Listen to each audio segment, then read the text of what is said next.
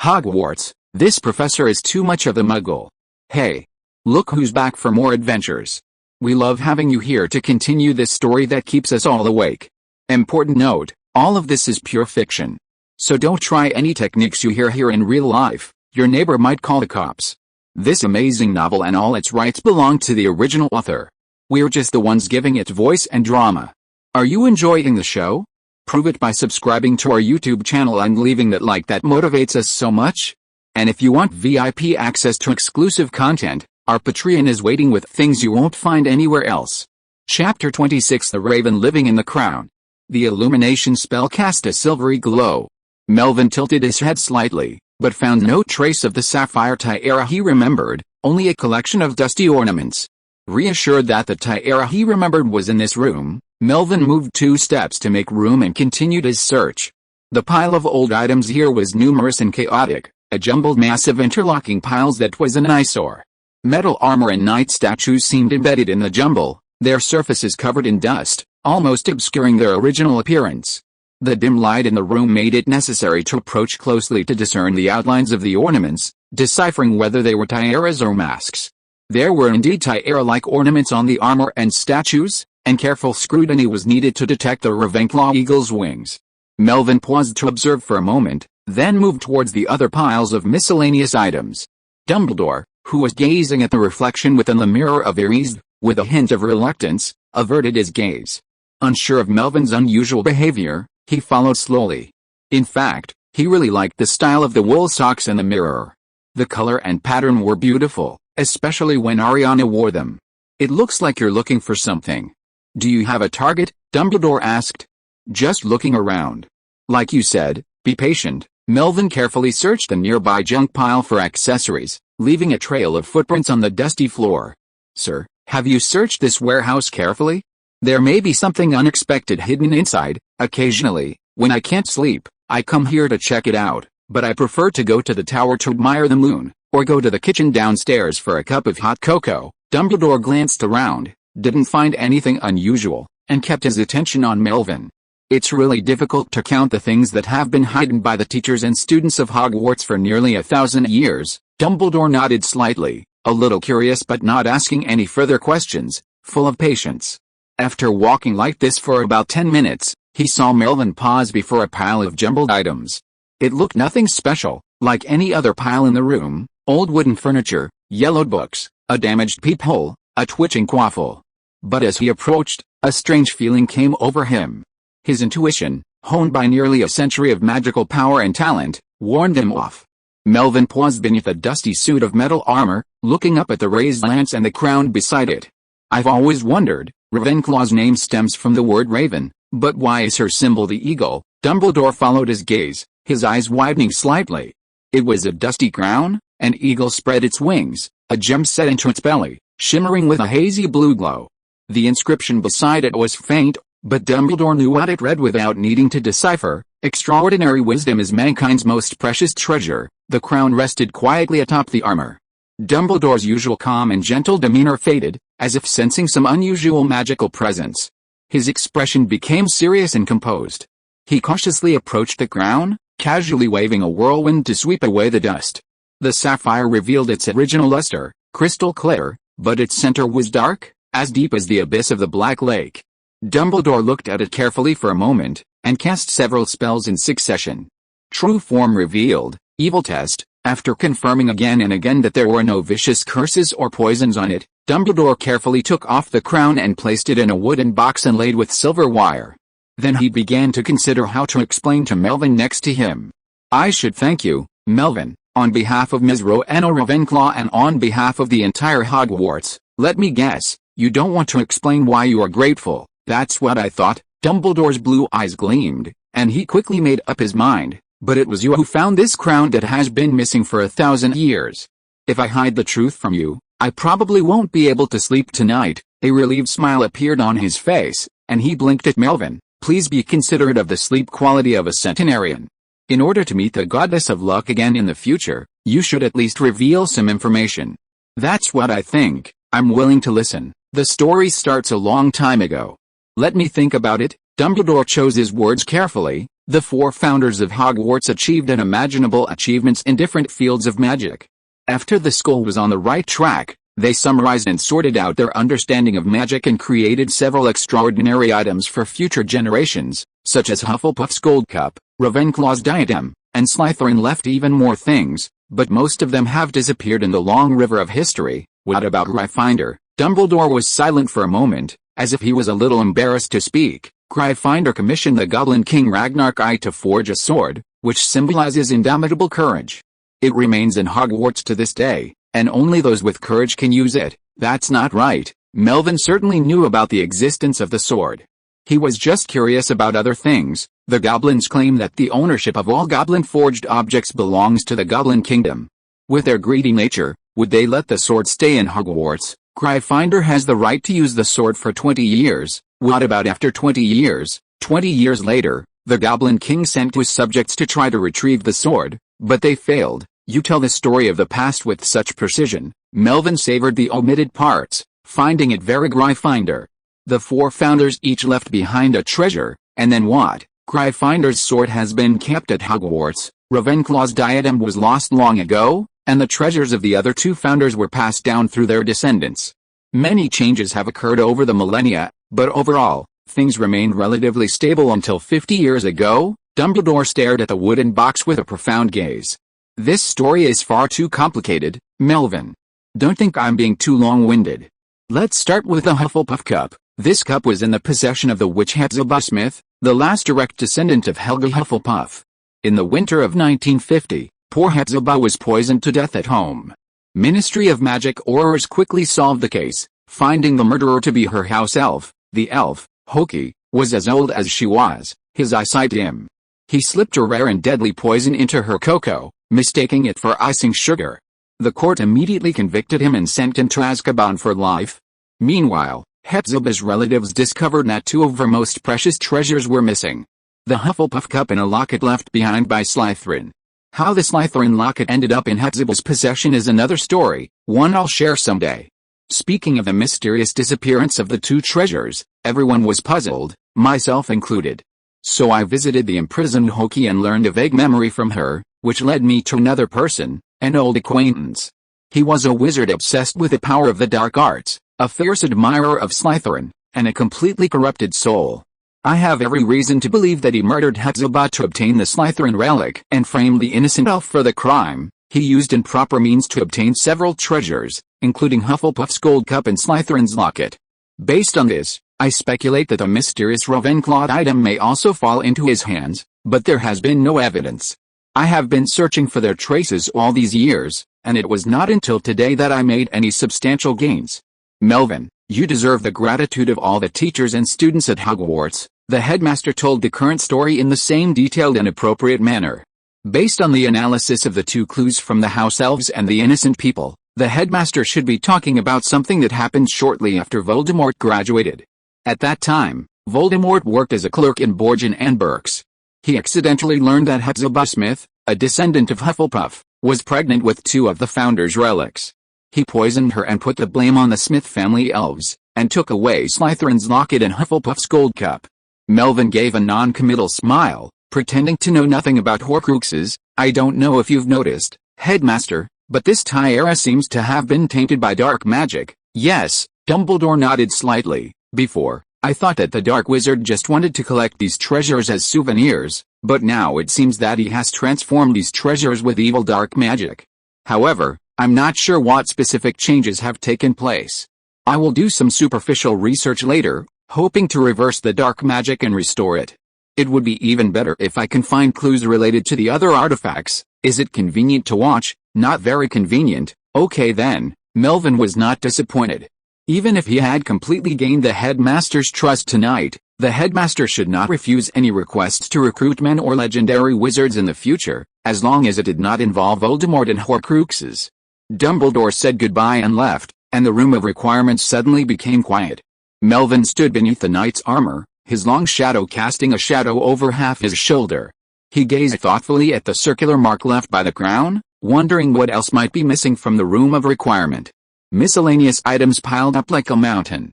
Most of the magical items stored there had faded with age, their magic dissipated, and no longer held any magical power. Perhaps some items nearly a century old could still be used with simple repairs, but it was difficult to pinpoint their hidden locations. Digging through them would be a daunting task, a thankless task. If the crown remained here, a fiendly fire would consume it all in about 6 or 7 years. Melvin's eyes reflected the nearby artifacts, the towering, tarnished metal armor, the cauldron stained with the green patina, and the cobweb-covered, dusty cabinets in the corner.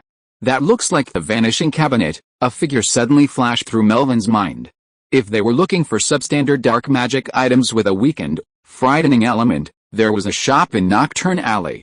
They had been a reputable establishment for decades. In the back room of the principal's office, a sleepy phoenix crouched on a gilded perch, its eyes half closed, its lids drooping limply. Fawkes glanced at the headmaster's expression, then at the tiara. It gave him a bad feeling. Fawkes extended his claws and quietly inched aside, climbing over the perch and onto the shelves. He reached the sorting hat and dove his head inside, wings tucked in, bright crimson feathers folded, leaving only 2 dark eyes peering through the cracks. The tattered cloth hat trembled a few times, unwilling to be used as a bird's nest, but helpless to do so. In the center of the room, the tiara hung suspended in midair, aloft by a levitation spell. Dumbledore analyzed it using all 197 detection methods he knew. Alchemy combined with the magic of legendary wizards created a double layer of protection, blocking both the tiara and his own mind, and soon his perception was permeating the blue gem. The Founder's relics have been passed down for thousands of years, and they are still full of magical power. The blue magic is not strong, but sensing and touching that magic brings a wonderful feedback, as if the mind is clearer and the will is stronger. Dumbledore narrowed his eyes and carefully comprehended it. It was as if he was back to the time when he was young and energetic. He was full of curiosity about everything in the world, and had enough physical and mental strength to learn complex and obscure knowledge and explore magical fields that no one had ever reached before. It seemed to confirm the rumor, Ravenclaw's wisdom is in her crown. But now it is not only a gift from Ravenclaw, but also mixed with Tom Riddle's evil black magic. What on earth did he do to these treasures? Dumbledore searched, cautiously extending his perception deeper into the sapphire. At this moment, a strange magic suddenly appeared, accompanied by a slight hum, and the sapphire emitted a faint crystal light. A dark blue and black light rose from the gem, and the space seemed hazy. The light and shadows floating in the air began to shift and distort, like soft, formless smoke, or some viscous liquid. The blue-black light transformed into a gray substance, forming a hazy shape. After about half a minute, a vague bird emerged.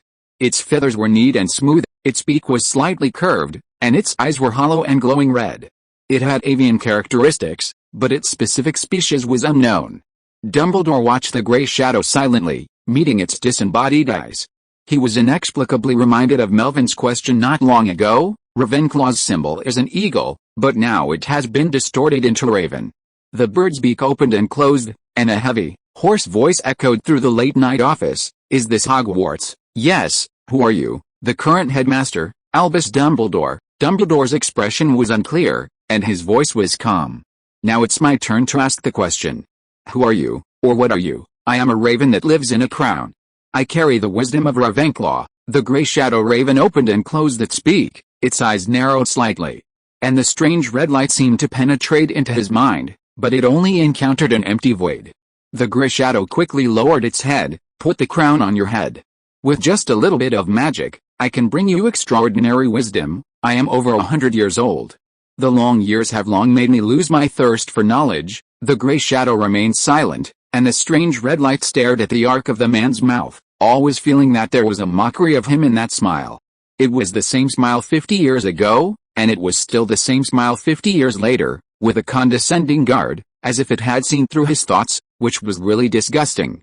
But, Dumbledore suddenly said, raising his voice slightly and speaking slowly, as if to deliberately whet his appetite, I've been very interested in the world of the dead lately. It's just like that when people get old, they cling to life and fear death. If I could understand more about death, it would probably alleviate my fear. The wise Lady Ravenclaw should have done some research on this subject. Do you know any information about such studies? The red light in the gray shadow's eyes suddenly brightened. Of course, of course. Chapter 27, A Bad Impact on Borgin and Burke. Fear of death is perfectly normal. No matter how grand one's youthful ambitions, no matter how glorious their achievements, no matter whether it's King Arthur or Merlin, who often claimed in their youth that death was just another great adventure, wizards are only wizards, not gods. As the body grows old and the mind begins to grow hazy, even the wisest will feel the approach of death, and even the sound of death footsteps at night can leave anyone tossing and turning. The one standing in this headmaster's office, terrified of death, is Dumbledore. For a moment, the Grey Raven suddenly felt that the legendary wizard before him wasn't so powerful. He was surprised for a moment, but then he quickly accepted the truth. He had already experienced this fear 60 years earlier, the night he stepped into the Hogwarts entrance hall. He had greater foresight and wisdom than Dumbledore. He didn't squander his talent or waste his time. From his student days, he devoted all his energy to finding a way to conquer death, and he had achieved it. Ms. Ravenclaw became gravely ill in her later years, her ailments beyond the reach of even the most distinguished healers. So, she abandoned all hope of healing and began searching for a magic that could transcend life and death. The Grey Shadow Raven spoke enthusiastically, almost chattering. Dumbledore listened quietly. As Ravenclaw says, wisdom is the most precious treasure. Her wisdom quickly penetrated the mysteries of life and the soul, and she discovered the path to eternal life. The Grey Shadow spoke in a husky voice, observing Dumbledore as he spoke. Although he had seen through the old wizard's thoughts, he had no desire to win him over or control him. He simply wanted to manipulate his fears and desires to achieve his goals. Then, before killing him, he would admire the despair on his face as he faced a killing curse and mock him to his heart's content. Really, Dumbledore looked indifferent and calm, without any sign of belief or doubt on his face. Ms. Rowena Ravenclaw was extremely intelligent, but if I remember correctly, she eventually died of illness, and it seemed that she had never set foot in the realm of life and death. The calmness of the old headmaster with a white beard made Grey Shadow a little unhappy. That's because of family changes. The crown is the key to prolonging life. Rowena almost saved herself, but her daughter Helena Ravenclaw stole the crown out of greed, which led to everything changing. According to you, how did the crown return to Hogwarts after it was stolen and hidden in the room of requirement? This old guy still looked so disgusting when he was dying. He was obviously afraid of death in his heart, but he pretended to be so calm on the surface. It was really disgusting. He should have begged himself with an ugly face to grant him the hope of immortality. I don't know. No one has spoken to me in ages. I'm just a diadem. The constant questioning made the Grey Shadow Raven impatient, and he struggled to suppress the bloodshot in his eyes. Thousands of years ago, after the other founders left Hogwarts, young Helena yearned for the wisdom of her mother, Ravenclaw, and foolishly believed that her wisdom came from the diadem. Taking advantage of Ravenclaw's illness, she stole the diadem, fled Hogwarts, and was eventually captured in the Albanian forest. The wizard Baron, originally Helena's admirer, accidentally killed her during the pursuit. Both returned to the school as ghosts, becoming Grey, the ghost that haunts Ravenclaw Tower, and the Bloody Baron, the ghost of Slytherin's dungeons. For thousands of years, the sapphire diadem lay hidden in a hollow tree in the Albanian forest. While attending Hogwarts, Grey Shadow accidentally learned of the Grey Lady's identity. Disguised, he approached her, extracting the diadem's whereabouts from Helena's ghost. After finding the diadem, he randomly murdered a local resident and crafted the fifth Horcrux. In a sense, he had indeed deceived Dumbledore. The secret to immortality lay within the diadem. Dumbledore remained silent. After assuming the headship, he had learned many secrets from Headmaster Dippet and the portraits of past headmasters, including the identities of the Grey Lady and the Bloody Baron. They had communicated before, but their conversations had been brief, never touching upon the truth of the millennia-old events. On the one hand, it was someone else's private secret, and he couldn't inquire further. On the other hand, he assumed that Ravenclaw's relics hadn't remained at Hogwarts, much like Hufflepuff's cup and Slytherin's locket. Millennia of change and change have made it impossible to say where these items ended up, perhaps in an old witch's attic or left in a signless shop window in Knockturn Alley. Combining his knowledge of Voldemort with the Grey Shadow's account, Dumbledore quickly pieced together the truth in his mind, and he also deduced the time when Voldemort hid the diadem, the night Voldemort returned to the school to apply for the position of defense against the dark arts professor. Back then, Tom Riddle was still young and undeterred. With a group of dark wizards under his wing, he was in a state of arrogance and pride, unable to conceal his thoughts. The diadem's transformation was also crafted around that time. Dumbledore cast a penetrating glance at the illusory raven. The room was silent, a stillness that seemed to slow the passage of time. It was unbearable, and Grey Shadow found it unbearable. Damn it, why was he still looking at me like that? Whether he believed it or doubted it, what he hated most was this condescending, scrutinizing gaze. Why was he feigning such wisdom when he was clearly just an old wizard terrified of death? Grey Shadow Raven-eyed him suspiciously, unsure how much he truly believed. Unable to contain himself, he confided again, "The last memory I have is of someone tapping into the power stored within the diadem. It could have been Helena, or perhaps another wizard. They used Ravenclaw's unfinished research to call back the souls of the departed, protecting them as ghosts. Call back the souls, turn them into ghosts," Dumbledore repeated, staring at it intently for several seconds. Grey Shadow was horrified by the look. He had seen that look several times, the first time at the Wu Orphanage in 1937, a look that seemed to penetrate every secret within. But he also faintly sensed the old wizard's emotional fluctuations, subtly yet real. The Grey Shadow paused, then added tentatively, "Ghost transformation is extremely complex and extremely difficult to achieve under natural conditions. Perhaps you've also wondered why so many wizards in the world, filled with regret and resentment at the moment of death, only a handful are able to wander the mortal world as ghosts." Dumbledore remained silent. He had indeed wondered. Long ago. The Grey Shadow spoke softly. "Ravenclaw's research transcends life and death, extending the lifespan of the living and recalling the souls of the deceased. Handled properly, resurrection is not impossible." Dumbledore was momentarily dazed, as if he saw a bright face before him. His heart trembled slightly, and a hint of a dark blue hue escaped his gaze. The Grey Shadow suddenly laughed. The transformed bird's beak, of course, had no curve, but the smile radiated through his crimson eyes. "I've got you, Dumbledore. Some stubborn old wizards are like this. The fear of death cannot crush them. They are willing to practice the belief that death is a risk. They care about the death of others, perhaps relatives, perhaps friends. It just so happened that Dumbledore was such a wizard. Just wear this crown and give me some insignificant magic power, and you will have wisdom comparable to Ravenclaw, and the mysteries of life and death will be revealed before you." Dumbledore lowered his eyes slightly and glanced at the Grey Shadow of the Raven. He originally wanted to continue to feign flattery to obtain information, but at this moment he suddenly lost his patience and waved his wand.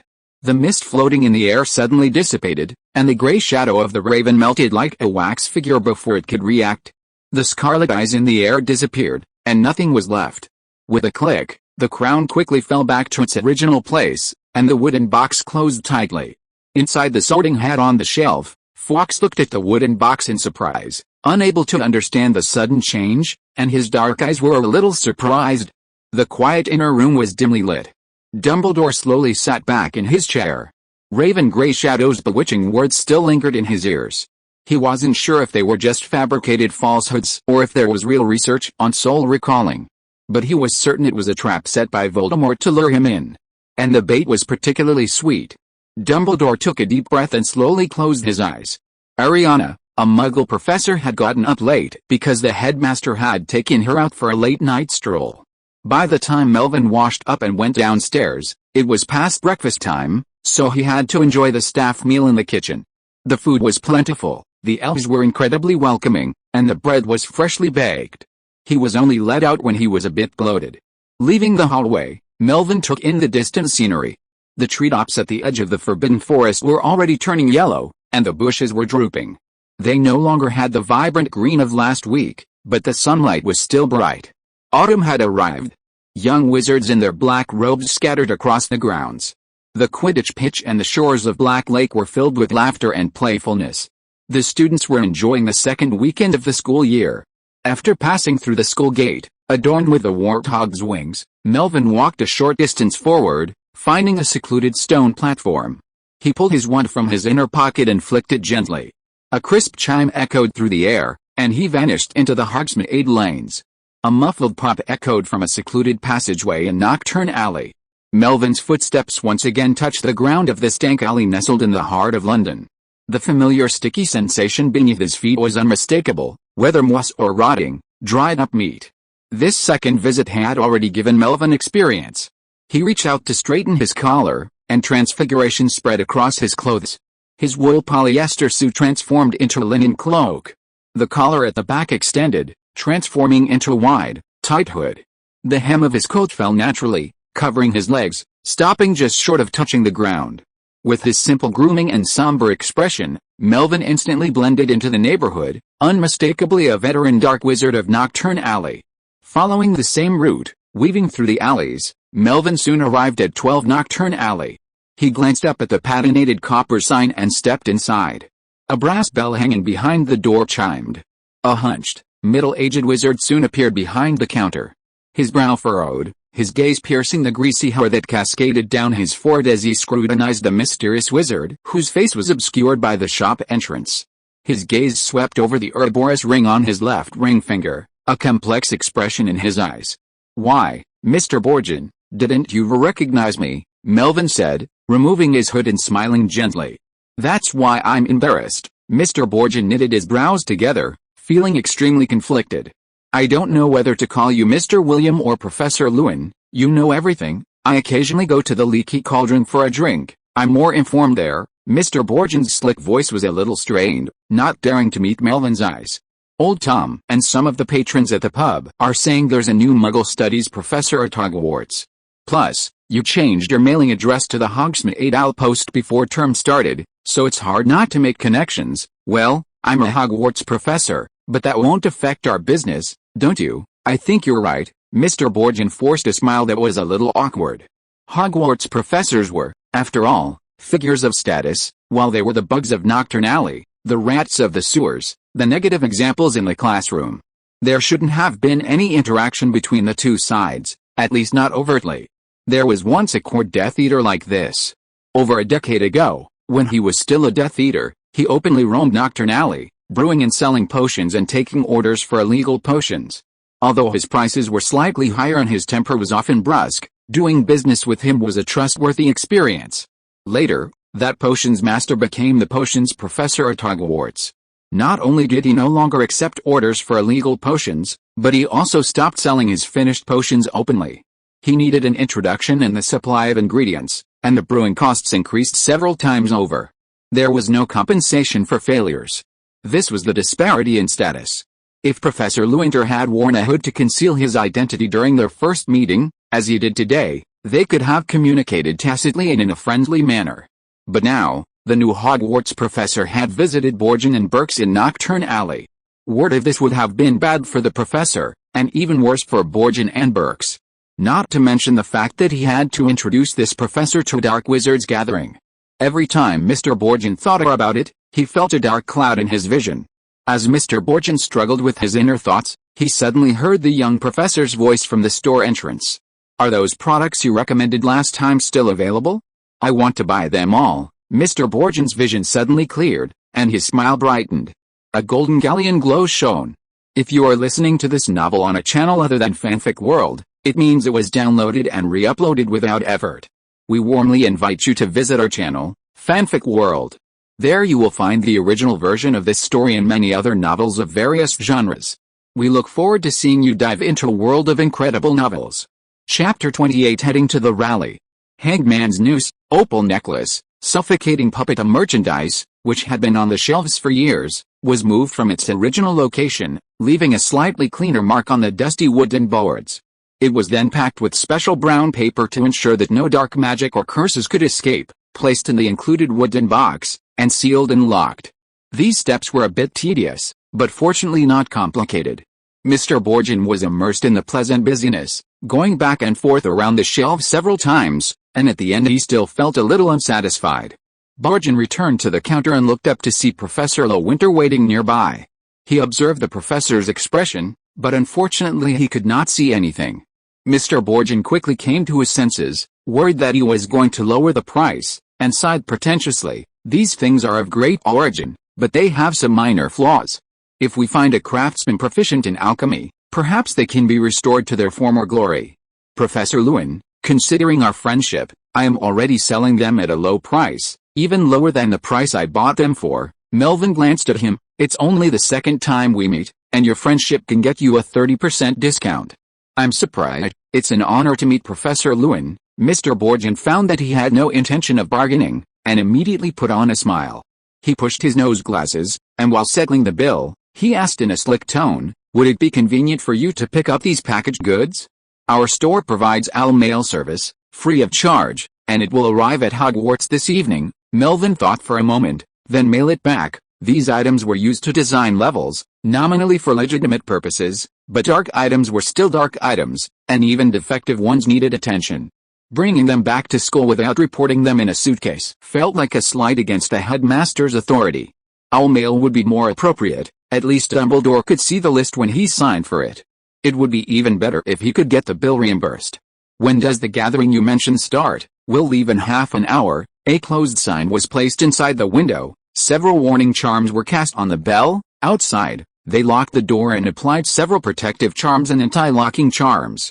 Mr. Borgin meticulously completed the entire process, a step more elaborate than sealing cursed goods. This level of care would surely earn him a perfect score on a defense against the dark arts exam. Melvin was silent for a moment, gaining a new understanding of the business environment in Knockturn Alley. After 5 minutes of completing the anti-theft measures, the two of them officially set off into the winding alleys of Knockturn Alley. Knockturn Alley was still dark and damp, its streets narrow and winding, with few straight paths. Every few steps required several turns. Few shops had signs. Some clerks brewed unidentified potions, others dried moldy herbs and cauldrons. Still others sat idly in their doorways, only glancing at them as they passed. Their faces were expressionless and lifeless. As they passed the candle shop next door, Mr. Borgin slowed his pace but increased his weight, making a noticeable clatter. Before Melvin could inquire why, the half-open door suddenly swung open, and a gaunt old wizard poked his head out, shouting at the top of his lungs, "Buggin'! Since when did you start taking on tours? Shut up, old salamander, and keep an eye on the shop for me." Melvin followed Mr. Borgin. He felt a sense of surprise, yet also a sense of reason. The two men's shouting shattered the accumulated silence in the alleyway, and the pervasive dampness faded somewhat, making the alley seem to come alive. Knockturn Alley was a unique place, isolated from the mainstream wizarding world. Its goods lacked long-term, stable distribution channels, and it lacked direct ties with Muggle society, leaving it without access to affordable supplies. He had little understanding of the business model of these shops, only what he had seen and heard during his last visit to Knockturn Alley hinted at some. The merchants and residents who had settled here were not truly dark wizards. The elderly witches out shopping would guide them for a few sickles, providing relatively attentive service. The wizards who tried to hold people up pretended to be fierce, but they knew no powerful dark magic, and they did their best to complete the deals they were forced to make. Mr. Borgin would even enjoy a few drinks at the Leaky Cauldron in his free time. All signs indicated that the wizards here still adhered to a certain order. How did they make a living when they had no business income? Did their children also attend Hogwarts? How many of them were purebloods, and how many were Muggle-born? Many wizards who set foot in Knockturn Alley for the first time are curious about how these dark wizards and merchants survive. Melvin asked with some confusion, "Mr. Borgin, Knockturn Alley doesn't seem to have many customers, and the shops along the street are also doing poorly.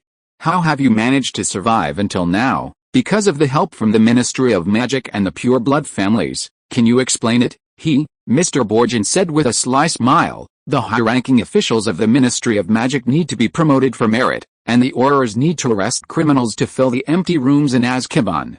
Every once in a while, they conduct sweeps, not just in Knockturn Alley, but also in some pureblood families, especially those with Death Eaters.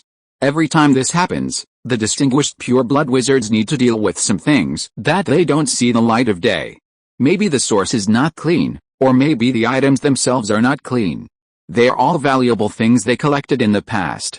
They don't want to throw them on the side of the road, but they don't want to destroy them directly. That's when they come to us. Whether it's illegal dark magic items or banned potions, they resell them to the shops in Knockturn Alley. That's us. We bargain down the prices, buy the goods, and then resell them to other countries, like Albania or Africa. We basically make a profit." "I see," the slick businessman paused. "Ministry officials have achieved success, the pureblood families have gotten rid of their burden, the Dementors in Azkaban have a new snack, and us rats can fill our stomachs. Then there will be a period of relative peace until the next inspection. Your business model is cyclical. Different wizards have different ways of surviving. After winding along for more than 10 minutes, they turned the last corner and the view suddenly opened up. The spacious and clean streets were almost deserted, and the faint sound of car horns from the next street could be heard. It was a completely Muggle street. Melvin glanced around, piecing together a vague map of the area in his mind. Based on the distance they had traveled, he determined that this wasn't Knockturn Alley or Diagon Alley, but rather a neighborhood outside Charing Cross Road, 2 blocks away from the Leaky Cauldron. The gathering was taking place at a community appliance repair shop. Looking up at the shop sign, Melvin felt a sense of uncertainty. The fact that a secret wizarding gathering was held in a Muggle repair shop suggested a blend of magic and technology, which intensified his interest. Following Mr. Borgin, Melvin was about to enter the shop when his peripheral vision caught sight of a suspicious figure nearby. The figure wore a brown linen cloak with a hood covering its head and a hem dotted with holes of varying sizes. The style was sloppily designed, as if it had been fashioned from a potato sack. Hiding behind the street sign, he discreetly examined the repair shop's facade. All signs indicated that he, too, was attending the gathering. The suspicious figure seemed extremely nervous, pacing back and forth, occasionally glancing up at the repair shop sign. After a few minutes of hesitation, he still didn't enter. As Melvin studied him, the suspicious figure noticed them both, hesitated for a moment, then turned and hurried away. Perhaps in a state of panic, the corner of his hood lifted as he turned, just enough to reveal a wisp of red hair. "Weasley," Melvin said, his lips curling into a faint smile. Chapter 29 Wizarding Appliances. Leaving suddenly before the meeting started, Borgin watched the figure disappear, muttering softly, "Why do I feel like an Auror gathering intelligence? Aren't several Auror teams going to burst in and round us up during the meeting? Under the current statute of secrecy, misusing Muggle artifacts is a serious crime. If the law were strictly enforced, every wizard participating in today's meeting would be sent to Azkaban." "Don't overthink it," Melvin told him. "If it were really an Auror scouting the meeting, they should have found a way to infiltrate the meeting, identify the organizer, arrest and interrogate the list of people, and then arrest them one by one according to the list." "You're right." Borgin thought what he said made sense, and just as he was about to nod in agreement, he froze. He looked at the Hogwarts professor beside him, opened his mouth, and hesitated. He felt something was wrong. "Come on, let's go in," Borgin nodded, his smile a little forced. He had every reason to believe that Borgin and Burke's reputation, which had lasted for decades, was about to be shattered. This is a peculiar repair shop, elegantly and ornately decorated in the kind of classical style that perfectly suits the taste of pure-blood wizards. The solid wood furniture is lacquered in a deep color, and the staircase railings are carved with unrecognizable magical creatures. The fireplace isn't merely decorative, the marble outside is slightly darkened with soot. Standing outside, I didn't notice anything, but once I stepped inside, I suddenly realized the interior was much more spacious than I'd expected. The corners and ceiling bore traces of the tempering spell, yet the effect was not at all harsh, but rather a natural and harmonious harmony, a testament to the wizard's skill. The repair shop isn't just a facade, it actually does appliance repairs and also buys and sells used electronics. Shelves and display cases are filled with a variety of used appliances, and under the stairs are piled corrugated cardboard boxes, foam cushions, simple spare parts, and various batteries. The meeting wasn't what Melvin had expected. Instead of a group of mysterious wizards gathered around a round table, it felt more like a Muggle shopping guide. A salesperson stood in front of a display case, patiently explaining Muggle electronics to customers in a language wizards could understand. The atmosphere was orderly. No one checked his identity, and Melvin entered the store unmolested, following Borgin silently to a seat in the back. The attendees were all very well-mannered, considerately moving aside to give them space. The shop assistant, a somewhat withdrawn middle-aged wizard, who had been introducing them, glanced at them briefly before retracting his gaze and continuing his explanation. "Today, we're introducing 3 sets of Muggle equipment, all custom-made to meet your requirements. Let's take a look at the first set, the professional recording equipment. First up is the multi-track tape recorder, a Swiss-made 48-track reel-to-reel machine using 1-inch tape. The frequency range perfectly meets your needs. It can even record the voice of a howling banshee. Without their magical powers, they can't cause any harm, but the sound will be a bit harsh. It also comes with a mixer, effects pedal, and condenser microphones, making vocal recordings more natural and reducing electrical noise." Melvin was stunned. It was incredibly advanced. Was this the wizard he knew? He lowered his voice and asked, "Who ordered this?" The witch in the black robes in the front row, the singer Celestina Warbeck, Borgin introduced in a voice only the two of them could hear. His gaze shifted to the front row of customers. A short, plump black witch sat closest to the display case, her face covered by a half-vodite mask, her eyes gleaming as she stared at the microphone. Celestina Warbeck, a world-renowned wizarding singer, was said to have a musical talent even more dazzling than her magical one, evident from a very young age. The Warbecks had originally planned to send their daughter to drama or music school, but the wizarding world lacked such programs. Mrs. Warbeck was deeply disappointed and had no choice but to enroll her at Hogwarts School of Witchcraft and Wizardry. It was under her influence that the school's drama club and choir were founded. The choir continues to this day, evolving into the Toad Choir, under the direction of Professor Flitwick, and occasionally performing at prestigious events. The drama club had disbanded. According to Dumbledore, this was because Professor Kettleburn, while directing the play The Fountain of Good Fortune years earlier, insisted on using ash snake eggs as props, nearly burning down the Great Hall. Celestina quickly rose to fame after graduation, becoming a featured singer for the Wizarding Radio Union. Her voice played nightly on the radio. It wasn't until Umbridge was promoted to head of the Office for the Prevention of the Improper Use of Magic that she tightened the Statute of Secrecy's prohibitions on the misuse of Muggle artifacts. A few years ago, under the pretext of protecting witches and preschoolers from the influence of Muggle ideology, she proposed abolishing Wizard Radio, and Fudge agreed. The bill was passed, halting the Wizarding Radio network, and the next day, Fudge's office was inundated with howling letters from witches. The Wizarding was forced to urgently amend the bill, allowing the Wizarding Radio Union to continue broadcasting, but the radios had to be controlled by the Office for the Prevention of the Improper Use of Magical Objects and, before being sold, modified by technicians to block Muggle channels, so they could only receive Wizard Radio. She's working on a new album and wants to include the high notes of the Howling Banshees on the title song, but the original recording equipment is 10 years old. The Howling Banshees' voices completely blew the speakers, so she came here to order a new one. A pioneer in the arts world, Melvin began to anticipate. Next came the second set of equipment.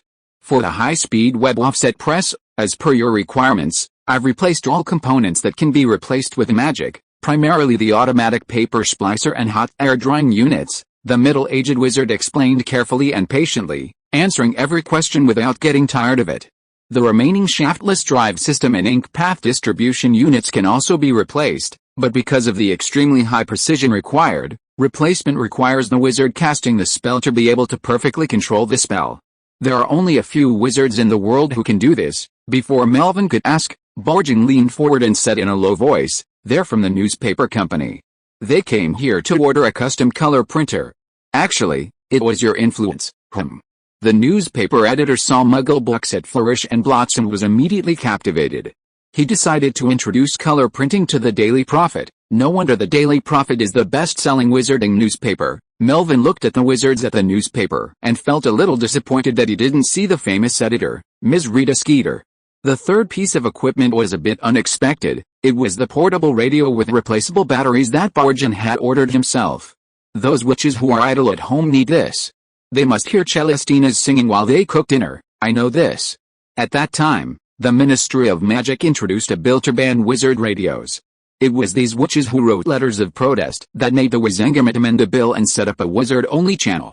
The radios were supervised and modified by the Ministry of Magic and sold exclusively. Melvin was a little puzzled seeing his excitement, but normal magic supply stores also sell radios. Why take the risk to come here? Because Celestina's singing is only played at night, and at other times witches want to hear something different, fresh and interesting. Borgin paused. These radios can also listen to Muggle radio stations. I remember you are also a pureblood.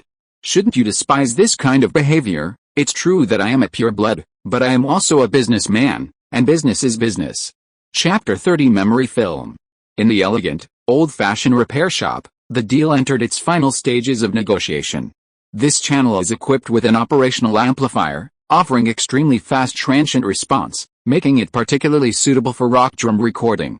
Feel free to contact me with any operational issues. Any damage not caused by human error will be repaired free of charge within 3 years. I suggest you use Muggle-produced newsprint and cold set ink. This will improve printing accuracy and reduce color distortion. Bulk purchases offer discounts on subsequent consumables. Please consider this carefully, the middle-aged wizard, dressed as a shop assistant, patiently explained. The female singer and the newspaper editor were delighted. The former decisively paid with a bag of gold, real gold, not the Gringotts-issued galleons. The editor tried to bargain, but failed. He regretfully paid with galleons, still somewhat reluctant before leaving. The middle-aged wizard reluctantly gave him 2 boxes of ink. Borgin was tinkering with the portable radios he had ordered, swapping several AA batteries in and out, barely distinguishing the positive and negative poles. He expertly snapped the battery caps shut, and the diaphragms in the speakers vibrated, producing a crackling sound. The scene wasn't magical at all, a bit too Muggle. After seeing off the first 2 customers, the middle-aged wizard turned to Borgin and Melvin, his tone more casual. "Borgin, is this the customer you were introducing me to?" Borgin waved, holding the radio. "This is a genuine introduction. No fee. You can talk amongst yourselves." Melvin suddenly understood a lot. No wonder Borgin knew the identities of the previous customers. It turned out he also worked as a broker. Perhaps he had introduced the singer and the newspaper editor. He looked away from Borgin and finally took in the slowly approaching clerk. The middle-aged wizard had a simple face, with a few sloppy wisps of hair scattered across his forehead. His hair was short and slightly curly, his features were square, and he had a brown beard that was neither long nor short. He wore simple wizard robes and a pair of loose, casual dark gray overalls. He had the aloof air of someone you'd miss in a crowd.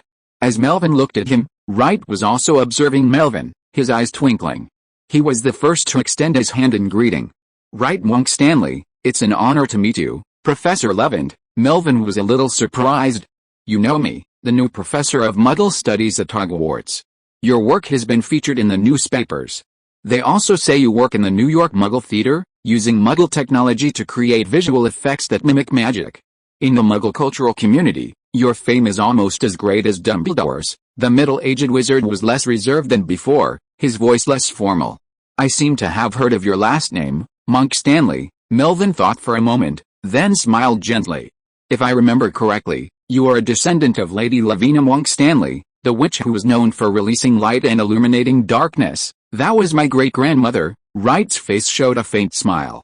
The second half of the 18th century was a turbulent era, and the waves of the Muggle world even affected the wizarding world. From the Bastille to London, from New York to Manchester, wizards migrated far and wide in search of a stable home. In that chaotic and unsettled era, her mother invented the illumination charm, now known as Loomis. It greatly inspired the confused and anxious wizarding community, earning her the name the witch who sheds light upon the darkness. "I have many Muggle-related questions for you, Professor Lewynter." "My pleasure." For the next half hour, Wright consulted on various issues concerning Muggle society, none of which concerned equipment or machinery, but rather history, culture, and customs. Melvin also learned about Wright's past during the conversation. After inventing and popularizing the illumination charm, the Monk Stanley family amassed a considerable fortune, halting their migrations and settling in London. Being half-blood themselves, and having come from other places, they naturally held no view of pure blood supremacy. After graduating from Hogwarts, their children typically attended Muggle schools, actively absorbing Muggle technology and knowledge, seeking to explore the fusion of technology and magic.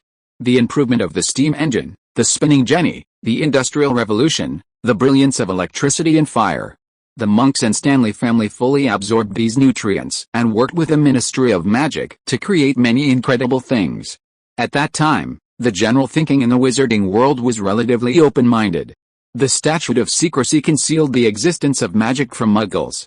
Although wizards would be talked about for hiding their identities and interacting with Muggles, no one would openly despise them. The original office prohibiting the misuse of Muggle artifacts only prohibited misuse, but it was not completely closed. Limited and reasonable development and transformation were allowed. Wright's tone was full of emotion. "My grandfather participated in the transformation of the Hogwarts Express, an unimaginably large project. It passed through Birmingham and Manchester into Scotland, and then from Glasgow to Inverness, and finally arrived in Hogsmeade, spanning most of Britain with a straight-line distance of more than 500 miles. It is simply unimaginable today. My father designed the current Ministry of Magic. Have you seen that red telephone booth?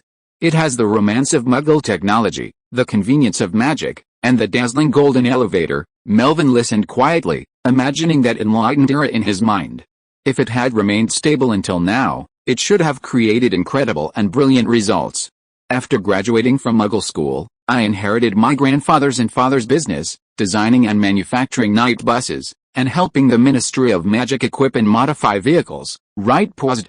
During the Wizarding War decades ago, we used Muggle technology to transmit intelligence, helping many wizarding families escape the clutches of you-know-who and the Death Eaters, allowing Monk Stanley's reputation of illuminating darkness with light to shine once again. Melvin sighed inwardly, looking at the forlorn-looking middle-aged wizard in front of him, and vaguely guessed what would happen next.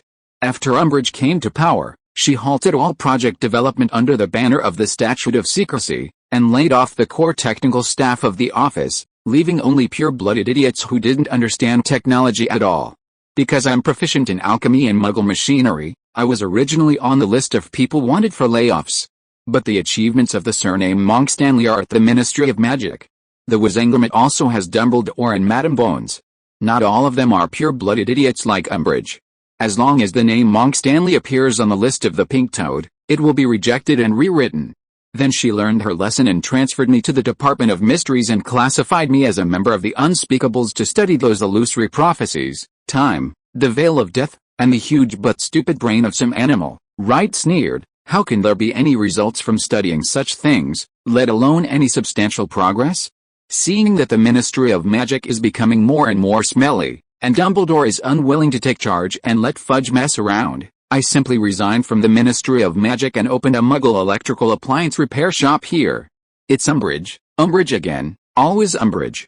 Umbridge, you've done so many bad things. Melvin glanced at the elegant decoration of the store, then at the second-hand electrical appliances displayed on the shelves, and felt sorry for the Monk Stanley family. The achievements created by their ancestors were much better than Umbridge's. If such an enlightened and enterprising wizard was in charge of the Ministry of Magic, there wouldn't be so many bad things. I wonder who chose the current minister? Oh, it's their headmaster. Dumbledore's old eyes are dim and he doesn't know people well. Melvin sighed. Isn't it too risky to open a repair shop here? According to the regulations that Umbridge is now implementing, if this shop is discovered, she will definitely send you to Azkaban. Another Azkaban reserve. Bojan heard a sigh and said in his slick tone, Professor Lewin, don't underestimate the convenience brought by the surname Monk Stanley.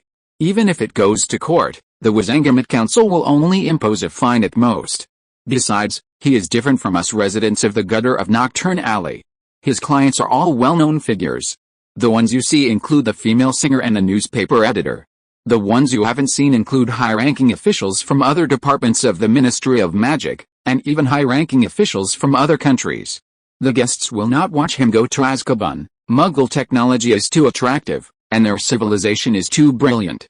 Not all wizards are willing to live in an era of ignorance and backwardness. Right, the owner of the repair shop said, Professor Lewynter, your arrival will allow more and more young wizards to see that kind of brilliant light, like the flickering fluorescence of the illumination spell. This is your great-grandmother's title. I'll let it go. Professor, do you have something to talk to me about? Wright finally got back to business. He was indeed puzzled by this. In his eyes, Professor Lewynter knew more about the Muggle world than he did, and he could find purchasing channels for these mechanical equipment himself. I need a special set of filming and projection equipment. Melvin immediately stated his needs. Hogwarts is under powerful protective magic. Bringing overly sophisticated Muggle electronics into the school will cause them to trip and malfunction. So it's best to convert it into purely mechanical structure. Magical power is an option, and stricter spellcasting is fine. Wright frowned. That's a bit difficult. Also, projection equipment. I need 2 sets. A small one for the office and a larger one for the auditorium. Ideally, they'll be non-electrical, or battery-powered, since the Wizarding Village and Hogwarts might not have electricity anytime soon. Show it to the entire school. Wright stared at Melvin, his expression visibly excited. His breathing and heartbeat quickened. Monk Stanley hadn't been involved in such a large project in a long time. He immediately began to think in his mind, muttering, the camera can only be made with a film projection equipment without power. No, it's impossible. Melvin and Bojan waited quietly by his side, silent. After mumbling to himself for a long time, Wright suddenly looked up and said excitedly, memories can be made into film. Chapter 31 Conversation in the Principal's Office. It was evening. In the school auditorium, professors dined at the head table. The clink of knives and forks and the clink of glasses were the sounds of friendly conversation. Professor Snape of Potions and Professor Quirrell of Defense Against the Dark Arts were especially vocal, whispering to each other and exchanging glances from time to time, creating an enviable atmosphere of friendly colleagues. Owls fluttered through the skylight, landing on the long college table. Harry received a mysterious package. It was long, slender, and straight, with a bulging tail. It was tightly wrapped in brown paper, and a note was attached to the outside. Don't open it. It contains a Nimbus 2000. I don't want anyone to know you have a new broom. Professor M. McGonagall. Harry, unable to contain his joy, handed the note to Ron. Nimbus 2000, Ron cried out excitedly, then suddenly realized they were still in the Great Hall. He quickly lowered his voice, grinning from ear to ear. This is a Nimbus 2000. I've never even touched it. Put a letter away. Don't let anyone else find it. Let's go. No dinner? Dinner? What kind of dinner? Ron hopped off the bench, clutching the package. Harry followed, but after some thought, he stepped back and pocketed a few beef pies. They hurriedly left the Great Hall, hoping to find a deserted spot on the Quidditch pitch to unpack before it was completely dark. It would be even better if they could fly around the field. New brooms, Nimbus. Nimbus 2000, Seamus and Dean, sitting next to them, watched the two men leave with goofy grins. They exchanged a silent glance, their expressions somewhat complicated. It was supposed to be a 5-person dorm, yet they were being excluded. They turned to look at Neville, who was eating his meal normally. Neville was a little confused with a piece of bread in his mouth, and subconsciously looked at Hermione. Hermione pursed her lips, said nothing, and silently lowered her head to cut a steak, concentrating on eating, without any fluctuations in her heart. Boys are like this, most of the time their brains are full of decorations. Yesterday, Malfoy provoked them a little and tricked them into making an appointment for a duel at midnight. These guys actually believed it, and no matter how they were persuaded, they refused to listen and kept clamoring to participate in the duel. In the end, it was not Malfoy from Slytherin who showed up for the appointment, but Mr. Filch, the administrator. If they hadn't been lucky enough to get rid of the administrator and the cat, they should have been expelled from school and would now be on the return express train. Recalling her experience last night, Hermione chewed the steak slowly, and the ferocious three-headed dog and the trapdoor under the three-headed dog's belly appeared in her mind again. Why is there a three-headed dog in the school? What is under the trapdoor that needs to be guarded by the three-headed dog? No, that's against school rules. Hermione shook her head quickly, shoving away her chaotic thoughts. But the curiosity within her surged again and again, like the doll in a whack-a-mole toy. It was annoying, yet also irresistibly alluring. What's in there? Night fell. Melvin, returning late, carried 2 cartons of ice cream, 1 chocolate, 1 lemon. They were from Florin's ice cream shop in Diagon Alley, where professors could get discounts with a facial recognition check. Turning right after exiting the stairs, she walked down the corridor, stopping before a massive stone sculpture of a monster. Melvin gazed at its hideous form and paused. Cheese Olaf. With unnatural agility, the crouching sculpture leaped aside. The wall behind it swung open, revealing a self-propelled spiral staircase, a bit like the staircases in Muggle shopping malls, but spiraling. Melvin climbed the stairs all the way to the headmaster's office on the 8th floor, arriving at an oak door with a brass knocker. Night was growing darker. In the headmaster's office's reception room, steam rose from tea on the table, and the silver ornaments were stained with a hazy white mist. A figure sat behind the desk, brows slightly furrowed in thought. 2 translucent figures sat before them, a hazy silver white tinged with bluish hues. The ghost on the left, clad in a simple gray robe, was the Grey Lady. The figure next to him, entangled in bloody chains, was the Bloody Baron, the Grey Lady's murderer. Fawkes huddled in the sorting hat, his head resting on the brim, his eyes fixed on them. The sorting hat slit open, gently shaking it twice, but still daring not to speak. This evening during dinner, Peeves had been causing trouble in the Great Hall, making a raucous noise about feces and piss. The students were utterly disgusted, but there was nothing they could do about Peeves. Fortunately, Dumbledore quickly intervened, but instead of punishing him, he had Peeves deliver a message, inviting the 2 ghosts to the headmaster's office.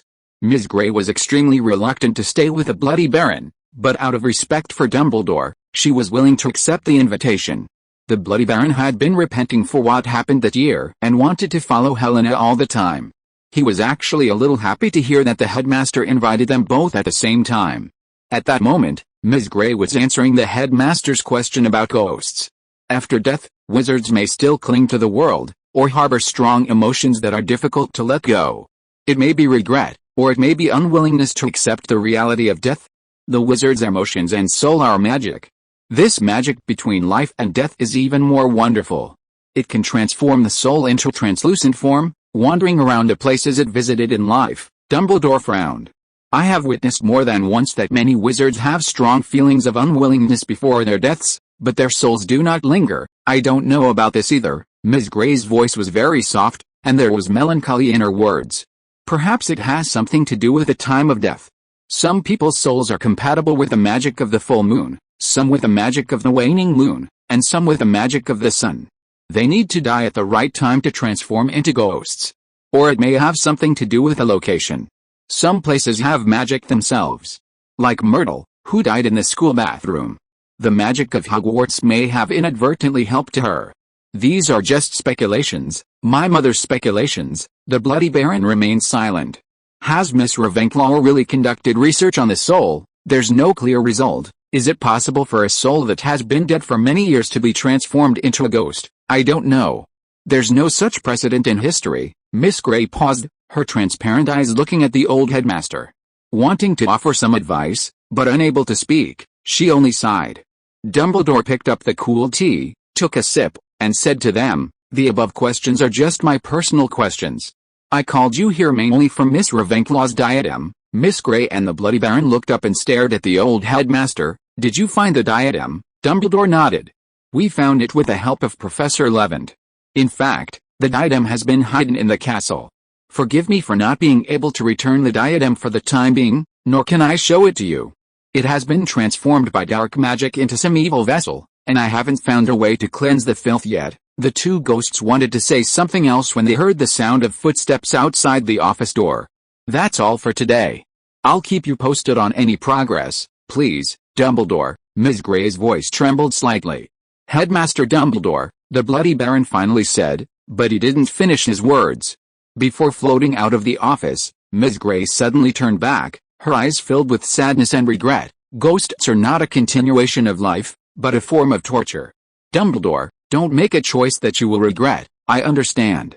Chapter 32 Pensive. Knock knock, come in. Melvin knocked on the door, and two translucent silver figures floated past. Miss Gray saw Melvin and nodded slightly, a faint arc, which could be regarded as a greeting. The Bloody Baron had a blank expression and followed behind without saying a word. The two ghosts left the office lightly. They were already very polite ghosts. They left through the main door out of respect for the principal. Unlike other ghosts in the school, they treated the walls as air and moved back and forth in a straight line. Sometimes, when walking on the road, a cold head would suddenly emerge from the ground. Melvin walked into the office and subconsciously looked at Fawkes, the phoenix, who was nesting in the sorting hat. He nodded and smiled at it. Chirp, a good phoenix, but its call sounded like a sparrow. I don't know where it learned it from. Good evening, Melvin. Dumbledore watched the scene with a smile, holding the teapot, and said to him, if you don't mind, I would like to drink something sweet. Then I came at the right time. Melvin sat down and took out the ice cream from the paper bag and handed him a box. Try it, it's lemon flavored, a new product of Florin's cold drink shop. Dumbledore opened a brown paper box, and the ice cream was steaming white. The color and smell were very fresh. The sweet cool air floated into his nose, and he couldn't help but smile. Melvin opened the chocolate-flavored one himself. Headmaster, I need your help with something. Can I borrow your pensieve? Dumbledore asked doubtfully. Pensieve, remember what we talked about in New York? I want to write stories about wizards and explore the expressive forms of magical drama. Melvin didn't want to hide it. I went to Diagon Alley to find suitable equipment that can match wizards and magic for filming and projection. I didn't find the equipment, but I met a wizard who understands technology. He suggested using memory to make film, and the pensieve is the projection equipment, so I want to borrow your pensieve to study it. Dumbledore looked at him and smiled. Movies in the Muggle world, right, Principal, you also know about movies. Don't imagine me as a lonely old wizard hiding in the castle all day. I'm not a closed and conservative pureblood. You may not imagine that I have a complete London Underground map tattooed on my left knee, Dumbledore said with some pride. I'm a Muggle expert, now I know. Melvin didn't know what was so proud of having a subway map tattooed on his knee. He didn't dare to ask, for fear that the old headmaster would have to show it to him. Decades ago, someone in Godric's Hollow planned to build a cinema, but it didn't work out. Dumbledore took a sip of cream and pondered. Your idea is theoretically feasible. However, the pensieve itself has its flaws. Furthermore, viewers must bury their heads in it to watch, making it unsuitable for public screenings. The stone basin is just a container, the silver mist within is the real key. You could consider changing the design of the vessel. You could learn from the Mirror of Erised and make a mirror that projects memories. How about calling it a memory mirror? I'll consider it. An idea for a magical projection device had emerged. Melvin mentally noted these thoughts. Dumbledore's lips curved upward, his heavy heart gradually lightening. I haven't needed the pensieve lately. Here are some materials about it. Take them with you when you leave. If anything comes of this wizarding film project, I hope to be among the first to see it. Of course, the headmaster, when serious, seemed quite reliable. Melvin scooped a piece with a wooden spoon and took a sip. A rich, sweet cocoa aroma filled his mouth. Ice cream made with a freezing spell truly had a different texture. Dumbledore looked at him with a gentle smile. The more he looked, the more he felt that hiring Melvin was the right choice. There is one more thing. The package you sent was marked with dark magic items, but Filch handed it directly to Minerva without opening it. You'd better think of a reasonable explanation, to help you arrange protective measures. Melvin explained his design ideas, striving to get the school to reimburse the expenses. I plan to imitate a Muggle's Chamber of Secrets, or in other words, a haunted house, which is somewhat similar to the Shrieking Shack, but does not involve ghosts or spirits. By arranging the scene and limiting the lighting, a thrilling and terrifying atmosphere is created to create psychological pressure. These defective dark magic items are just props, and the traps set are of limited power. They are mainly to help Potter and others overcome their fear. What Potter? I don't understand what you are talking about, Dumbledore denied perfunctorily, but I personally like this design very much. I also have some horror stories circulating in the British wizarding world.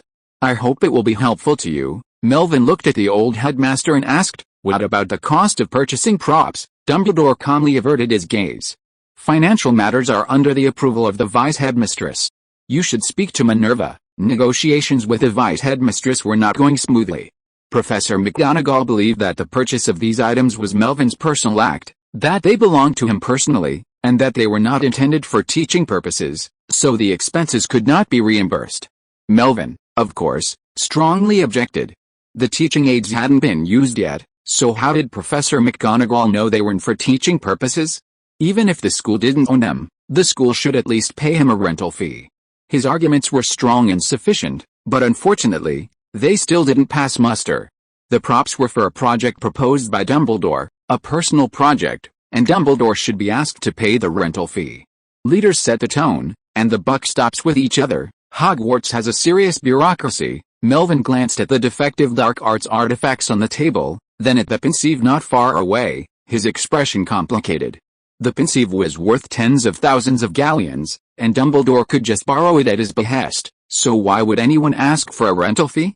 Let's study the pensieve. Melvin gave up his hesitation and stood up, approaching the stone basin. It was a shallow stone basin, seemingly carved from a single block of granite. Its age was unclear, its edges blunted by wear. Runes were intricately engraved along its edges, some runes, others unidentifiable. The basin held a silvery substance somewhere between liquid and gas, like a flowing cloud, slowly swirling and surging, its ripples shimmering with a shimmering glimmer. Unlike rare items like the Mirror of Erised, these memory-replaying vessels were not uncommon. They resembled flying broomsticks, with varying styles and performance. The pensieve was one of the most advanced. Melvin placed his wand against his forehead, applying a gentle pressure with the tip, pulling out a strand of silver. The thread fell into the basin, quietly blending into the silver mist. Its luminescence spread, revealing a slightly hazy image, a horned water snake coiled in a treetop, its eyes devoid of vertical pupils, a single, silvery white. Leaning over the mist in the basin, his consciousness fell into the void. When he came to his senses, Melvin found himself standing under the shade of a snakewood tree. The horned water snake whispered to him, "Melvin, leave school. I see your future is not here." Chapter 33 Teaching Group Activities. Sunday morning. The forest was shrouded in mist, and the sun rose in the east. Melvin, clutching a piece of bread, pushed open the window, chewing as he surveyed the courtyard below. Hogwarts, nestled in the Scottish Highlands, had a completely different climate from Ilvermorny. Normally, at this time of year, the temperature atop Mount Greylock would have dipped into sub-zero temperatures, prompting students to don their thick winter clothing. Here, the lingering warmth of summer still lingered, leaving the perfect balance between cold and heat. Mr. Filch, an early riser, hurried across the courtyard. Mrs. Norris sauntered lazily down the corridor steps into the morning light. Cats, whether in the wizarding or muggle world, are known for their fear of the cold and their fondness for sun. Even the horned water serpent was no exception. Last night, Melvin's pre-bedtime memory trip had been somewhat affected, and he dreamt of his time at Ilvermorny. He dreamt of the horned water serpent and Headmaster Fontana. Later, Dumbledore appeared, and the two headmasters played chess together, sharing sweets and snacks. The dream was so bizarre that even after waking, it felt utterly surreal. Swish, a hangman's noose peeked out from the corner and wound its way up around his legs. Melvin glanced down, then waved his hand, holding a piece of bread. The rope immediately retracted, folding neatly in a circle. He waved his hand toward the other cursed objects in the room, and a surge of magic erupted. 5 or 6 cursed objects trembled for a moment before forming a single file and bounding into the suitcase. The hangman's noose was last, its fine length slapping against the lid and snapping shut. The curses these objects carried were weak, and under normal circumstances, they looked like ordinary furniture. A simple levitation spell could be used, making them relatively easy to pack up. After breakfast, Melvin cleared the dishes and neatly arranged them on the trays, figuring he wouldn't have to bother the elves with another cleanup, just as he had done with Pucky at Ilvermorny. But the elf who collected the dishes clearly didn't want to accept his kindness. As he left, his expression was mournful, almost in tears, as if he had let him down. There was something wrong with these elves. Melvin dressed, grabbed his suitcase, and headed out. At the end of the restricted corridor on the 4th floor, outside the room where Fluffy, the three-headed dog, lay, Dumbledore and several professors were already waiting. Dumbledore accompanied the professors as they set up their own checkpoints, ensuring both the stone's safety and the professors'. Only the headmaster and Hagrid could keep Fluffy in line. It wasn't mandatory, and there was no magical contract. If anyone was truly curious and insisted on sneaking in to take a look around, they could try. Fluffy would only handle the situation impartially if they tried to stop him, and wouldn't report him afterward. After all, Fluffy couldn't speak human language, and no one at the school was fluent in dog language. Quirrell Squirrel was curious, but unfortunately, he hadn't found the opportunity. One vicious dog was already a challenge, and he was constantly followed by a bat. To avoid arousing suspicion, he had been conscientiously teaching since the start of the semester, occasionally dropping in during Snape's free time in potions class, but that was all he could do. 2 weeks had passed, and there had been no progress in his plan to steal the stone. Today was the final day of finishing. Originally planned to steal the Philosopher's Stone while the rooms were still unfinished and their defenses were compromised, they had to abandon their short-term plans and shift to long-term ones. Quirrell wasn't supposed to attend, he'd just placed a mountain troll in his room, so there wasn't much finishing work to do. However, to gather intelligence, he came anyway, under the pretext of checking on the troll. There was more bad news for Quirrell. He'd assumed only a few professors from the main subjects would be involved in the preparations, but Dumbledore had suddenly announced the addition of a new professor, the newly arrived Lewynter. He touched his turban, sensing the Dark Lord's eagerness, and a surge of urgency welled up within him. Melvin, suitcase in hand, hurried over. He greeted the professors and said to the white-bearded headmaster, "I'm sorry to have kept you waiting. I was so engrossed in my research last night that I rushed out this morning. I shouldn't have been late, but I spent over 10 minutes tangling with the elf over the dishes. Sometimes their enthusiasm is overwhelming," Dumbledore replied with a smile. "Sounds like you've been through this, too. After I finish my work, I can tell you about my first teaching experience." Dumbledore turned the handle, and immediately Fluffy's enthusiastic barking rang out. He turned to look at the professors, somewhat helplessly. "Wait a moment, I'll go in and comfort this mischievous big dog." Professor McGonagall nodded. Melvin, carrying his briefcase, moved aside to Professor Flitwick's side. He half knelt and whispered, "Professor, when did you arrive?" Flitwick looked at his new colleague, amused. Sometimes Melvin's aura made you overlook his age. His exuberant vitality shone through his words and actions. It was fresh and infectious. He couldn't help but smile. Don't worry, Melvin. I was only 3 minutes ahead of you. Sorry again. Melvin felt a little better. He heard the low humming coming from inside, and looked at the professors outside. They all looked calm. He couldn't help his curiosity. Professor, don't you think the layout of these rooms is a bit simple? Can they really stop a vicious dark wizard? Quirrell's eyes rolled at this, first glancing at Snape beside him, then feigning indifference and eavesdropping. Professor Flitwick chuckled twice. I don't think these layouts are simple. At least my spells are very sophisticated, and Dumbledore must have his reasons for doing this. We just have to trust him. Professor Sprout nodded. Phileas is right. Professor McGonagall said nothing. Only Snape glanced coldly at Quirrell. Taking in their reactions, Melvin's expression became thoughtful. Even if the heads of house didn't know the whole story, they at least had a vague guess. Melvin didn't ask any further questions. The barking in the room subsided, then fell completely silent. Dumbledore opened the door and invited them in. There were 7 people in total, 4 heads of house, a major professor, an elective professor, and the headmaster. Melvin walked with Professor Flitwick, trailing behind. When Melvin entered, he saw Fluffy sprawled in the corner, their heads stacked together, sound asleep, their faces drooling from their teeth. Then they entered through the trapdoor. First came Professor Sprout's Devil's Snare. The seedlings he had planted had matured, their vines thick and swaying with a snapping sound, almost rivaling the whomping willow beside the greenhouse. Seeing this, the herbology professor sprinkled some special fertilizer to accelerate the ripening.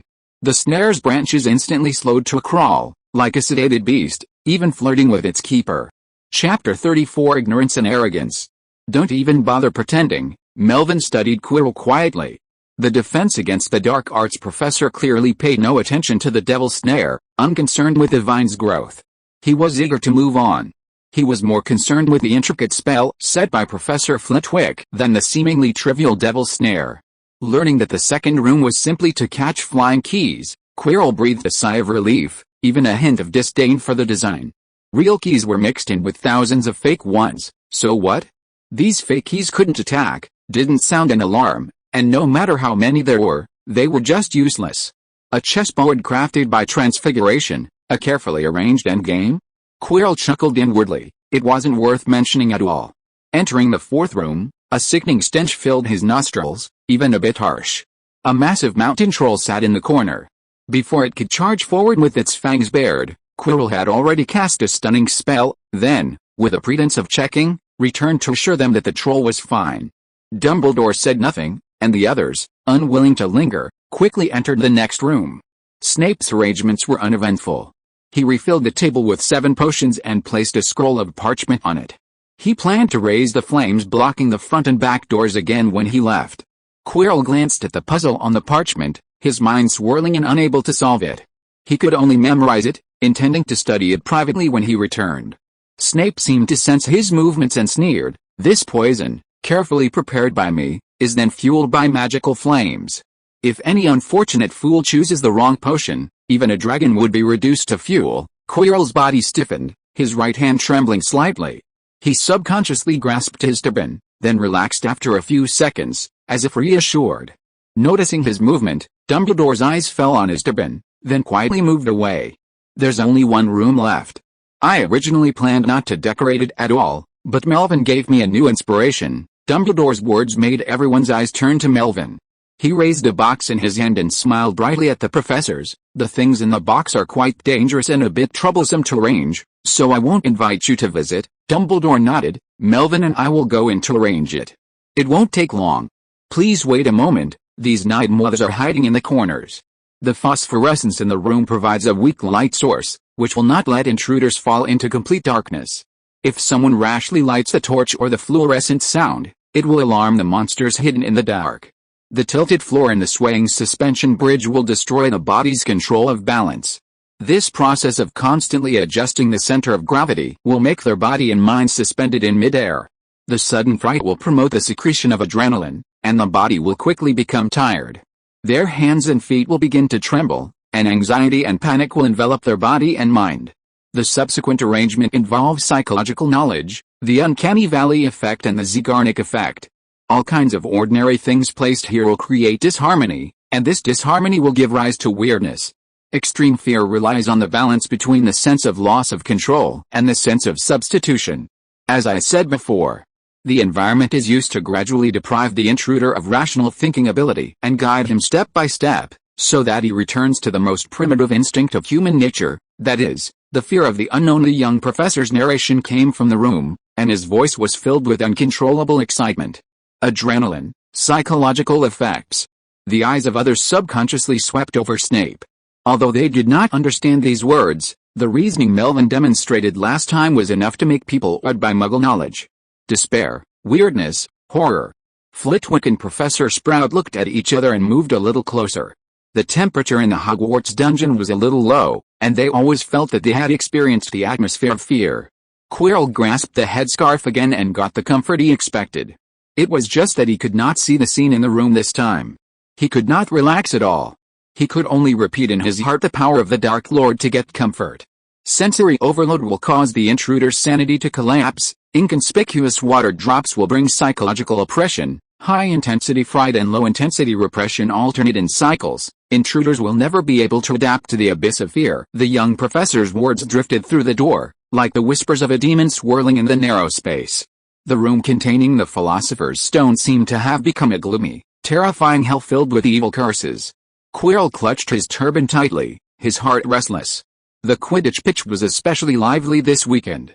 The weather was clear, and the morning mist quickly dissipated, bringing a clear view.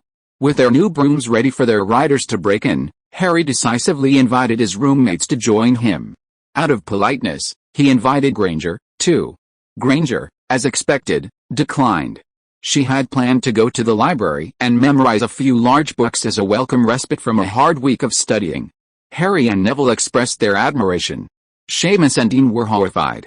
Only Ron rolled his eyes and couldn't help but say something strange. We're not going there to relax and have fun, we're going to practice our flying skills. Who knows if there'll be an exam at the end of flying class. I remember one of the girls was having a hard time taking off. Granger thought for a moment, agreed, and finally accepted their invitation. The team expanded, with Hermione actively leading the charge, disseminating flying knowledge to the group. She discussed the evolution of broomsticks, the evolution of Quidditch, the first broomsticks, and the first matches, detailing the origins of various rules. Harry and the others were fascinated by this information, and as they journeyed, they gradually began to accept this know-it-all as part of the team. You're so long-winded, only Ron was a bit impatient. The time for 2,000 halberds was tight enough with 5 people, and now it was 6, and he was quite dissatisfied. Ron, drawing on his childhood experience with Quidditch, sarcastically retorted, "You little wizard from a Muggle family, what do you know about Quidditch? Who knows if you made all this up?" Hermione gave him a cold glance without arguing, then fished out a large tome from her messenger bag, The Magic of Quidditch. Ron was still trying to be stubborn. "Who knows this book? The author is Kenilworth Wisp." Hermione pointed to the author on the spine of the book. "A respected Quidditch expert. You should have seen him on the chocolate frog card." "Yes, I have." Ron opened his mouth, unable to refute. Hermione put away the thick book and continued walking forward, her face expressionless and her steps brisk. She felt someone might ask, so she gave an answer here. Hermione would not fall in love with Ron. If you are listening to this novel on a channel other than Fanfic World, it means it was downloaded and re-uploaded without effort. We warmly invite you to visit our channel, Fanfic World. There you will find the original version of this story and many other novels of various genres. We look forward to seeing you dive into a world of incredible novels. Chapter 35 Professor Lewynter's Malice. Monday morning. The first period was the 5th-year Muggle Studies class. Melvin stood at the side of the podium, a woolen vest over a gray-blue shirt, sleeves half-rolled. One hand rested on the desk, his body slightly leaning against it, a look of languor. His legs, straight and slender, were accentuated by his brown and black trousers. At first glance, they seemed unremarkable, not as eye-catching as his usual outfits, but this outfit perfectly accentuated his figure, making it tall and straight, a look that drew attention.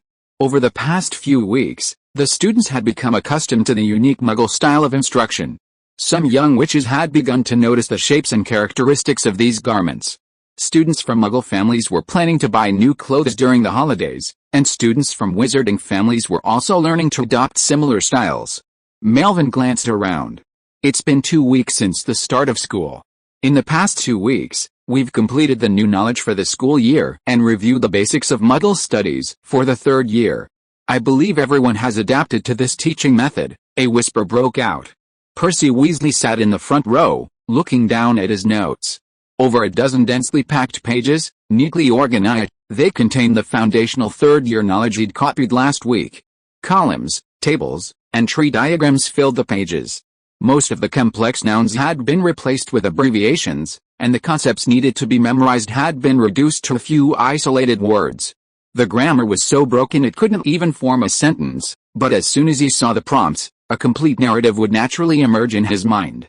Percy's mind wandered slightly, recalling Professor Lewynter's lecture as they reviewed their lessons. Not all the material in the textbook was useful. Some of the explanations were knowledge, while some seemingly important examples were merely reading material. The knowledge was divided into general knowledge, key points, common mistakes, and difficult points, and into test points and non-test points according to their importance. There were also points that had been tested last year, so they were unlikely to be repeated, and points that hadn't been tested in 5 or 6 years, so they were very likely to be repeated. Percy considered himself an excellent student, skilled at studying and taking exams. His grades over the past few years and the praise from his classmates and professors were strong evidence of this. But he had never imagined that he could prepare for exams this way. The review process is slower than I expected, but thankfully we have plenty of time. Melvin flipped open the textbook, pulled out a stack of wood pulp paper exam papers, and shuffled them onto the table, aligning them. Before we begin the 4th-year review, I've prepared a simple pop-up test to assess your understanding of the material you've reviewed. The test score isn't important. What's important is identifying and addressing any gaps. There were howls from the audience. The students said the professor's attack was too sudden. Percy clenched his quill, his palms sweating with nervousness. Professor Lewynter half-curled his fingers and tapped the papers twice with his knuckles. The papers flew out in a flurry, like owls swooping from a shed, landing on the students' desks with a clatter. You have 2 periods to complete the exam. Start the timer now. That's plenty of time, Percy exhaled, not rushing to open the test paper. Instead, he placed his quill in the inkwell. The quill took about half a minute to absorb the ink. This waiting time was perfect for him to scan the test paper, get a good idea of the questions ahead, and work more smoothly. This was the test-taking technique he had developed.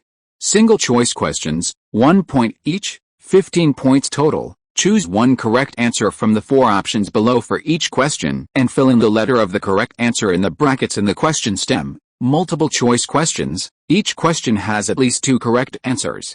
Selecting more, less, incorrect, or no answers will result in no points. True-false questions, 1 point each, 15 points total. Tell each of the following questions whether they are true or false. If they are true, fill in the letter T in the brackets after the question stem. If they are false, fill in the letter F. It was all multiple choice and true-false questions, no time-consuming or laborious discussion, not even fill in the blanks. It's not a long list, I should be able to finish it. Percy took out his quill and began answering, but soon discovered it wasn't that easy. The single-choice questions were incredibly tricky.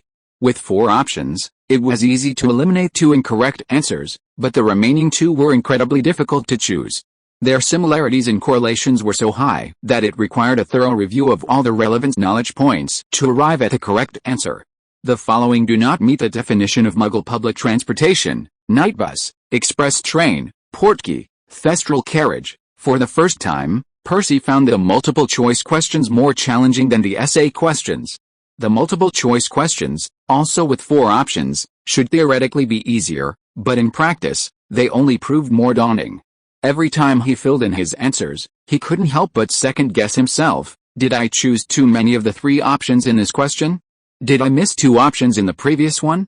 Percy struggled with this question over and over again, finally reaching the last question with a sheer force of will. He read the question stem, reviewed the options, and prepared to eliminate them, but his elimination failed. Percy paused. Why do all 4 options seem correct? He read the question stem again, reviewing the options. He confirmed that the correct answer was to select all. Did you miss a choice for the first 3 options? Percy froze. It was early September, the temperature still high, yet he felt a chill all over his body. His quill smeared ink across the test paper, like Professor Lewynter's dark, deep malice.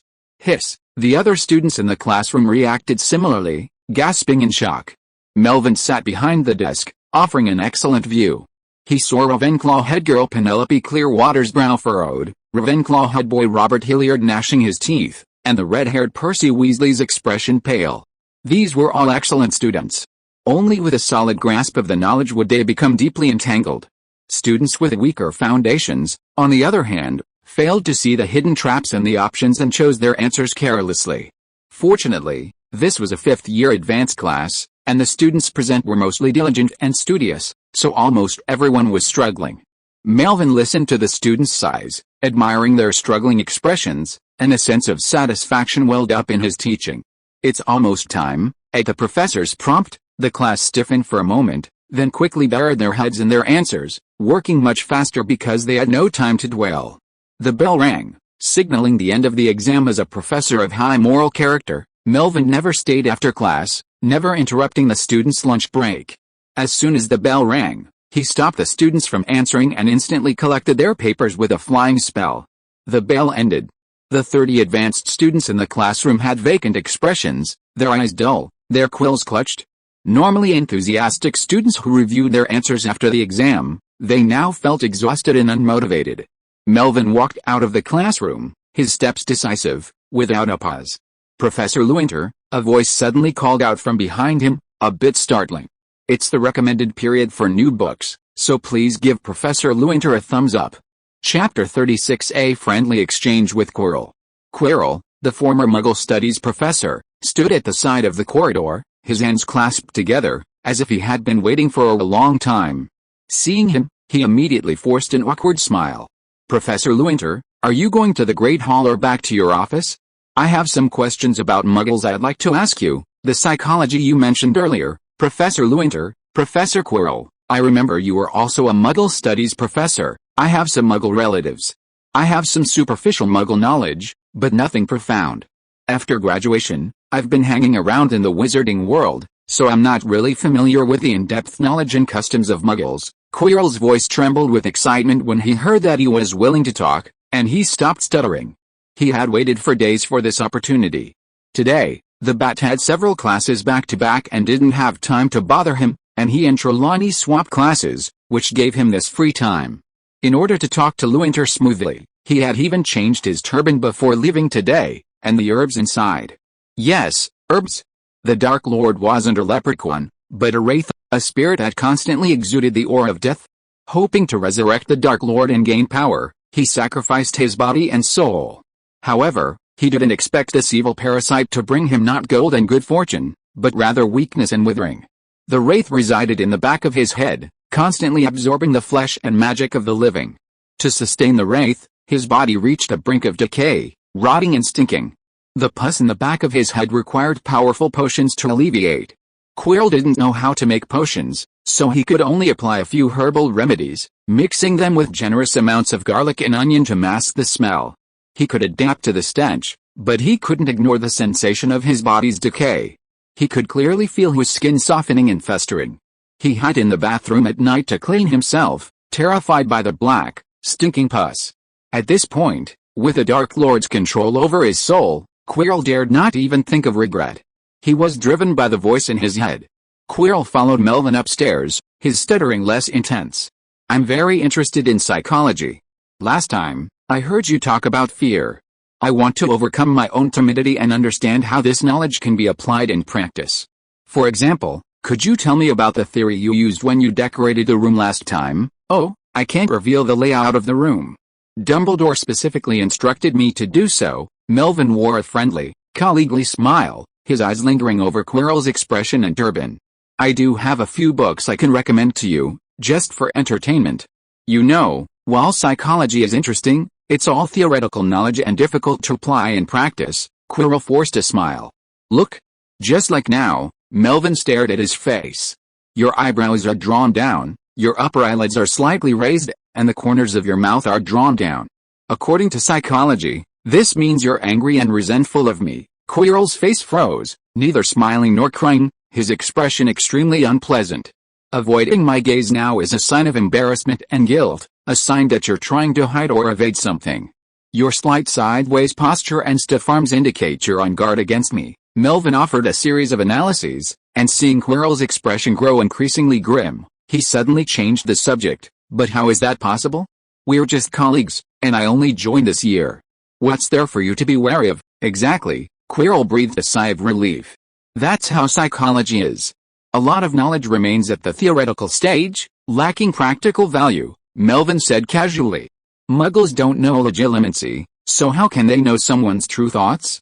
By the way, do you know legilimency?" "Yes, I do." Quirrell met those dark, deep eyes, and a chill ran down his spine, his heart trembling. He instinctively wanted to turn away, but then remembered his previous analysis and tried to restrain himself. I have things to do. I'll be leaving first. We'll talk later, okay, Professor Quirrell?" "Goodbye, Professor Quirrell, goodbye." Melvin smiled friendly as he watched him hurried away. The Philosopher's Stone. On the third floor of Hogwarts Castle, the wooden door of the Muggle Research Office was locked. A gentle breeze rustled through the room. From the cracks at the bottom of the tan wooden door, fine dust particles flew out, settling on the floor in front of the office, forming a layer of dust. A faint silver light flickered through the cracks. This violet silvery substance was concocted by Wright, using the formula for the silver mist in the pensieve as a reference, modified to suit Melvin's needs. However, without the runes engraved on the stone container, it couldn't allow one to enter a memory scene or truly experience the scene. But this was exactly what they needed. Wright's letter mentioned that he was experimenting with creating a cloud container, similar to what Muggles call a screen. Melvin observed the silver mist floating in the bottle and pulled out a rubber stopper. Tiny particles of light drifted from the glass bottle, filling the room with an ethereal silver-white cloud. It was in a state between gas and liquid, light and weightless, flowing almost like a liquid, like the morning mist in the Forbidden Forest. Drawing out a wisp of memory, I touched the silvery mist, and a silvery glow spread like ripples. The formless mist quickly took on the scene I remembered: Mount Greylock on a midsummer afternoon, the water flowing clear and transparent, the shadows of trees intertwined, a perfect replica of the scene in my memory. However, I couldn't replicate the experience beyond sight and sound. The image depicted a midsummer afternoon, the mountain heat dissipated by the shade of trees and springs, while in reality it was early autumn in the Scottish Highlands, already a slight chill. While my subjective recollection still seemed to sense the coolness of the spring water, it was vague and unreal. Memories are like this, they become hazy with age, blurring the image, sound, and touch until only an emotional perception remains. Important and profound memories ferment over time, growing stronger, while others evaporate, fading into nothingness. Melvin sat at his desk, thinking quietly. After 3 weeks as a professor at Hogwarts, his unique Muggle-based teaching style had influenced nearly the entire school. Even young wizards who had never taken Muggle classes were indirectly influenced by their classmates or roommates. The seeds Professor Lewin had sown had taken root. He could feel a noticeable increase in his magical power moment by moment, a subtle but steady increase. Currently, this influence was limited to the students at Hogwarts. Once Wright's screen design was complete and the plan went according to plan, the results might be completely different. Melvin came to his senses and looked at the shadowy memory in the room. He dipped his hand into the spring, cupping it with both hands, and carefully scooped a handful of clear water from his memory. The mist of memory was only an image, while the air in the real office was only air. Touching the water in his memory was like searching for reality in an illusion, an act doomed even for a wizard. However, Melvin performed it with exceptional care and meticulousness, moving so slowly that it looked laborious. It was a simple action even a child could perform, but he seemed to be struggling immensely. Splash! The moment his hands were lifted from the water, water splashed, a soft but real sound echoing through the room. Melvin looked down at his hands. There was no water on his palms, but the backs of his hands were damp. A few drops of water slid down the backs of his hands, feeling cool and a little itchy. The water droplets dripped onto the table, soaking Wright's letter paper. Many spells could create water out of thin air, but these drops were not pure water condensed from a spring, nor were they water created by transfiguration. They were real water droplets, turning false illusions into reality, reaching the most essential secrets of magic. Melvin couldn't help but smile. He didn't need the Philosopher's Stone, he was the Philosopher's Stone.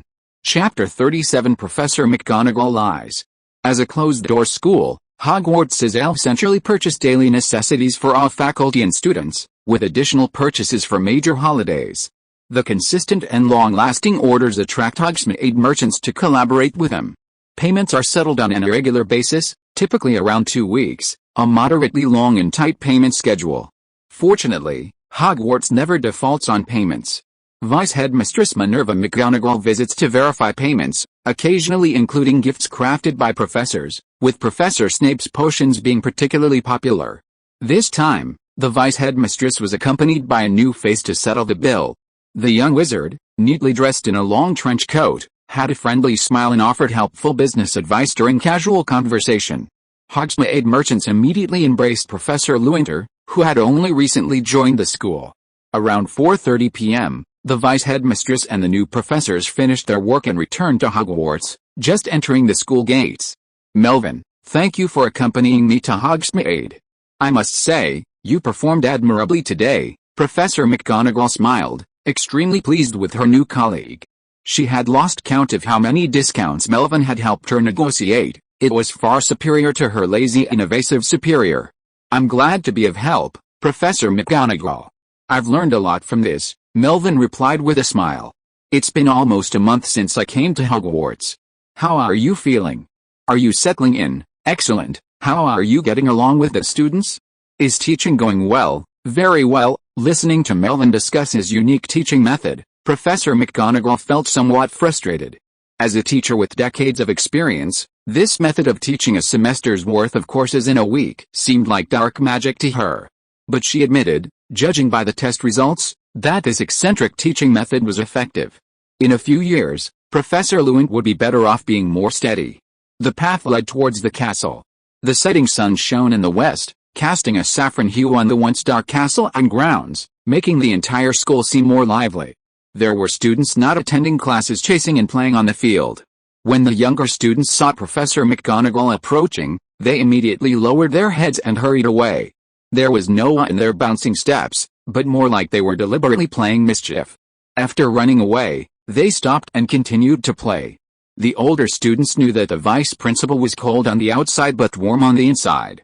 Not only did they not run away, but some students taking the Muggle Studies elective class would go over to say hello when they saw Professor Lewynter nearby.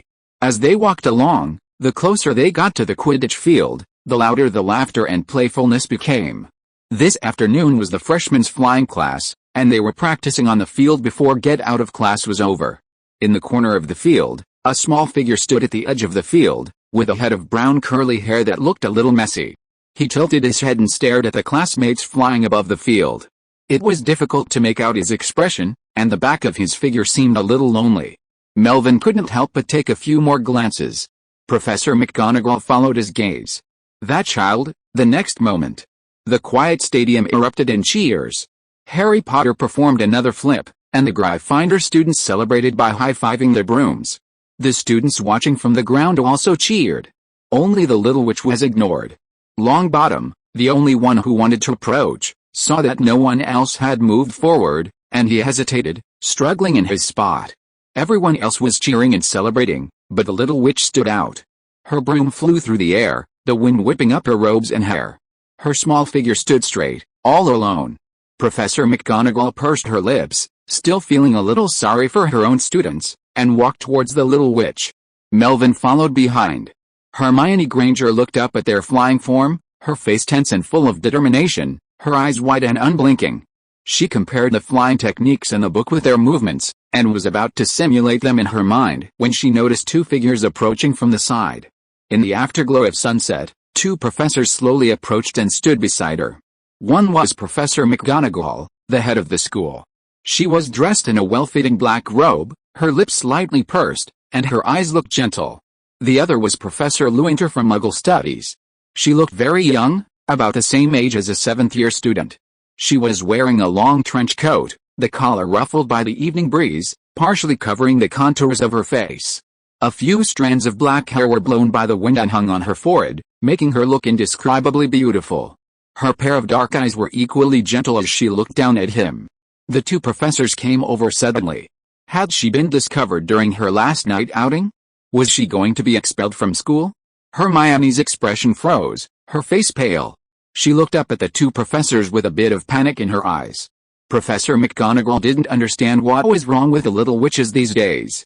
She was a little serious in class, but she wasn't as scared as Severus, who was speechless just by being close to her.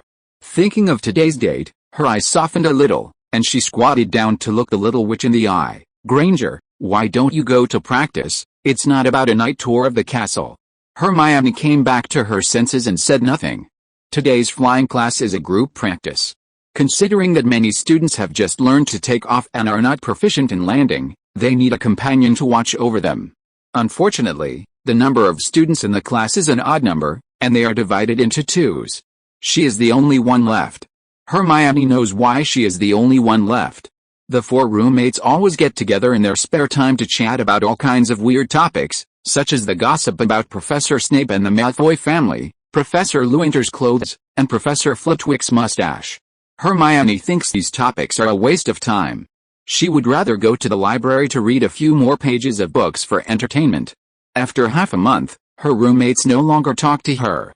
The reason why the boys distanced themselves from her was probably because she couldn't help but correct their improper casting movements during the charms class today. Actually, Madame Hooch had anticipated this situation and had originally planned to personally supervise Hermione's practice, but the boys flew too fast. So in order to prevent accidents like last time, she could only take care of the boys first. So she was left here. Melvin glanced at the field and roughly understood what was going on. Seeing that the little witch didn't want to answer, he didn't expose her. He also squatted down. You don't like flying class, right? Compared to courses that rely on other brains, flying class is indeed boring. Anyway, there are no exams, so if you can't practice well, then you can't practice well. Hermione didn't know how to answer and continued to remain silent, with a hint of joy in her heart. It turned out that there were no exams for flying class. Professor McGonagall, Melvin, how can you say that? Flying class is not an insignificant course. Quidditch culture has a far-reaching influence in the wizarding world. Professor McGonagall looked at the little witch. Quidditch is fun. Flying is also fun after you master the skills. This requires practice. It's normal to find it difficult at first. You can master it with practice. I didn't fly well when I was in school either, Professor, you are lying. Chapter 38 Girls' Thoughts. Hermione pursed her lips, looked at the professor who was comforting her, and whispered, Professor, I've seen your photo in the trophy room. I know you were the captain of the Quidditch team and led Gryffindor to many championships. Huh? Melvin closed his mouth, but a slight laugh still leaked from his nose. Facing the gazes of the two Gryffindor witches, he looked away as if nothing had happened. Well, I saw a freshman bump into a tree. Professor McGonagall was a little embarrassed. She had wanted to use a white lie to encourage her students, but she didn't expect to be exposed directly. She touched the little witch's hair. Everyone has their own strengths and subjects. Don't feel lost, Granger. I know, Professor, and happy birthday. Granger was stunned. Professor, how did you know? I signed and sent your acceptance letters. Your date of birth is on the admission book. Hermione took a deep breath, sniffed, and her nose felt sore. 500 miles from familiar London, she was at a strange school in the Scottish Highlands, unable to visit her parents on weekends. Her roommates were distant, and she couldn't make friends. All of that was bearable. But the professor's birthday wishes brought a touch of warmth to her eyes. Thank you, Professor McGonagall. She couldn't help but hug Professor McGonagall, resting her head on her shoulder. So it's your birthday today too, Melvin thought for a moment, reaching into his pocket and pulling out a handful of candy, handing it to her. Happy birthday, little witch. Hermione was stunned, staring at his pocket. How could such a small, decorative pocket hold so much candy? What are you staring at? Take it. Hermione instinctively reached out and took the handful of candy, all in whimsical packaging with Honeydukes written on it. Melvin ruffled her hair. Honeydukes bestseller. Go find your friends, they're sure to be envious. Give them two if they like it, and tell them to get lost if they don't. Professor McGonagall and Hermione were both silent. Professor Lewin was as unexpected as ever. Professor McGonagall smoothed her messy hair. Don't listen to him. Go share your candy with your friends and tell them it's your birthday. Thank you, Professor McGonagall, and Professor Lewin. Saying goodbye to the professors and rejoining her classmates, Hermione was still a bit dazed. Look, there's Beebs every flavor beans and Beebs odd flavor beans, and chocolate frogs, sizzle honeydukes. The chatter of nearby classmates drifted into her ears, and Hermione slowly came to her senses. She'd heard Honeydukes was a candy shop in Hogsmeade, accessible only to third-year students. Just as Professor Lewin had said, these candies were a big draw for freshmen. Her roommates, Lavender Brown and Parvati Patil, were nearby, their eyes fixed on the candy in her hand, but turned away when Hermione looked over. Hermione pursed her lips. Lavender, Parvati, could you try some for me? Lavender and Parvati exchanged a glance. Can we? Well, it's my birthday, so it's my treat. Hermione, you're so kind. Happy birthday, Lavender cheered and reached out to grab a handful. Parvati tugged at her sleeve, and she chuckled and picked up a few with measured discretion. Parvati came from a high-caste Indian family and was well educated. After taking the candy, she politely thanked her and then took Lavender aside to talk quietly, discussing a birthday present for that evening. Hermione distributed the candy to Harry, Neville, and the others. The boys immediately burst into cheers and thanks, as if Miss Granger had become the most popular witch. Thank you, Hermione, happy birthday, Hermione, happy birthday. Hermione tried her best to appear calm and composed, but a faint smile could not help but curl the corners of her mouth. Looking at the noisy children, Professor McGonagall also had a faint smile on her eyes. She asked the young professor next to her, what if other children want candy for their birthdays too? What do you mean by what? Melvin looked puzzled. I'm neither the head of the college nor the vice-chancellor. What does their wanting candy have to do with me, an elective professor? Professor McGonagall pursed her lips and did not scold the young professor. I will apply to the headmaster tonight. Some candies will not cost many galleons. Dumbledore will definitely agree. I hope the candies can make the children get along well. Melvin looked at the students over there from a distance. He didn't think that a small episode could make Miss Granger popular. These candies would only ease the alienation between them. If the way of getting along does not change fundamentally, it won't be long before they will return to the way they were before. Some people are born unsociable and do not need too many friends. September 20th, Friday. Charms Classroom. Today we will talk about the repair spell. This spell can repair most damaged objects, but there are several situations where it cannot be repaired. The first is objects destroyed by powerful magic, and then naturally aged and obsolete items. The repairing charm can only be used on inanimate objects. The Ministry of Magic prohibits the use of this spell on humans or animals. The consequences are very serious. In the 17th century, a witch in Merseyside used the repairing charm on her son who broke his knee. The magic removed his patella and connected the two leg bones into a whole piece. From then on, his left leg could no longer bend. Professor Flitwick stood on two stacked wooden stools and told this story in a deliberately horrifying tone. Seeing that Longbottom was frightened and turned pale, a satisfied smile suddenly appeared on his face. Now let's learn the spell and the casting movements. Repair as good as new. The root of the word comes from Latin. After explaining the theoretical knowledge, Professor Flitwick asked the students to practice freely and try to practice the repairing charm on shredded paper. The freshmen of Gryffindor and Hufflepuff began to shake their wands, aiming at the shredded paper and chanting in various tones, repair, as good as new, repair, as good as new. Harry, you should swing your wand in a wider arc. Seamus, don't poke the target with the tip of the wand, you should keep your distance and leave enough space for the magic. Hermione looked around at the students practicing, and offered guidance eagerly. Neville, you made the same mistake I did when I practiced over the summer. Don't worry about making mistakes. Shredded paper is not your knee. Cast the spell with confidence, there will be no problem. Thank you, Neville said in a low voice. Harry and Seamus looked at each other and shrugged their shoulders with helpless expressions. Ron, who failed to cast the spell, waited for a moment, but did not receive the expected instructions. He wanted to ask but couldn't open his mouth. Looking at his wand that was broken to reveal the hair of the core, he felt a little irritated and cast spells on the shredded paper over and over again. Chapter 39 Halloween Eve. October 31st, Halloween Eve. Hogwarts Castle was decked out in a Halloween-themed decor. Jack-o'-lanterns covered the torches on the corridor walls. House elves began preparing for the evening feast early in the morning, and the air was filled with a sweet, alluring aroma of pumpkins. Halloween originates from Celtic mythology. The Celts believed that the spirits of the deceased would return to the human world on the last day of October, seeking a replacement to take over. Fearing ghosts and fearing being used as scapegoats, the living devised various countermeasures. Some extinguished fires in candles and hid in the darkness, others dressed as ghosts and demons, concealing their faces and scaring off spirits. Others sought to appease the spirits by leaving delicious treats outside their homes for them to enjoy. This is the origin of trick or treat in the morning. Third-year Muggle Studies class was held. Professor Lewynter, drawing on the geography chapter of the encyclopedia, explained how the natural environment influenced the lifestyles of surrounding residents, how it affected the bodies of indigenous peoples, and how this influenced various cultural customs. Unfortunately, wizards were not afraid of ghosts, so there was no custom of dressing up as ghosts to ask for candy.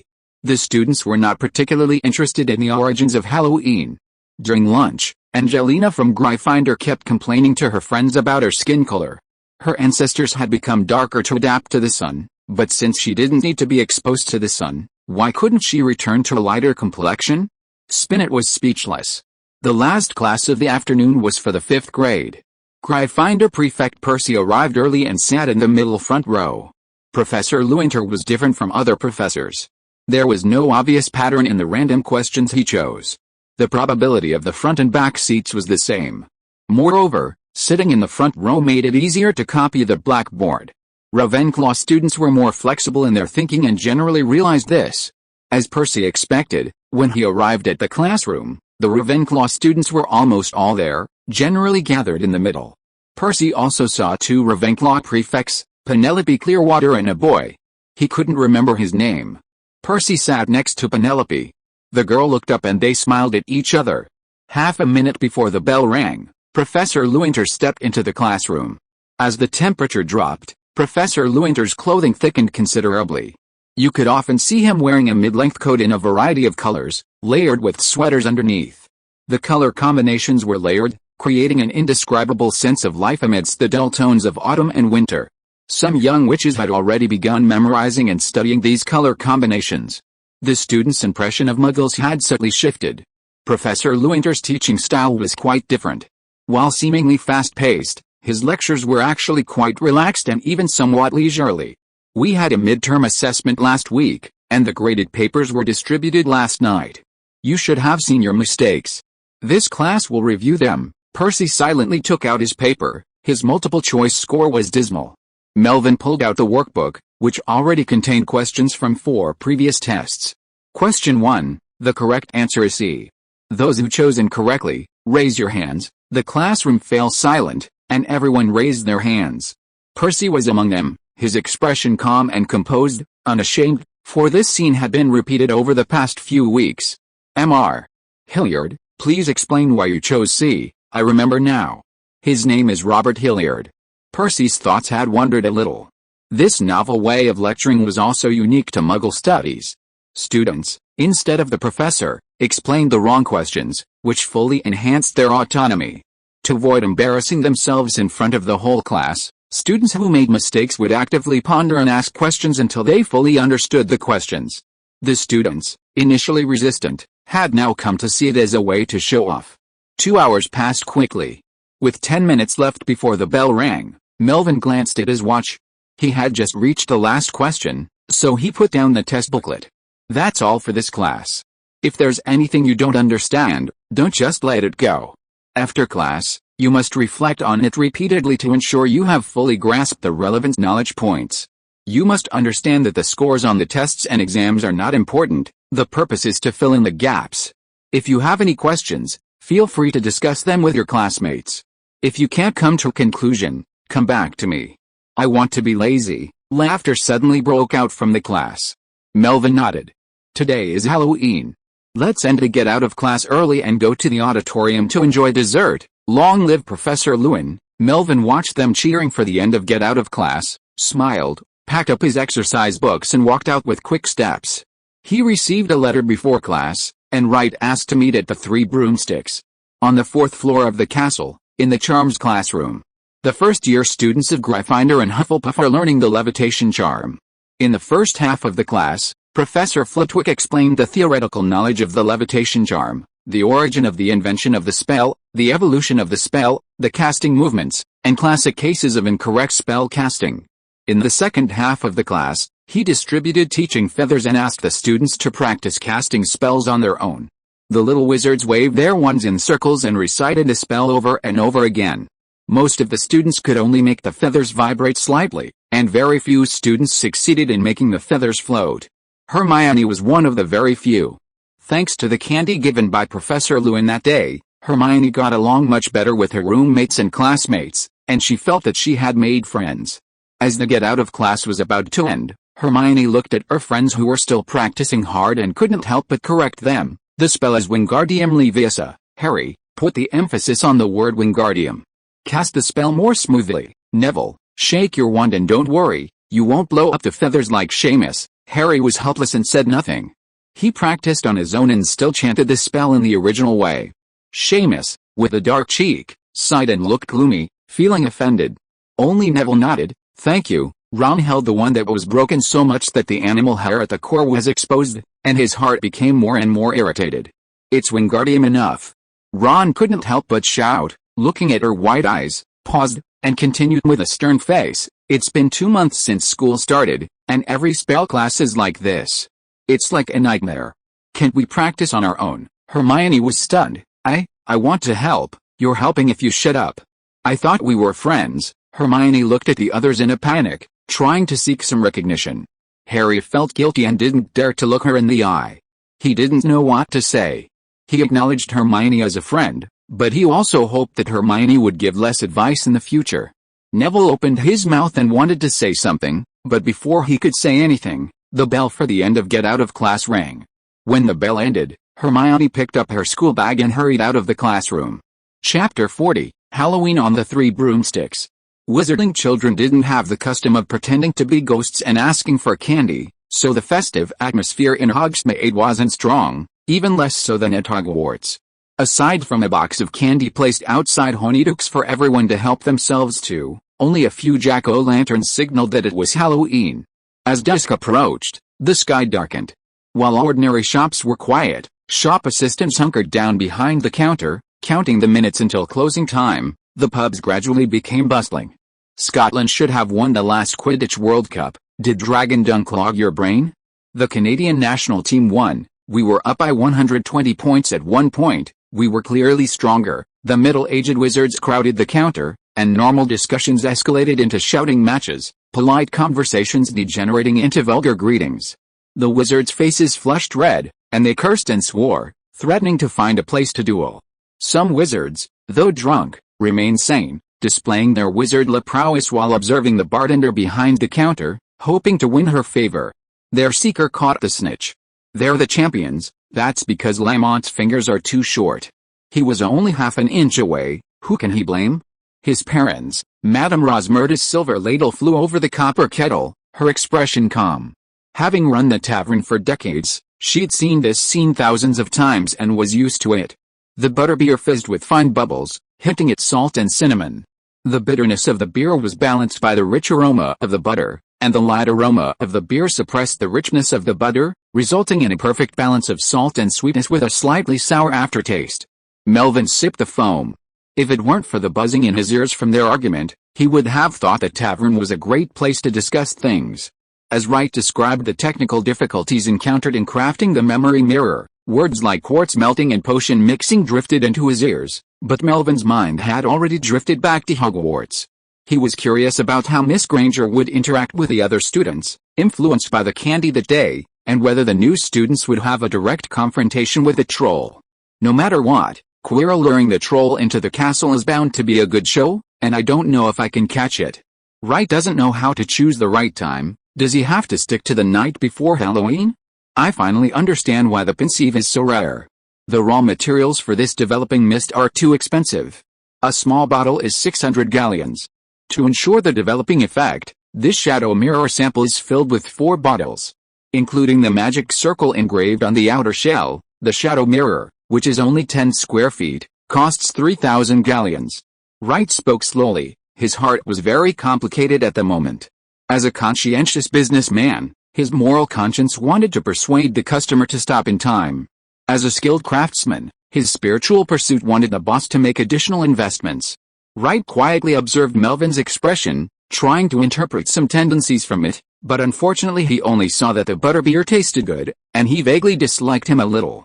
After a fierce struggle and entanglement, moral conscience finally prevailed. Wright sighed and advised Mr. Lewynter, "This plan is too expensive. According to the size of the magic movie screen, the cost may be as high as tens of thousands of galleons. Let's try another plan." Melvin came back to his senses and glanced at the mirror on the table, nodded slightly. "Let's see the effect first. This is a whole piece of oval, flat quartz with a small opening the width of a finger chiseled on the top, and a runic array inlaid with silver wire on the edge." Melvin stroked his fingers over the shadow mirror. The surface was smooth without any damping, crystal clear, and a slight vibration made the internal mist appear, and wisps of silver mist swirled and surged. Wright placed the tip of his staff on his forehead, pulled out a strand of silver memory thread, and put it into the small opening on the top.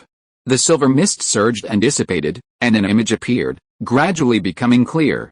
It was the scene of the three brooms at the moment. The picture was exquisite and delicate, and the expressions of the drinkers beside the counter could be seen clearly. Fixing memory on a picture and abandoning the immersive effect, from a visual perspective alone, the shadow mirror surpasses all imaging devices in the world. Wright was very pleased with his work. "It's really good." Melvin took a sip from his butterbeer. He'd previously asked Wright to create the magic screen only as a temporary solution. If the wizarding world were to introduce Muggle technology, he'd still prefer the Muggle option. But today, seeing the image quality of this memory mirror surpass all the screens he remembered, he realized that magic could be far more effective in projection than he'd imagined. Furthermore, this memory film solution offered a complete upgrade path, easily capable of upgrading from flat to three-dimensional. Judging by the projection quality, Wright's memory film surpassed Muggle technology 30 years from now. From a practical perspective, this magical solution was also more suited to the current social climate of the wizarding world. The high cost wasn't a drawback, it was my own. Unfortunately, this shortcoming was difficult to overcome for the time being. If only there were a way to quickly obtain galleons. He couldn't possibly go and fight Voldemort for the Philosopher's Stone, could he? Melvin lost himself in thought, sipping his butterbeer. The tavern fell silent imperceptibly. This sudden silence interrupted Melvin's thoughts. He looked around, confused. The wizards who were vying to please the female boss quieted down. The fan wizards who were clamoring to duel outside a few minutes ago sat side by side. The old witch who was sleeping and snoring in the corner woke up at some point and asked for a glass of whiskey. Everyone remained silent, staring at the counter with bright eyes, as if expecting something. Wright seemed to notice his doubts and motioned him to keep quiet and wait patiently. Madame Rosmerta pulled out an old-fashioned radio from under the counter. It was not a contraband product produced by Wright. It had the Ministry of Magic certification mark on it, and it was obviously a regular product. Dear listeners, welcome to the Wizarding Radio Union's Halloween special. I would like to convey Celestina Warbeck's greetings to all friends and wish you all a happy Halloween. Please listen to the title song of Celestina's new album, You Stole My Pot, But You Can't Have My Heart, a melodious female voice sang in the air. You stole my pot. And then ran away like a vampire bat. You said you loved me and that we would never be separated, but you stole my pot. The arguing middle-aged wizards sat side by side in silence. The old witch closed her eyes and sang along softly. Ms. Rosmerta's hair bun swayed with the melody. Melvin glanced at the drinkers who were quietly listening to the song in the tavern, then glanced at the mirror in his hand, and said softly, "Right, let's do it according to this plan. In this magnificent and magical world, there are some barren places that are in urgent need of nutrients." Chapter 41 Psychological Counseling. It was 7 o'clock in the evening. The waning moon was rising. With the arrival of late autumn, the Scottish Highlands had begun to cool, and the bright moonlight cast a light frost on the ground. The evening breeze from the forbidden forest carried a hint of coolness, and the whomping willow swayed in the wind, shedding its already yellowed leaves. It was said that when the whomping willow's leaves fell, snow would fall. There were only a few left. Melvin withdrew his gaze, tightened his collar, and quickened his pace toward the castle. He crossed the grounds and entered the entrance hall. The castle corridor was dimly lit, fitting the Halloween theme. Mrs. Norris huddled in the shadows of a corner, licking her fur, her eyes gleaming faintly. Melvin greeted the security guard, walked down the aisle, and soon arrived at the door to the Great Hall. The banquet was in full swing. Almost all the staff at the guest of honor table were present, with only 2 vacancies. Dumbledore, seated in the center, noticed a figure outside, looked up, smiled, and winked. Snape met his gaze, then looked away expressionlessly, wondering about the other professors' whereabouts. Melvin's eyes swept across the faces at the Gryffindor table and the guest of honor table. Professor Quirrell wasn't there, presumably busy with a date with a troll. The little witch wasn't there either. It seemed the candy he'd given hadn't sustained the fragile friendship between the freshmen. Melvin paused for a moment, then smiled back at Dumbledore and walked down the hallway lined with pumpkin lanterns toward the bathrooms. Bats, adding to the festive atmosphere, fluttered across the walls and ceiling, their wings rustling in the night breeze. No one was in the bathroom, but a shadow could be seen swaying in the distance behind the bushes in the courtyard. The open courtyard was gloomy, illuminated only by the dim moonlight. A gorse bush was dotted with scattered butterfly-shaped flowers, bright yellow and smelling faintly of coconut. A little witch sat in the back, her legs crossed, her chin resting on her knees. It seemed as if she was always alone. Melvin came up behind her. "Miss Granger, what are you doing sitting here, Professor Lewynter?" Hermione stood up in a panic. Melvin looked down slightly and saw that her eyes and nose were red, but not as if she had been crying, more like from the cold wind. "The Three Broomsticks Tavern is having a special Halloween event tonight. I just came back from Hogsmeade and was planning to go to the bathroom to wash my hands for the dinner. I saw you sitting here when I passed by. Considering that the average temperature in Scotland is 7 degrees Celsius lower than in London, if you continue to sit here in the wind, you will probably catch a cold tomorrow morning. Although a cold is not a serious illness for wizards, I always prefer to look at things from the Muggle perspective. It's very uncomfortable to have a dizzy head and a runny nose." Hermione's mind was a little confused after hearing this.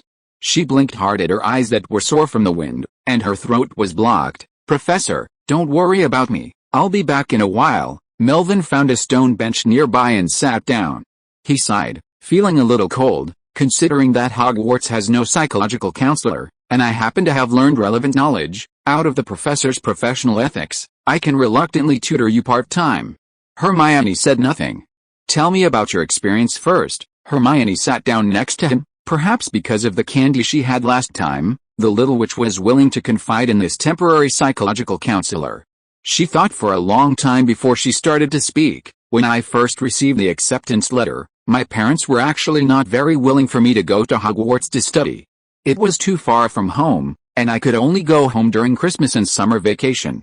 When they sent me to the platform, my mother was still trying to persuade me. She said that I only knew how to study and could not get along with others. I said I could learn. My mother told me that I should put myself in other people's shoes and think more about it. I tried it, but it didn't seem to work. When casting a spell, you should swing your wrist 15 degrees and chant in an ascending tone instead of a descending tone.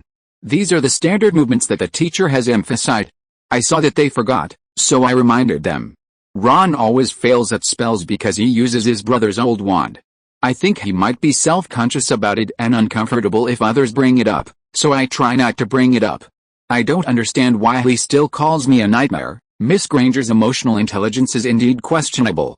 By comparison, Potter, who has lived with his aunt and uncle for a long time, has fared much better. Even though he inherited the Potter family vault, he hasn't offended anyone with his family background or wealth. Come to think of it, Potter may appear to be a Gryffindor, but he actually gets along well with everyone. Except for Malfoy from Slytherin. Melvin remained non-committal. Have you ever thought that this deliberate avoidance is a form of discriminatory treatment, and your attempt to avoid it has become a kind of emphasis? Every time you correct other students' spells, you are emphasizing Weasley's wand problem, thereby triggering resistance and showing annoyance. Then what should I do? Hermione was puzzled. Treat him equally when pointing out his wand problem. You may not realize that these behaviors of yours are actually manifestations of fear and uneasiness, Melvin explained. Ms. Granger, it has been 3 months since the start of school. I want to ask you, have you adapted to the environment of Hogwarts? Hermione wanted to make an affirmative answer, but she was not very confident. As a wizard from a Muggle family, you have lived in a Muggle world without magic since childhood. Your parents are highly educated dentists. You advocate rationality in science, and think that you will go to school like your parents and become a doctor or a lawyer.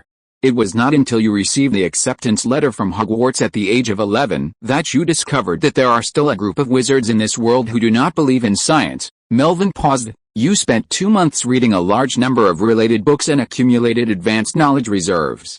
In addition to your thirst for knowledge and curiosity, you also have the internal influence of overturning the past and establishing new self-cognition. Hermione was a little confused. She seemed to understand, but also seemed not to understand. Throughout this process, you've lived in Muggle society. Aside from the back-to-school shopping trips to Diagon Alley, you've never encountered real wizards. Your self-awareness is incomplete. You know you're a wizard, but you haven't fully mastered magic. Hogwarts can help you learn magic, but the school carries the risk of expulsion. Your pursuit of perfection and fear of making mistakes exacerbate this anxiety, so you seek validation in other ways, such as by constantly correcting others and demonstrating your magical knowledge and ability. Hermione's eyes were completely blank. This time, she was certain she didn't understand anything. She could only ask questions based on what she could understand. Why don't other students experience this? Essentially, your actions stem from the anxiety and unease of being in an unfamiliar environment and unable to connect with those around you. Melvin asked. Do you think other students have perfectionist tendencies, a fear of making mistakes, and anxiety about being expelled? Hermione thought of her friends, late for first period, sloppily completing their homework, and willingly breaking school rules to insist on a midnight duel. She shook her head. Do other students have advanced knowledge that they can use to correct others? The most important thing is that their self-perception and sense of belonging aren't based on their wizarding identity, but on their connections with friends and small groups. Then what should I do? Don't try to correct and educate your friends. That's the professor's job. Just be a normal freshman, study hard in class, and play hard in your spare time. Hermione stared at the moonlight on the ground, pondering for a long time. Slowly coming to her senses, she realized that a thin layer of air bubbles had enveloped her, blocking out the cool evening breeze without affecting her breathing. She didn't know what magic was behind it. Thank you, Professor Lewin. Are you still feeling bad? A little bit, Hermione said honestly. Cry if you want to. It's best if you cry until your nose and tears flow. Wailing can quickly relieve depression, Hermione. She didn't cry just now, and she certainly wouldn't cry now. Melvin observed her expression and felt it was unlikely she would cry, so he felt a little sorry. There weren't many opportunities to witness this Gryffindor witch weeping so hard up close, especially since she was growing up so quickly. If they could record it in their memory and put it into Wright's newly constructed memory mirror, the image would be crystal clear. Preserving it for decades, and then publicly broadcasting it when she became Minister of Magic, it would surely make the front pages of wizarding journals. The courtyard was silent on the late autumn evening, each professor and student grappling with their own differing emotions. Melvin was about to offer further advice when he suddenly turned toward the great hall. From within, students screamed in terror, followed by Dumbledore's booming, magically enhanced voice.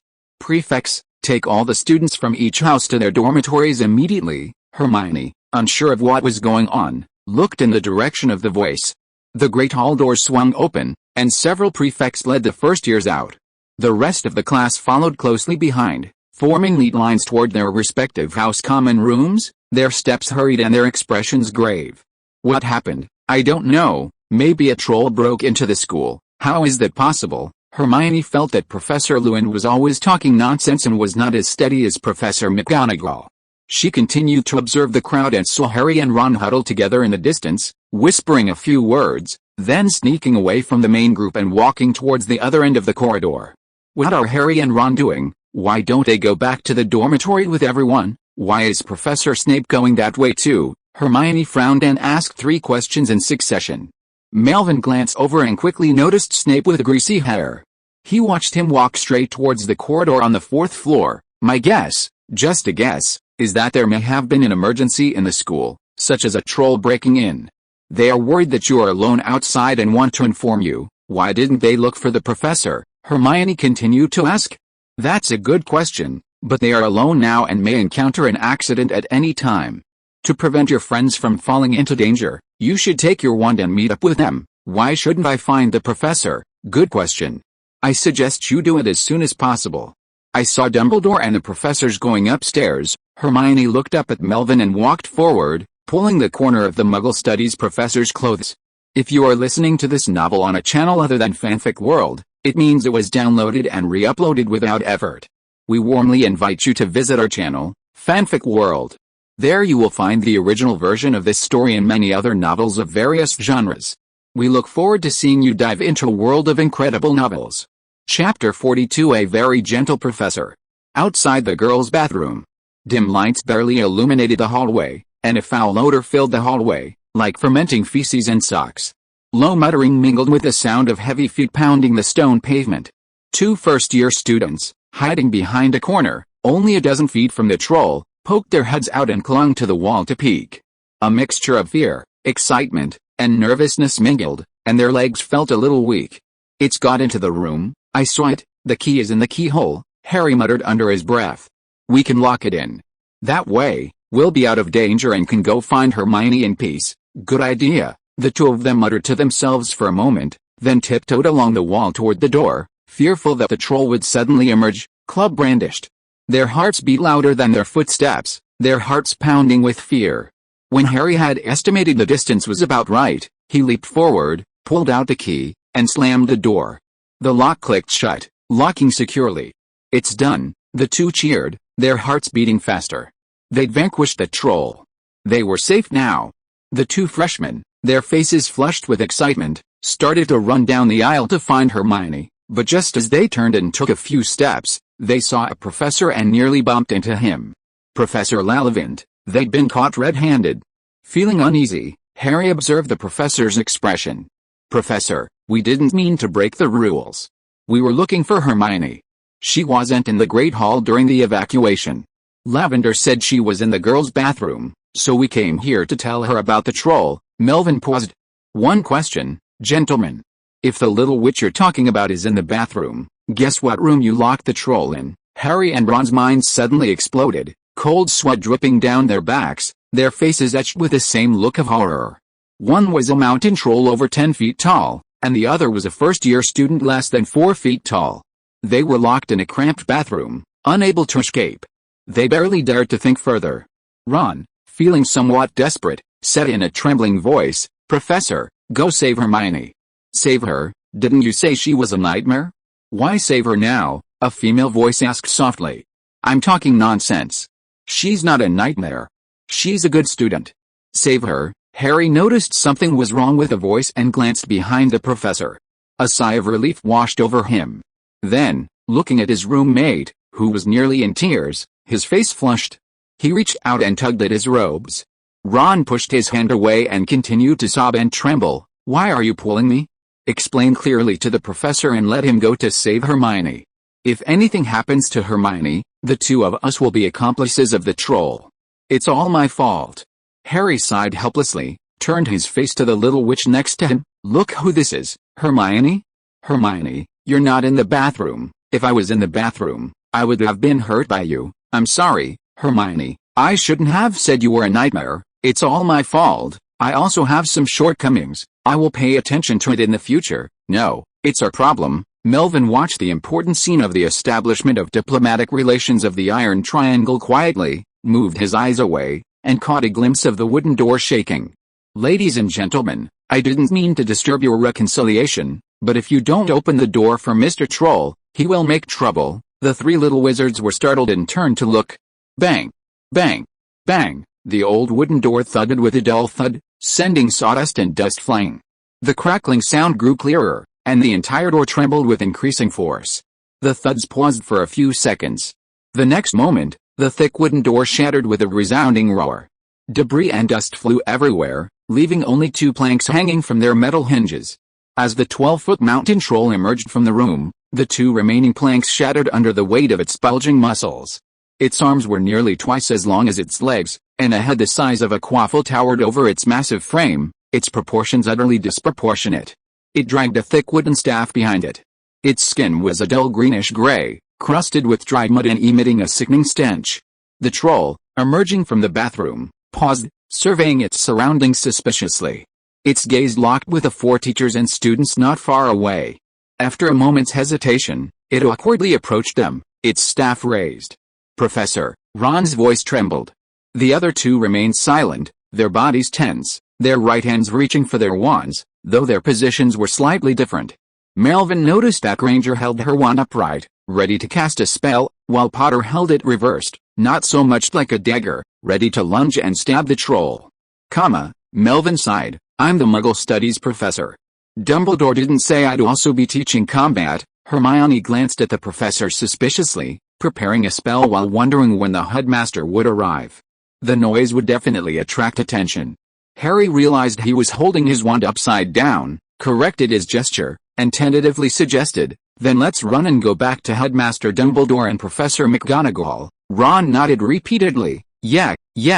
The troll won't be able to catch us, never mind, I'll just take over the class for now. Upon hearing Professor Lewynter's words, the freshmen immediately looked up, their eyes fixed on the professor, eager to observe his wand wielding, eager to witness the true combat magic of a grown wizard up close.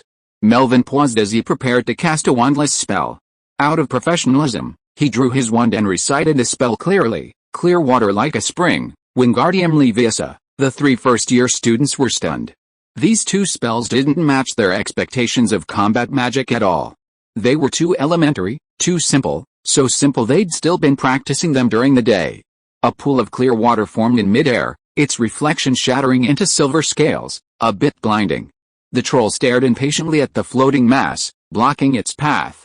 Before it could swing its stick, the water slowly approached, gently covering its head. The troll opened its mouth and roared in agony, its Adam's apple rolling violently, but no sound came out. Several large bubbles escaped its mouth and nose, while the water poured in between its gaping teeth, dispersing the subsequent roar into even finer bubbles. Veins bulged on the monster's forehead, its face twisted into a grotesque and terrifying shape. Its body convulsed violently, its steps staggered, and its hands flailing wildly. However, the floating clear water bore no force, and despite its pounding and tearing, it stubbornly clung to its head. Within a dozen seconds, the brutal force suddenly dissipated. Its tense body relaxed, leaning back, its limbs swaying with less force, like a stranded codfish ceasing its struggles. The clear water, stained by the mud crust on its surface, shimmered with muddy waves. When the water calmed, the murky sand and mud floated in the water, occasionally surfacing with tiny bubbles.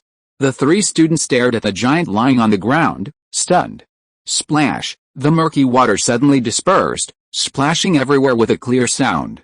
The 3 students woke up with a start and tried to say something, but their throats felt dry and a fine, cold sweat broke out on their backs. A chill ran through their bodies, and their hearts too. Don't worry, he just fainted from drowning. Melvin diligently demonstrated his combat skills, followed by a theoretical explanation. Trolls are divided into 3 types based on their habitat: mountain trolls, swamp trolls, and river trolls. They are violent and powerful, covered in a hard mud crust, making conventional magic difficult to use. Drowning them in water, if safe, is the fastest way to incapacitate them. Furthermore, these creatures are natural swimmers, and their vitality is strong, so they will recover quickly. Hermione looked at the unconscious troll. The water blocking its airway was slowly draining from its mouth and nose, and its chest was indeed still rising and falling, a sign of life. Professor Lewynter didn't brutally kill the troll. She breathed a sigh of relief, unable to put her finger on why. Harry and Ron exchanged a silent glance. This professor was peculiar, sometimes reliable, sometimes quite scary. After a moment's wait, Professor McGonagall hurried over, followed by the other professors. Snape and Quirrell were at the rear. Seeing the troll lying on the ground, they seemed overwhelmed. They clutched their turban tightly, and sobbed weakly. The corner of Melvin's eye twitched slightly. If you didn't know the situation, you would have thought that the troll was really Quirrell's Halloween date. Professor McGonagall glanced at the scene, her expression serious. Melvin, what happened? Melvin pondered for a moment. It all started an hour ago. I came home late and was about to wash my hands for the dinner. On the way, I met Miss Granger, who was using the toilet. We chatted for a while. Later, we saw the students evacuated from the hall. Mr. Potter and Mr. Weasley were worried about the safety of their classmates, so they came to tell us about the troll. As a result, we really encountered a troll on the way, and then, he pointed at the troll lying on the ground. Snape stepped forward to check on the troll. After a few seconds, he raised his head and said to Professor McGonagall in a deep voice, "Drowning and suffocation, temporary coma." Quirrell stopped sobbing immediately. 1 hour later. Gryffindor girls' dormitory. After washing up and changing into her winter nightgown, Hermione folded her wizard robe neatly and was about to put it in the laundry basket when she fished out a hazelnut chocolate from her pocket. She paused for a moment and held it in her hand to check the production date and expiration date. 2 roommates had already fallen asleep, and 2 roommates were still awake. Parvati sat at the head of the bed, preparing to review the Transfiguration textbook inattentively. She glanced at the textbook, then at her roommate, then at her roommate again, then at the textbook again, and then silently turned the book back upside down. Lavender was much more straightforward. She had already lain down, but she sat up as soon as the quilt was thrown off and asked in a chattering voice, "Hermione, where have you been? Did you meet the troll? We didn't see you on the way back," and immediately reported it to Prefect Weasley, who reported it to Professor McGonagall. The boys said Harry and Ron were missing too. Hermione repeated what Professor Lewynter said. The content was all true, but it was handled in proper detail and the wording was slightly modified. Everything that happened tonight was purely accidental and no students had their points deducted. Parvati put down her textbook after hearing this, her face full of envy. Few people would be content to be selected into Gryffindor House. Lavender opened her eyes wide, with curiosity. "Harry and Ron found that you were missing. Why did they go to find you themselves instead of telling the professor?" Hermione was silent. She had asked this question not long ago, but unfortunately there was no answer.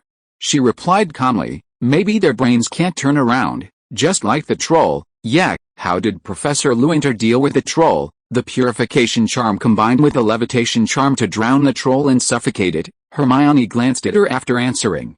She knew that she usually paid more attention to Professor Lewynter and was worried that she would think the professor was cruel. It was just suffocated and unconscious, and the troll was not killed. Calm and collected, winning by wisdom, not violent at all, must be very elegant, right? Hermione was silent again, thinking back to the scene, and hummed softly.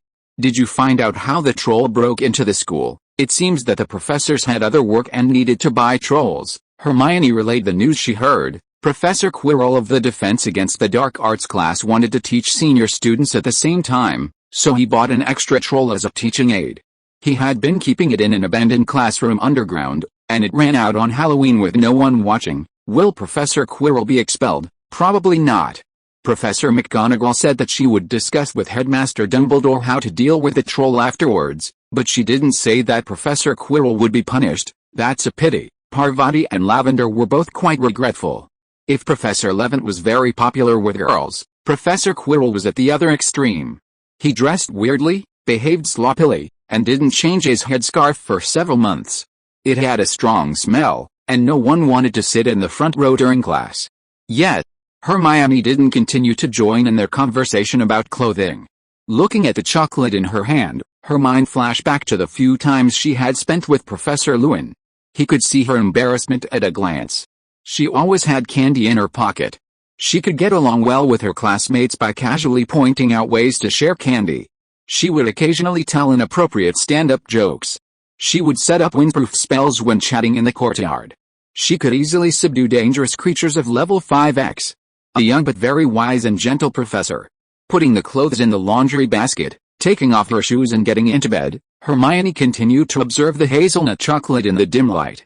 She finally confirmed that the production of Honeydukes candy shop was very irregular. There was no production date or expiration date.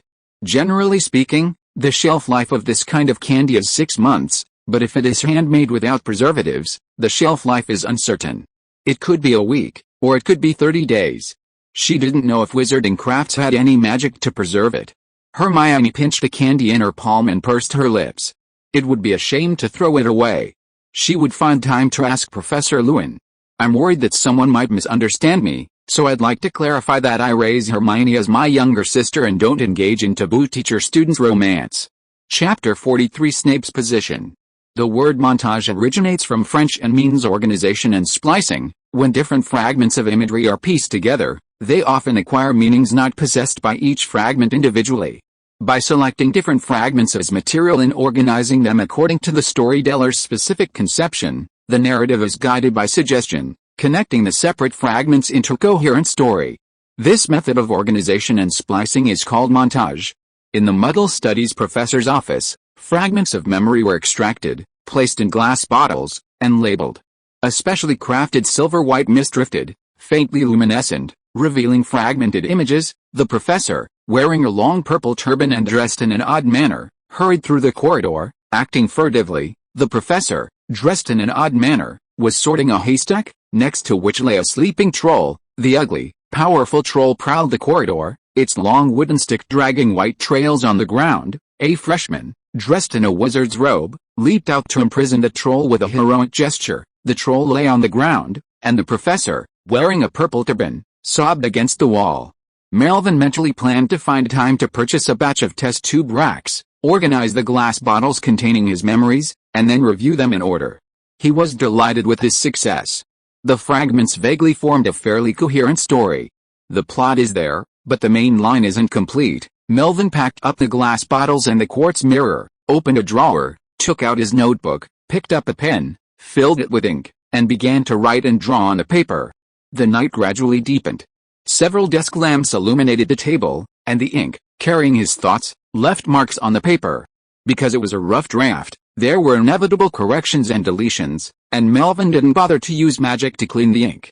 There was an error right in the middle of the page. The first half of Home Alone was crossed out and replaced with School Alone. Home Alone? Freshman detention. November 1st, Friday.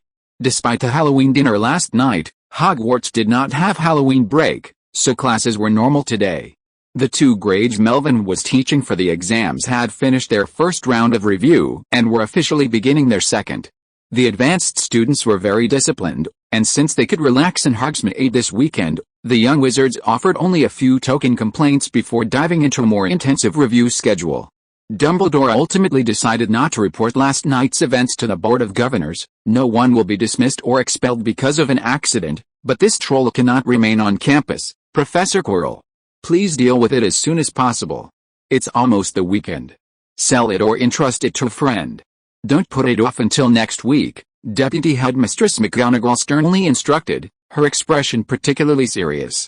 Quirrell nodded hurriedly, stammering as he promised Professor McGonagall that he would deal with the troll. He looked haggard, his figure somewhat thinner, but the swelling had filled in the gaps. He looked much more gloomy than when school started 3 months ago. Snape, standing next to him, was even more gloomy, perhaps due to the bite on his left leg, and he looked a little irritable. Last night in the Great Hall, Quirrell feigned unconsciousness after publicly announcing the troll's escape. Snape, suspecting it might be a diversionary tactic and suspected of collaborating with other wizards to steal the Philosopher's Stone, rushed to the fourth-floor corridor, nearly giving Fluffy a treat. The three-headed dog lacked venom glands, but the wound had been stained with Fluffy's saliva, making ordinary healing magic ineffective. He could only apply regular medicated drops and wait for the wound to heal. Upon learning that Fluffy had bitten his leg, several professors expressed understanding, believing Snape had gone to the fourth floor to protect the Philosopher's Stone. As someone under scrutiny, Quirrell had mixed feelings about Snape. At the beginning of the semester, Snape had been staring at him intently, and he had assumed Snape was Dumbledore's sidekick. Later, after learning of Snape's past and considering his actions, Quirrell, through careful analysis, realized otherwise. This former Death Eater, a core member, had long lurked within Hogwarts, seemingly loyal to Dumbledore but often ignoring the headmaster's instructions, acting one way and another. Take Potter, for example. The entire wizarding world knew Dumbledore loved Potter.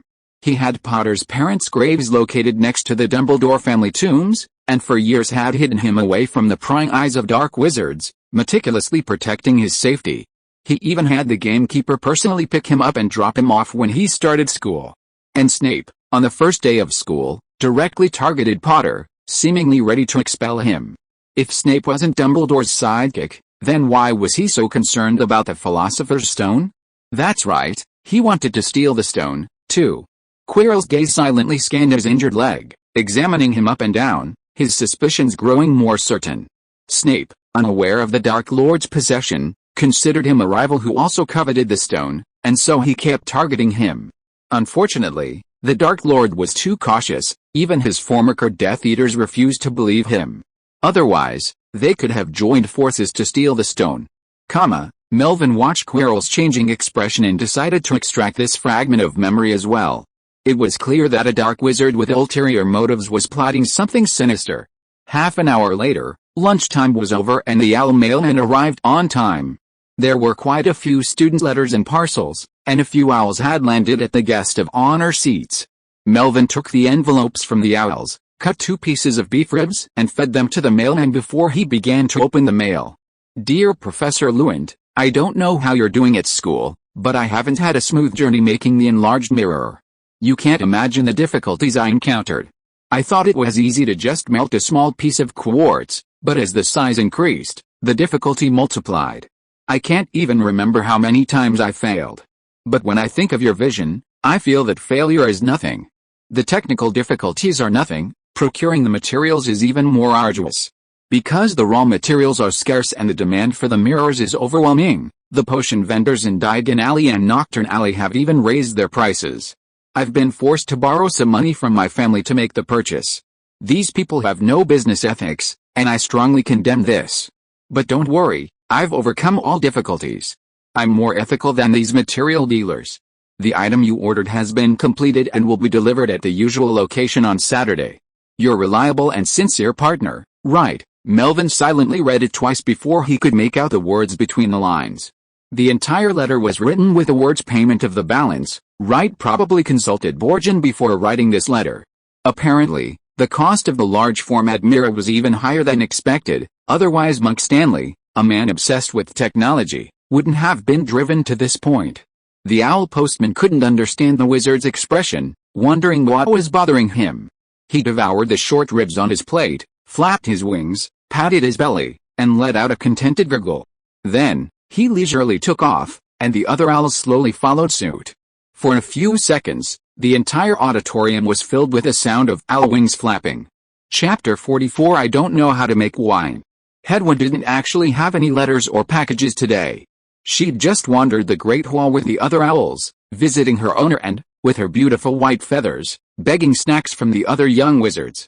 After eating and drinking her fill, she slowly departed.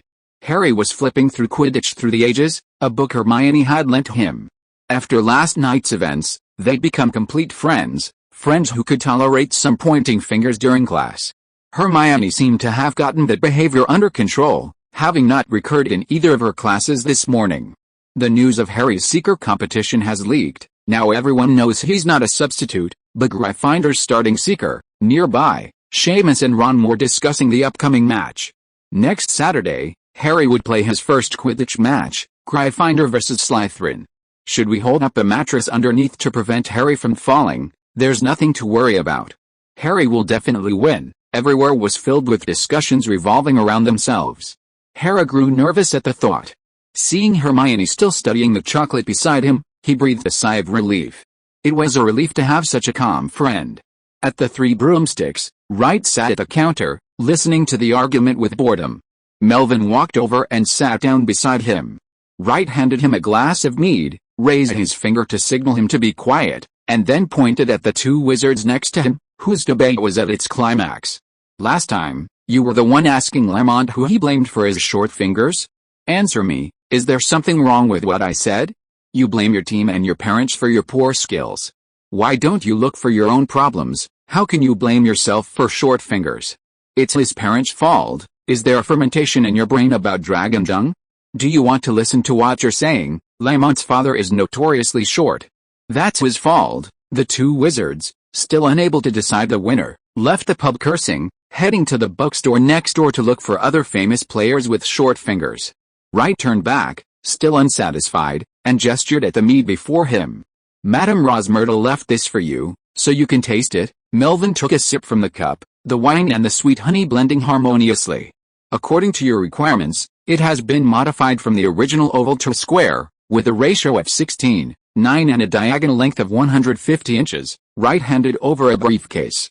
This custom-made shadow mirror is too large to carry around, so I'll keep it inside. The Monk Stanley family had been technically proficient for 4 generations, working in the Office for the Misuse of Magical Objects, the Department of Mysteries, and even street repair shops.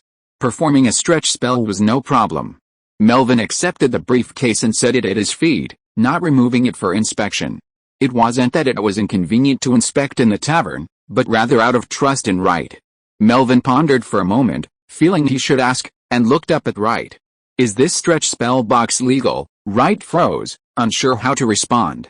As a highly concealed, advanced spell, the undetectable extension charm was highly susceptible to violating the statute of secrecy. Before it became a restricted spell, wizards often pulled out bizarre items from their coat pockets, hats, or wallets in front of muggles. A British wizard named Knock Isaac, returning from studying in Uganda, pulled 86 elephants from his wallet in front of dozens of Muggle customs officers and was ultimately sentenced to life imprisonment. A similar case occurred in New York in 1982, when a wizard loaded a 7-ton jet into a suitcase in front of hundreds of no-mages. In 1983, the wizard attempted to steal the Statue of Liberty, a no-mages landmark, and was apprehended by MACUSA aurors. To cover up this highly classified case, the entire MACUSA staff worked overtime for 3 weeks, ultimately disguising the entire operation as a spectacular magic show. After that, the untraceable extension charm was classified as regulated magic, and the International Confederation of Wizards imposed strict regulations on it. The untraceable extension charm could not be used for personal purposes, but only for the production of a few approved items, such as wizard camping tents. Wright and Melvin stared at each other in silence, a glint in their eyes. I can give you a 5% discount on the final payment, 10% off. Deal. Melvin couldn't help but feel a pang of pain. Oops. The price was too high. Wright took a sip of sherry, a pleasant smile on his face.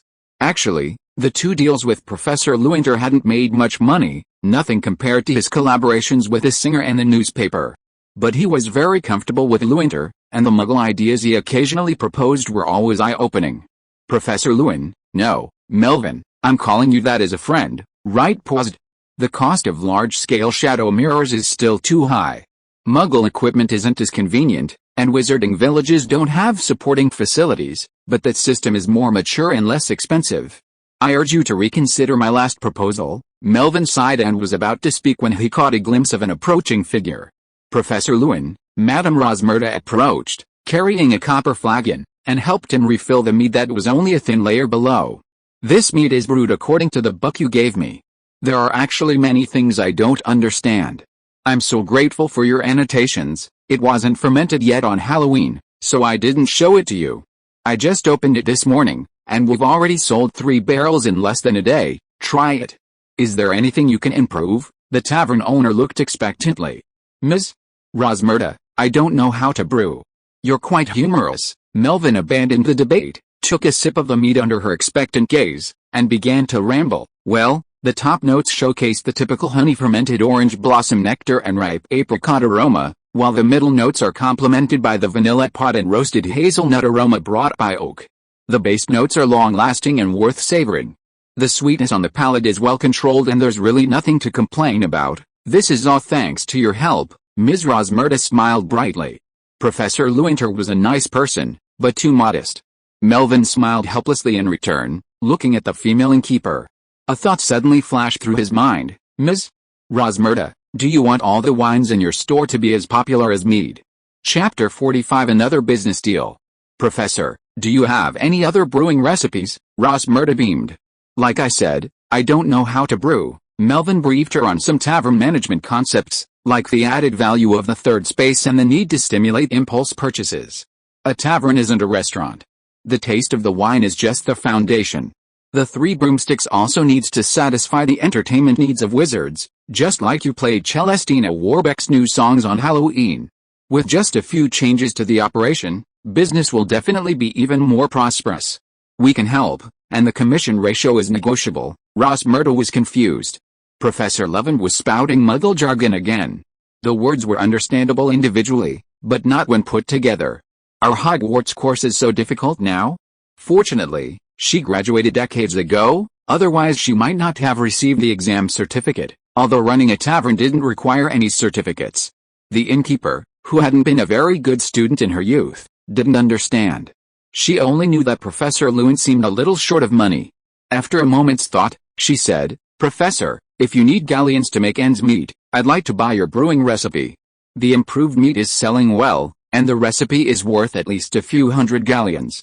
You deserve it. Melvin was at a loss for words. That's not what I meant. Rosmerta thought the amount might not be enough. If you have other brewing recipes, I'm willing to buy more, or hire you as a brewing consultant. The salary might not be as high as Hogwarts, but the advantage is that you won't have to work 24/7. You can just occasionally help me check the cellar and guide the brewing process. No thanks. Melvin finally understood why the three broomsticks attracted so many customers. Ms. Rosmerta was very good at interacting with people and was genuinely willing to help those with problems. She was clearly trying to help herself, but she used euphemisms to explain it. In a sense, this was also a long-term and sincere community service. Melvin thought for a moment and decided to change the conversation. Ms. Rosmerta, could you please tell me more about the tavern's business? How many drinks do you sell daily? What's your monthly turnover? It's no problem, Rosmerta told the professor without hesitation. Hogsmeade is a purely wizarding village. The three broomsticks primarily cater to the surrounding villagers, offering low prices and pursuing a strategy of small profits but quick turnover. Occasionally, travelers and merchants would pass through, preferring to visit the village's other inn, the Hog's Head, which is home to a diverse mix of wizards and even non-wizards. The drinks there are stronger, the location is more secluded, and the news is more accessible. On a typical day, they sell a maximum of 200 galleons of alcohol, which, after deducting costs, only leaves them with a profit of 20 to 30 galleons, bringing in a few hundred galleons per month. Part of this income went into favors. It wasn't bribes, but simply sending some wine to the relevant Ministry of Magic staff and Aurors. He also sent some to Cornelius Fudge. Occasionally, during raids on dark artifacts or the capture of dark wizards, he could ask for a favor, saving the need to search the oak barrels still in use in the cellar. He also sent some wine to the professors at Hogwarts, but this was a bit tricky. Whether it was Professor McGonagall or Professor Snape, personally delivering it would almost certainly be rejected. If he sent it by L, he would have to pay for it later, and could only treat them to a drink when they came to the inn. Headmaster Dumbledore rarely showed up at the Three Broomsticks, but he was easygoing and would readily accept any sweet wine. Occasionally, when he encountered a drunk, mentioning Dumbledore and Hogwarts could save him a lot of trouble. It was all mutually beneficial. That's how business works. For the lonesome Madame Rosmerta, it was more than enough, no more, no less, to have accumulated a certain amount of savings over the decades. Rosmerta spoke of this without complaint.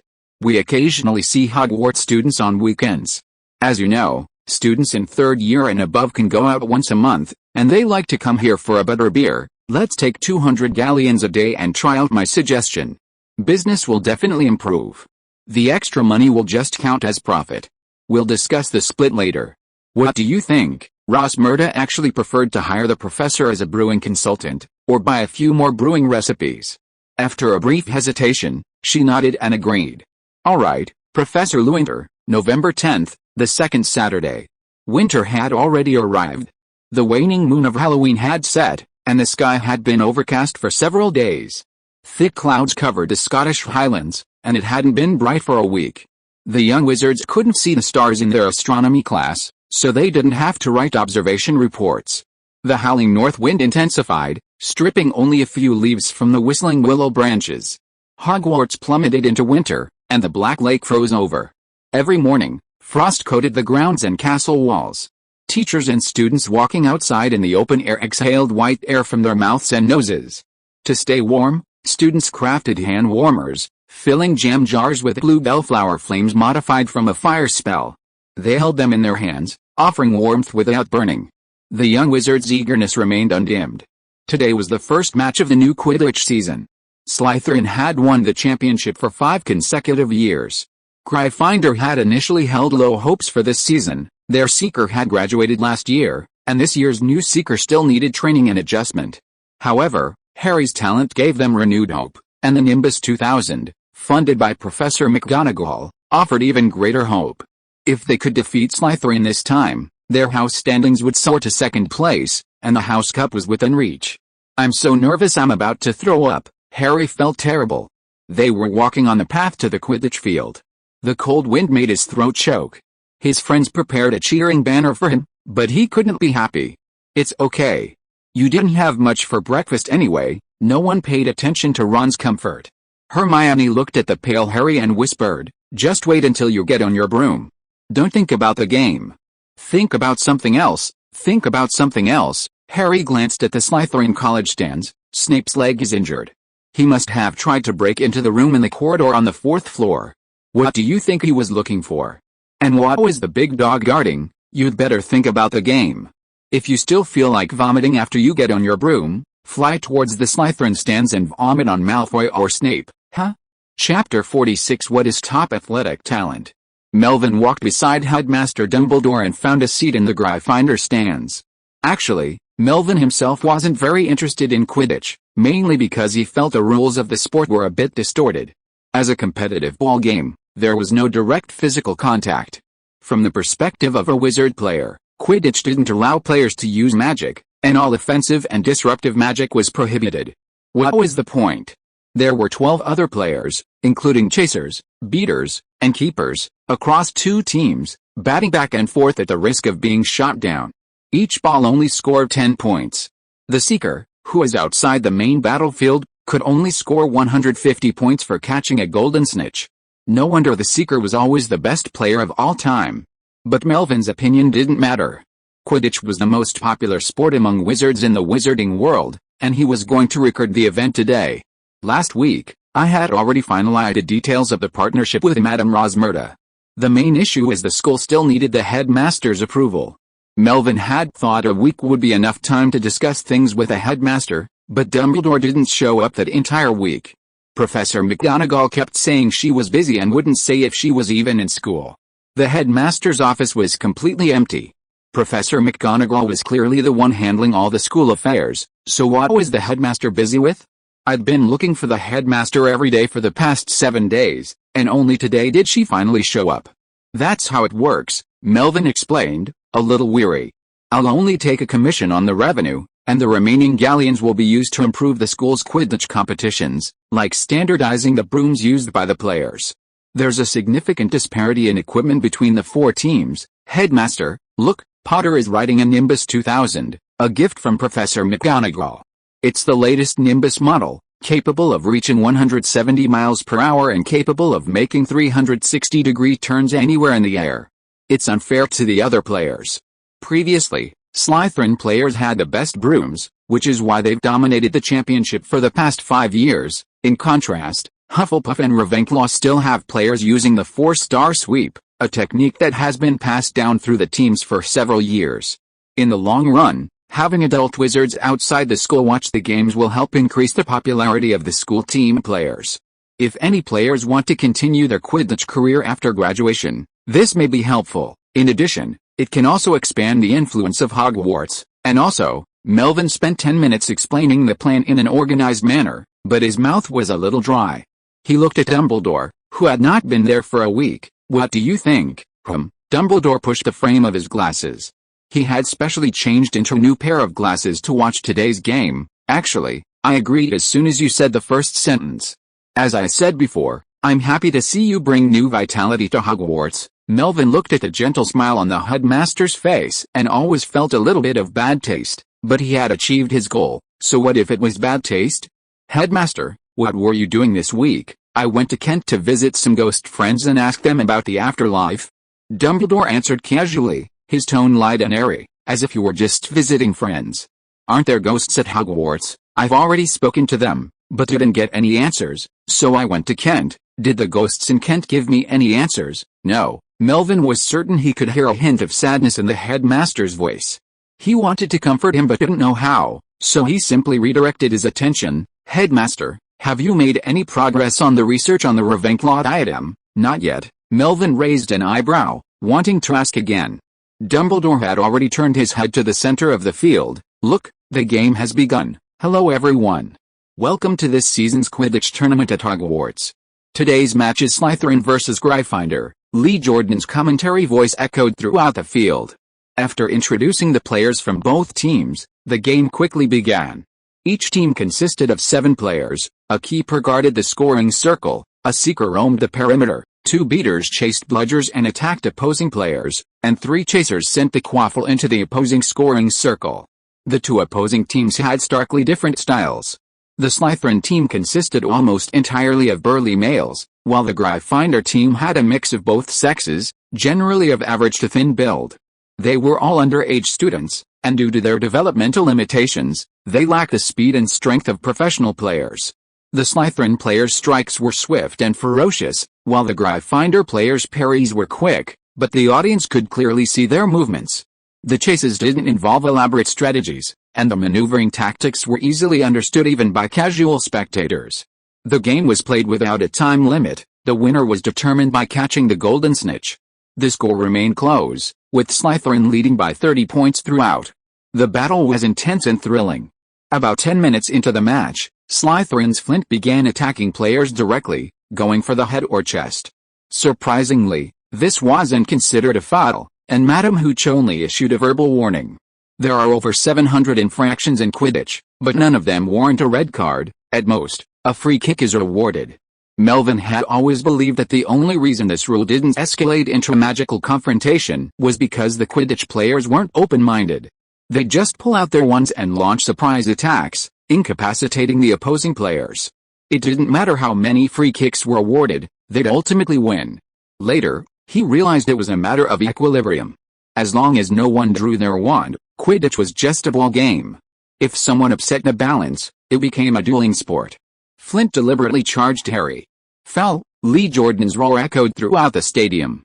Gryffindor was awarded another free kick, and as the crowd watched the outcome, only a few noticed something was wrong with Harry's broom. It started with a shaky start, then tumbled violently. Melvin's gaze darted around, quickly spotting the familiar little witch beneath a bed she transformed into a cheering banner. He watched as she cautiously made her way through the crowd, quietly making her way to the Slytherin stand, slipping into the attentive crowd, and then, setting Snape's robes on fire. Huh? Melvin couldn't help but smile. Dumbledore turned. A similar smile on his face. Anything interesting? Melvin nodded gently, his gaze shifting to the center of the field. The Nimbus 2000 was still twitching and swaying. Harry had been thrown off, one hand clinging to the long handle, precariously teetering. Headmaster, I think you should keep an eye on Potter at this moment. Eagles must experience the fall before they can soar. As he finished his words, the flames in the Slytherin stand grew, prompting exclamations of surprise. The twitching broomstick had stabilized. Potter, still sturdy after hanging on one arm for so long, pulled himself back onto the broomstick with a single hand, reascending, and then swooped down to catch the snitch. The game is over. Gryffindor wins 170-60. Melvin looked at Potter's thin body and was silent. What a powerful physical talent this is. Chapter 47, Tavern Match, 2-1. The game ended and the students gradually dispersed. Although there were no regulations regarding image rights in the wizarding world, Melvin felt that he still needed to consult with the players on both sides. He went to the two headmasters to explain the situation and suggested that they go to the students together to communicate. Snape didn't want to pay attention and just said a few words to let Melvin go find the players himself. He hurried back to his office to deal with the burnt hem of his robes. That was the situation. When Professor McGonagall took Melvin to find the players, both teams were sorting their robes in the locker room. The atmosphere on the Gryffindor side was lively, and they were laughing and playing rock paper scissors to decide who would stay and return the broom. The Slytherin side was in a bleak state.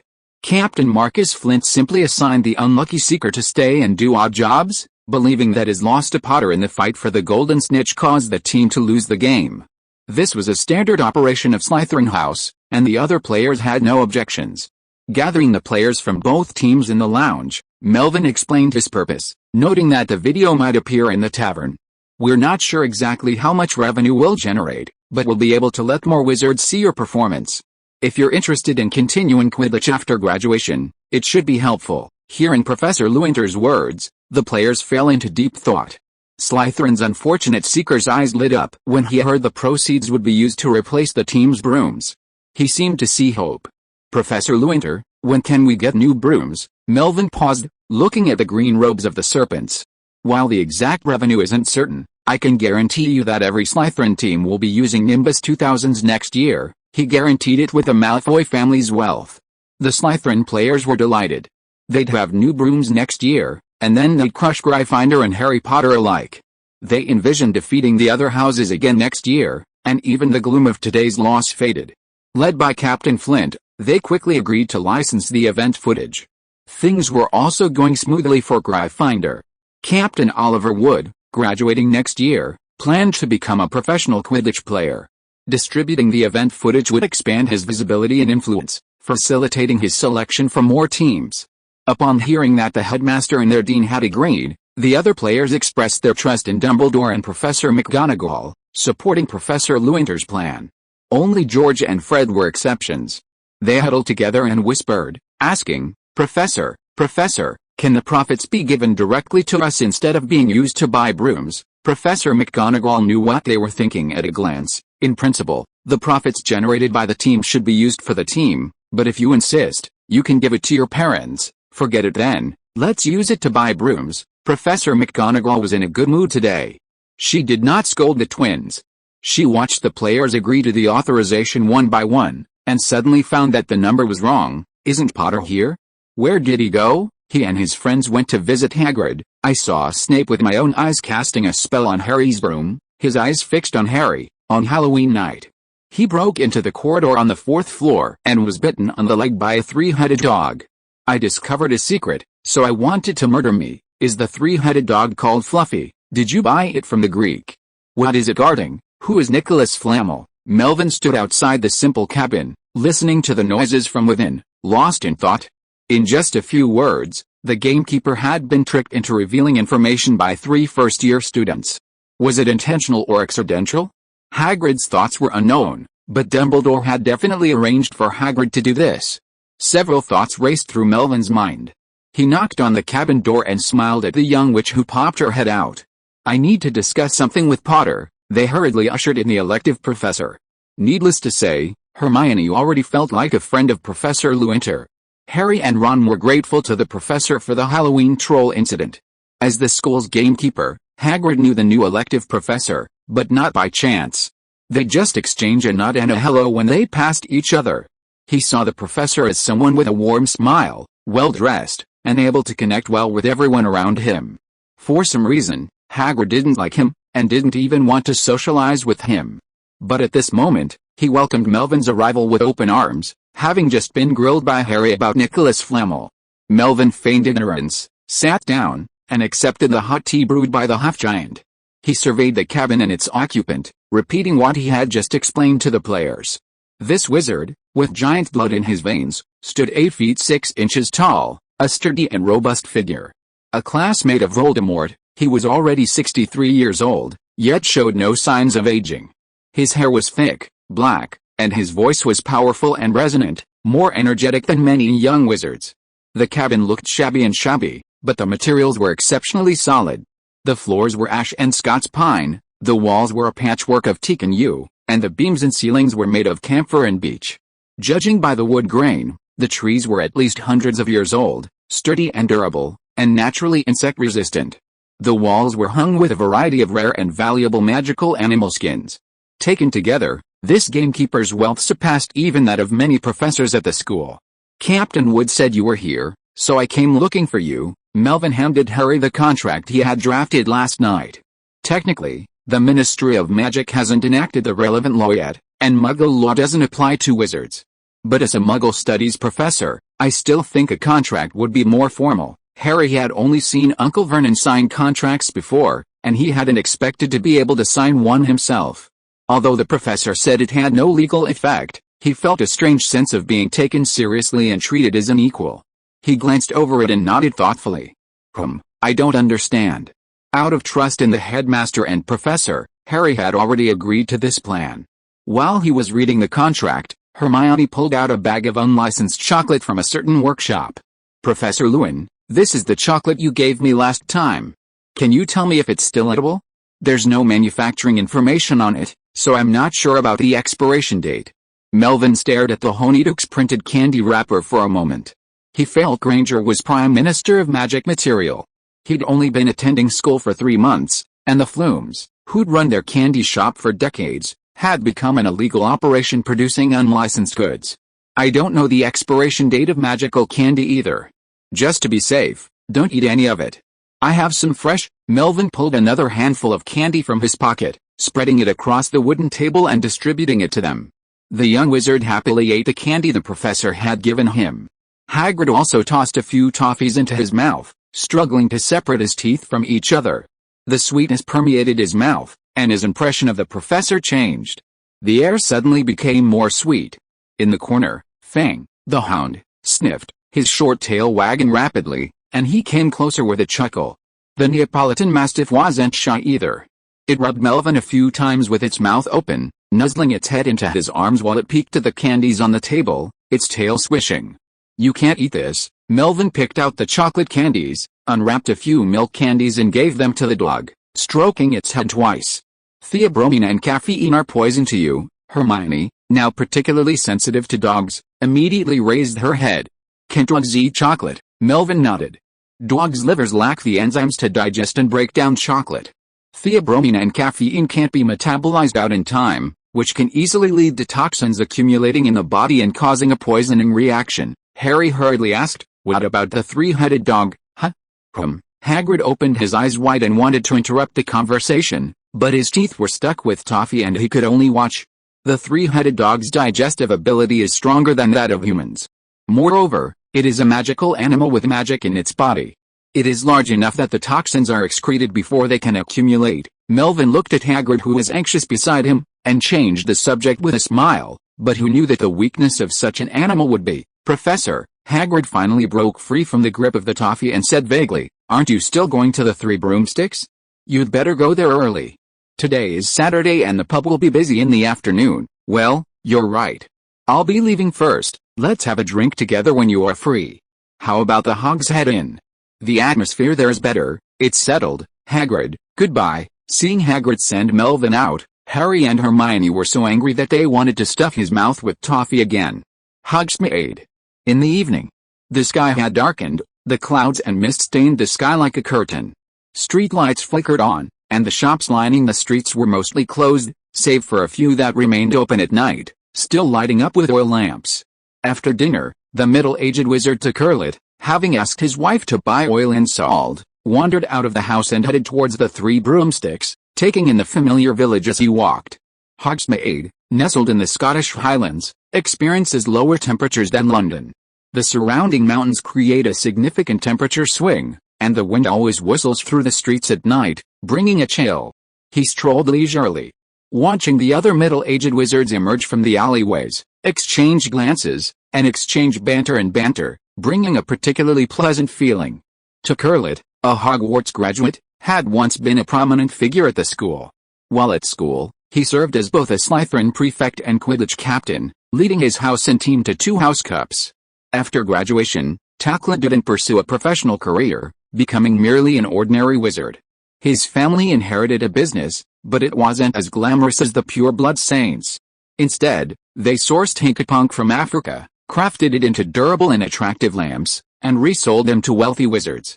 While the family's business, passed down through generations, wasn't a lucrative one, it did provide for his family, allowing him to live a happy and stable life. Tukurlet's greatest passion was Quidditch. His past regrets had faded with age, and now he simply loved watching the games. He took his family to the Quidditch World Cup, held every 4 years. He was what fans called a champion fan. He supported whoever won. Before last year's final, he backed Scotland, who had a better chance of winning, and afterward, he became a devoted fan of Canada. He valued honor and respected the strong. Tukurlet felt his vision was sound. He would remain a devoted fan of the Canadian national team until the next Quidditch World Cup, enjoying the glory of victory at the Three Broomsticks as a fan. That was the way Slytherins were. But his plan was thwarted when he met Malcolm. Malcolm was his age and had been Gryffindor's Quidditch captain.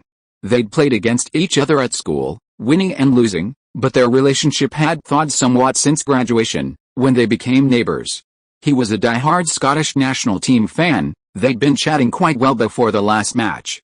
After the match, he stubbornly insisted that Scotland was stronger and that Lamont had simply lost the championship because of a shorter finger. The two of them started arguing. Gryffindors are all stubborn. He'd have to win this argument tonight. With unwavering conviction, Tukurlet pushed open the door to the Three Broomsticks. Sure enough, Malcolm had arrived, sitting at his usual spot at the counter. Tukurlet walked over and sat down nearby. Instead of his usual butterbeer, he ordered a glass of mead. Looking down, he saw another glass of mead beside him and scoffed inwardly. "Aren't you a stickler for your own way? Why didn't you order butterbeer and follow the crowd for mead? I can't explain it to a Slytherin like you, with your brain clogged by dragon dung and maggots." The battle was about to break out. and the tavern suddenly filled with vulgar curses and greetings. The onlookers listened with a smile. It was truly entertaining. They could catch up on the players' gossip and learn long-lost wizarding slang. It was something they looked forward to every weekend while enjoying their drinks. Madame Rosmerta silently polished the window, accustomed to it. When the weekend patrons had mostly gathered, she placed the silver ladle in the barrel and stood up to go into the back room. The patrons were absorbed in the bickering between the two fans, occasionally adding fuel to the fire. Only a few noticed the landlady's movements as she pulled out a large, transparent silver mirror from behind. Some of the patrons' attention was drawn to the scene. Tuckerlet and Malcolm, engrossed in their argument, noticed a sudden silence around them. With fewer people fanning the flames, their arguing waned, their flow becoming less fluid and more halting. But they persisted in describing the dragon dung in each other's heads until a young, resonant voice boomed, "Welcome to this season's Hogwarts Quidditch match." Tuckerlet and Malcolm turned to see the vivid image on the silver mirror. Their eyes widened, fixed on the strange yet familiar pitch, unblinking. Today's match is between Slytherin and Gryffindor. A roar of applause erupted throughout the pub. Chapter 48. The principal also needs help. A chorus of low exclamations erupted. Tucklet and Malcolm shared a shared sense of shock, their eyes filled with uncontrollable surprise and nostalgia. The scene reflected in the silver mirror was a reflection of their youth, a youth they could never forget even after decades. After about half a minute, the patrons regained their composure and left their seats to sit in front of the mirror. Those who couldn't sit in the back stood up to watch. Tucklet and Malcolm were slower to react and had to stand in the back. At that moment, a silvery mist swirled within the mirror, gradually filing the entire surface and filing the patrons' field of vision. It was as if they were standing in the stands of a Quidditch pitch. Cheers filled the air, filling the atmosphere with excitement. I'll commentate on today's match. Let's start with the players. Gryffindor has undergone significant changes to its roster. Alicia Spinnet and Katie Bell have been promoted from the bench to regulars. Freshman Harry Potter, with his exceptional flying talent, has been specially recruited to score, becoming the youngest seeker ever. Can he lead Gryffindor to victory? Let's wait and see. Upon hearing the boy's name, the tavern immediately buzzed with discussions. Malcolm, who graduated from Gryffindor, was even more proud. He couldn't help but pump his fist in cheer, and took a sip of mead happily. The Slytherin team has not changed. It continues the lineup of last year. Can they continue their winning streak after winning the 5 consecutive college cups? The lineup is stable, the strength is strong, and the record can be checked. Why is the Slytherin team more likely to win? Tacklet raised his eyebrows, raised his glass and nodded to his neighbor next door, took a sip, and a sarcastic smile appeared at the corner of his mouth, showing the style of Slytherin. Malcolm gritted his teeth and took another big sip of the wine. When he found that the glass was bottomed out, he waved to the female owner of the tavern for another glass. Ms. Rosmerta came over with a wine pot, filled the glass and walked towards other guests without saying a word, with a smile between her eyebrows. In just a few minutes, before the match officially began, over a dozen glasses of mead had already been sold, and many customers were already asking for more. It seemed they were ready to drink to their heart's content. Business was booming. With a blast of Madame Hooch's silver whistle, 15 brooms soared into the air. The lively atmosphere in the tavern heated up again. The quaffle was immediately snatched up by Angelina Johnson of Gryffindor. What a brilliant chaser she is, and quite stunning too. Jordan, I'm sorry, Professor. Lee Jordan was reprimanded by the professor for his unprofessional commentary. A low laugh echoed through the tavern.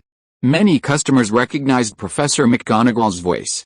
This little interlude didn't dampen their excitement. Instead, it brought back memories of their school days, their playful laughter tinged with nostalgia.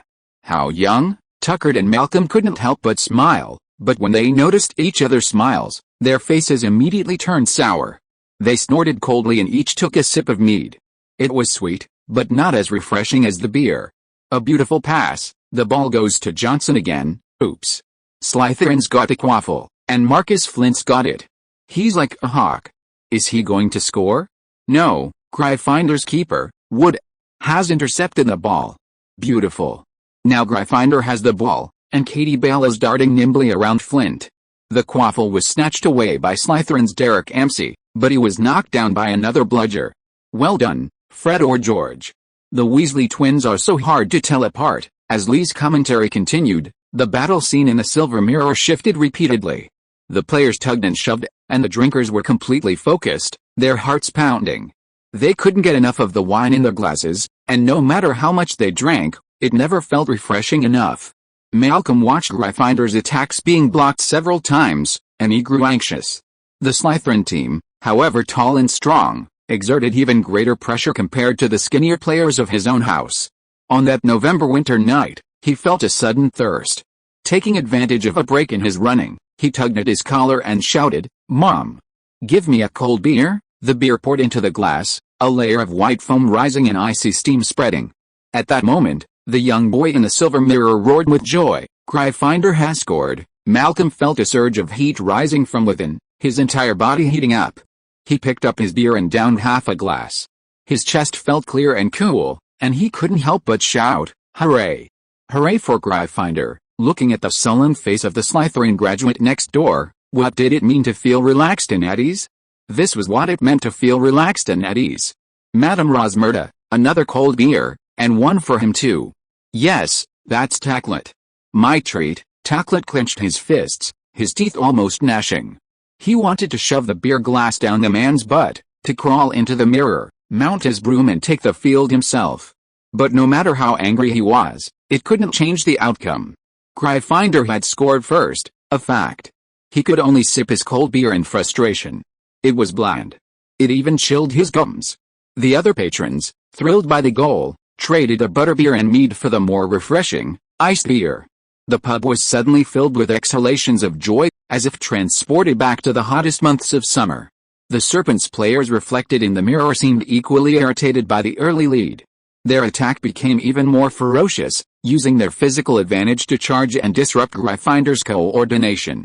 The quaffle was intercepted by a Slytherin. Flint nearly hit the twins. Adrian Pugh sprinted towards the goal post. After 5 minutes of protracted battle for possession, Slytherin delivered a vicious strike.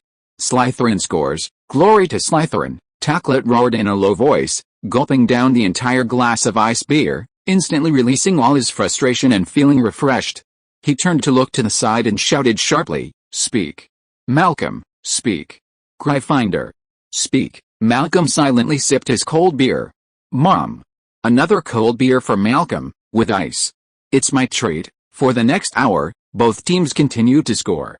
Slytherin was generally the stronger team, scoring goal after goal, while Gryffindor only managed two. The score gradually widened, and the situation became increasingly serious. Malcolm refilled the cold beer in front of him, and by the end it had become a bit bitter. Was he really going to be outdone by this guy? He had never felt so humiliated in school. Now the only hope of victory was his. Malcolm cast his gaze towards the figure on the outer circle of the court. Wearing round glasses, his bangs blowing and revealing a lightning-shaped scar on his forehead, the famous Harry Potter was unfortunately thin and short. The Slytherin seeker looked twice his size. The hope of victory seemed slim. Malcolm tilted his head back and took a sip of his ice-cold beer. The beer was cold, and his heart was even colder. However, the next twist was unpredictable. Potter was the first to spot the snitch, and during the attempt to seize it, he was bumped by Flint. His broomstick seemed to lose control, and Potter dangled precariously from it. Just as Malcolm's heart sank, the screen flickered. Potter quickly recovered, leaping onto his broomstick, accelerating and diving, catching the snitch in one swoop and ending the match. "We won." Malcolm was stunned for a moment, then quickly realized, his face ecstatic. "We won. Gryffindor wins." The pub erupted in excitement. Hail Harry Potter! With the exception of a few Slytherin graduates, the patrons mostly supported the boy who lived, cheering and celebrating. Malcolm looked over to his neighbor, whose eyes were glazed. The defeat had come so quickly and so suddenly, and the shock was so great that he couldn't quite process it. He seemed still recovering from the shock. "Mom! Give Tacklet a beer." Tacklet's lips trembled as he observed his expression. Malcolm's lips curled up into a smile. After a brief pause, he continued, shouting, "1 beer for everyone. On me, to Harry Potter, to Harry Potter." Madame Rosmerta, standing behind the counter, though a little tired, could hide a smile on her face. At first, she was calculating tonight's sales, but then she busied herself with refilling glasses, her head spinning. A rough estimate suggested tonight's revenue was equivalent to 2 months' worth. Professor Lewynter wasn't just a brewer, he was also a master at running the tavern. It was a shame the next match wouldn't be until a month later. The landlady smiled and drank with them, their glasses clinking like galleons dropping into pockets. December 14th, Saturday. The winter snow had fallen intermittently for over half a month, blanketing the streets of Hogsmeade with several feet of snow. The shop walls were cold and hard, and even though the fireplaces were roaring, the windows rattled in the cold wind. Passers-by walked through the open air, their breath a puff of white mist, and the wind stung exposed skin, piercing it like a knife. The cold and snow couldn't chill the fiery hearts of the residents. After dinner, they streamed out of their homes, trudging through the snow to the Three Broomsticks, leaving a trail of footprints on the ground. Over the past month, with repeated replays of the matches and word of mouth spreading, the Three Broomsticks' popularity has skyrocketed. The crowds attending the matches are no longer just patrons, many are bringing their families, who have become a new entertainment venue. The Three Broomsticks also caters to young wizards, and the butterbeer they sell to minors doesn't actually contain beer. The pub is packed every night, forcing Madame Rosmerta to hire several staff members and even staff the back kitchen and wine cellar with house elves. Hogwarts Quidditch is a single round-robin tournament, with each team playing one match against the other three. The four houses play a total of 6 matches, one per month, starting in November and ending in June, excluding Christmas and Easter holidays. Finally, the points are tallied to determine the champion. If 2 teams are tied, an extra game will be played. Today's match features Hufflepuff vs Ravenclaw. Compared to Gryffindor and Slytherin, these 2 teams are slightly weaker, and the action is less intense. However, the footage has been edited, switching between multiple angles rather than being limited to a single viewpoint, allowing for optimal viewing. Highlights are even replayed in slow motion, making it even more enjoyable. Hufflepuff and Ravenclaw also boast numerous wizards who are eager to support their respective houses.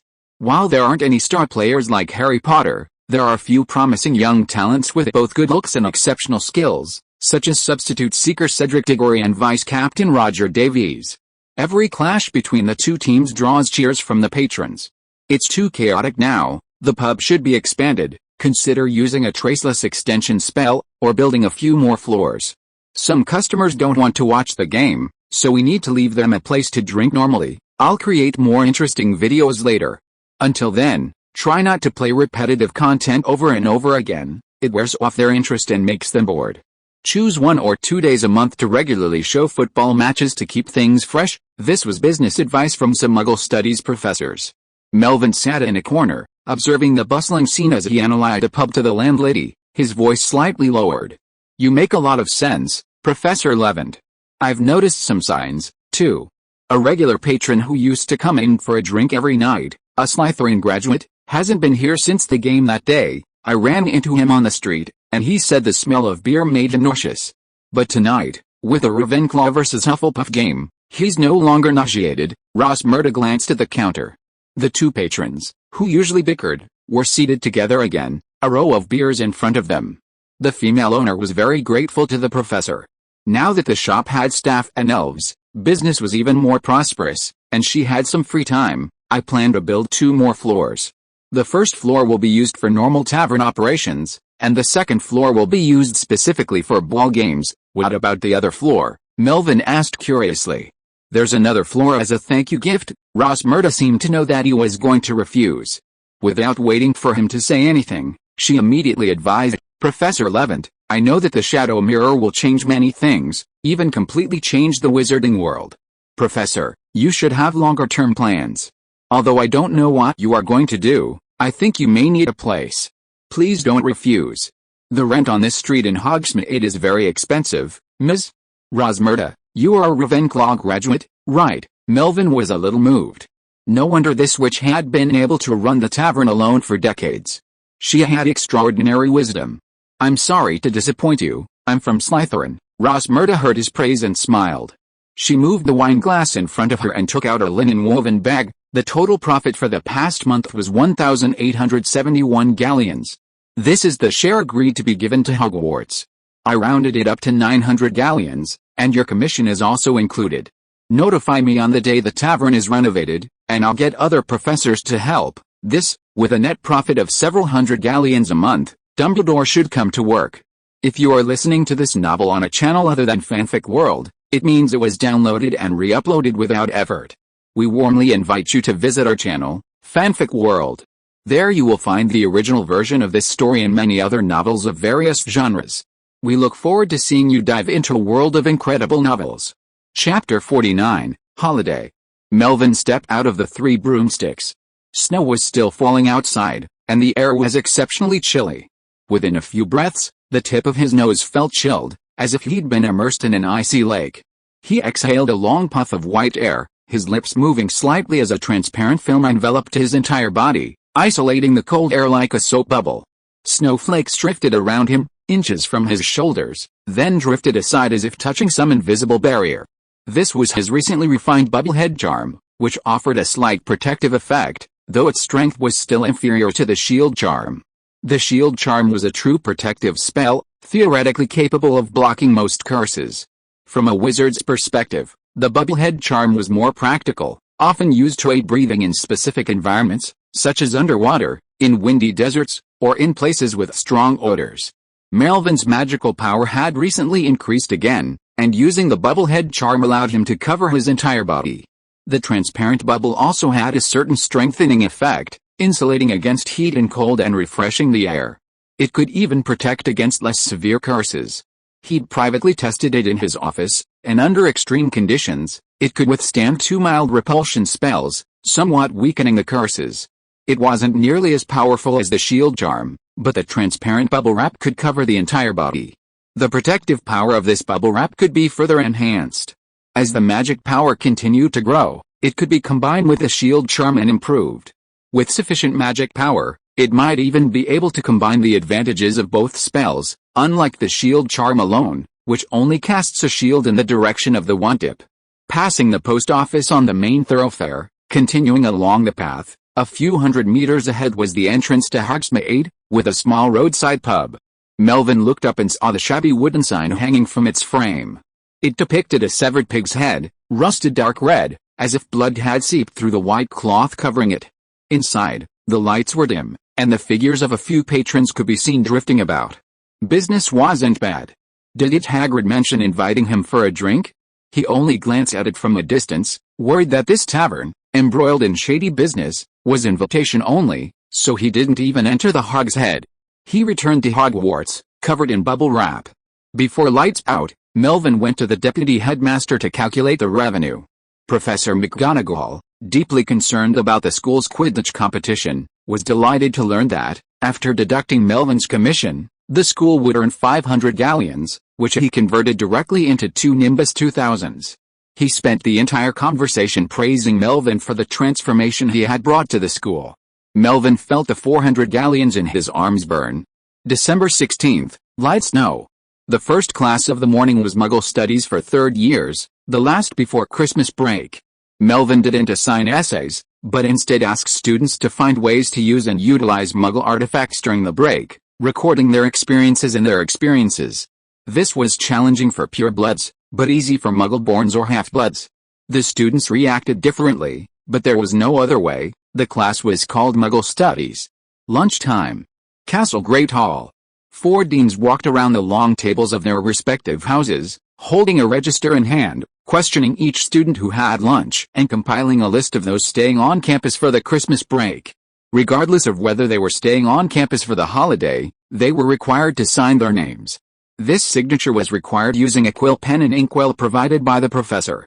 The quill was inlaid with the gold thread, and the special ink had a shimmering, beautiful quality. At first glance, nothing seemed out of place. The gold thread was slender, and the ink crystal was luminous, inviting a second look. Melvin was somewhat surprised to find that the deans, while questioning each student individually, only had the freshmen sign their names, while students from other grades were being registered at random. He had a vague feeling that something was amiss, and he peered more closely at the quills and inkwells in their hands. That seemed to be a magical contract. Professor Kettleburn of the Care of Magical Creatures class saw that he had discovered a clue and pointed out directly, based on the relevant regulations of the International Statute of Wizarding Secrecy and the Law on Reasonable Restraint of Underage Wizards, the Ministry of Magic prohibits underage wizards from casting magic without permission and requires new students in the school to sign a magical contract called Tracing Thread before the Christmas holidays. Tracing Thread, as the name suggests, It is a magical filament that monitors traces, Kettleburn explained, after the contract is signed. The tracking thread made by the Ministry of Magic will be wrapped around their ring finger until the student reaches adulthood. When magical fluctuations appear near the tracking thread, the Ministry of Magic's Office for the Prohibition of Misuse of Magic can immediately detect the specific location and conduct an investigation. If it is a normal wizarding environment, such as Hogsmeade, Diagon Alley or Knockturn Alley, it will be regarded as a normal magical trace. If it is a Muggle town, a warning letter will be sent immediately. Around the 16th century, tensions between Muggles and wizards intensified. Unaware of the truth, Muggle residents launched large-scale witch hunts, arresting and publicly beheading wizards who engaged in witchcraft or displayed signs of magic. With the exception of a few unlucky individuals like Nicholas, whose wands were lost during arrest and whose heads remained attached to the flesh, most adult wizards managed to escape through magic. However, underage wizards were less skilled in magic, and many students were persecuted for displaying magic during that period. Muggles persecuted underage wizards, and adult wizards retaliated against them. Repeated incidents of this kind fueled resentment, leading to a precarious situation. The newly established British Ministry of Magic sent a delegation to the Muggle monarch, hoping for Muggle law to recognize and protect wizards. However, England was then ruled by Mary II, known as the Bloody Queen, and the negotiations unsurprisingly failed. The Ministry of Magic didn't want to declare a formal war with Muggles. To protect underage wizards and ensure they strictly adhered to the Statute of Secrecy, the Unspoken of the Department of Mysteries dug up the Tracer Thread contract from ancient magic and had it signed by new students at Hogwarts. Until a young wizard reached adulthood, the Tracer Thread could detect all magical fluctuations in the surrounding area. If there was a risk of exposure, the Ministry would immediately send a notification letter, then known as a warning letter. Later, the Statute of Secrecy regulations were gradually refined, and the warning letter evolved into a warning letter. If violations of the statute caused serious consequences, the Department of Law Enforcement could, depending on the circumstances, initiate legal action. These regulations continue to this day. Given the current easing of tensions and the demise of witch hunts, coupled with the numerous limitations and loopholes of tracer thread magic, false detections are common, and even adult wizards casting spells near the tracer thread can trigger detections. In short, the regulations are very flexible. The warning letter has become largely a formality, and under normal circumstances, the Ministry of Magic rarely troubles young wizards. Melvin's gaze swept across the Graffinder table, lingering for a few seconds on a bespectacled student, his expression a subtle one. What about the Ministry of Magic having the final right of interpretation, and what about flexible law enforcement? He asked Kettleburn curiously. What do you mean by normal circumstances? As long as there aren't any serious incidents. What constitutes a serious incident? Let's just have the Department of Magical Accidents and Catastrophes work overtime. Let's not talk about those awful guys. Kettleburn's forehead wrinkles as he smiled, and he was in a good mood because of the upcoming Christmas holiday. Melvin, will you stay in school during the holiday? Under normal circumstances, you really should stay in school. The school's Christmas dinner is very good. It sounds like you don't plan to attend. I'm planning to go to Cornwall. There's an elf festival there. Kettleburn swung his empty sleeves with one hand, wiped his mouth with a napkin with the other, and turned to look to the side. Quirinus, if you don't want to stay in school, come with me to Cornwall. By the way, I'll tell you about the three-headed dog. You've asked me about it several times recently. Also, tell me about your experience in Albania last summer. I've always wanted to explore the forest there. No need. Quirrell's eyes dodged, and he quickly glanced at Melvin, as if he was panicked. He moved a little to the side and explained haltingly, the temperature has dropped in the past half-month, and I've been sick and feeling very uncomfortable. I plan to stay in the lounge to recuperate, and I don't want to attend the Christmas dinner. Well, if it's serious, it's better to ask Poppy to see a doctor. Kettleburn's expression changed slightly, and he didn't ask any further questions, but limped out.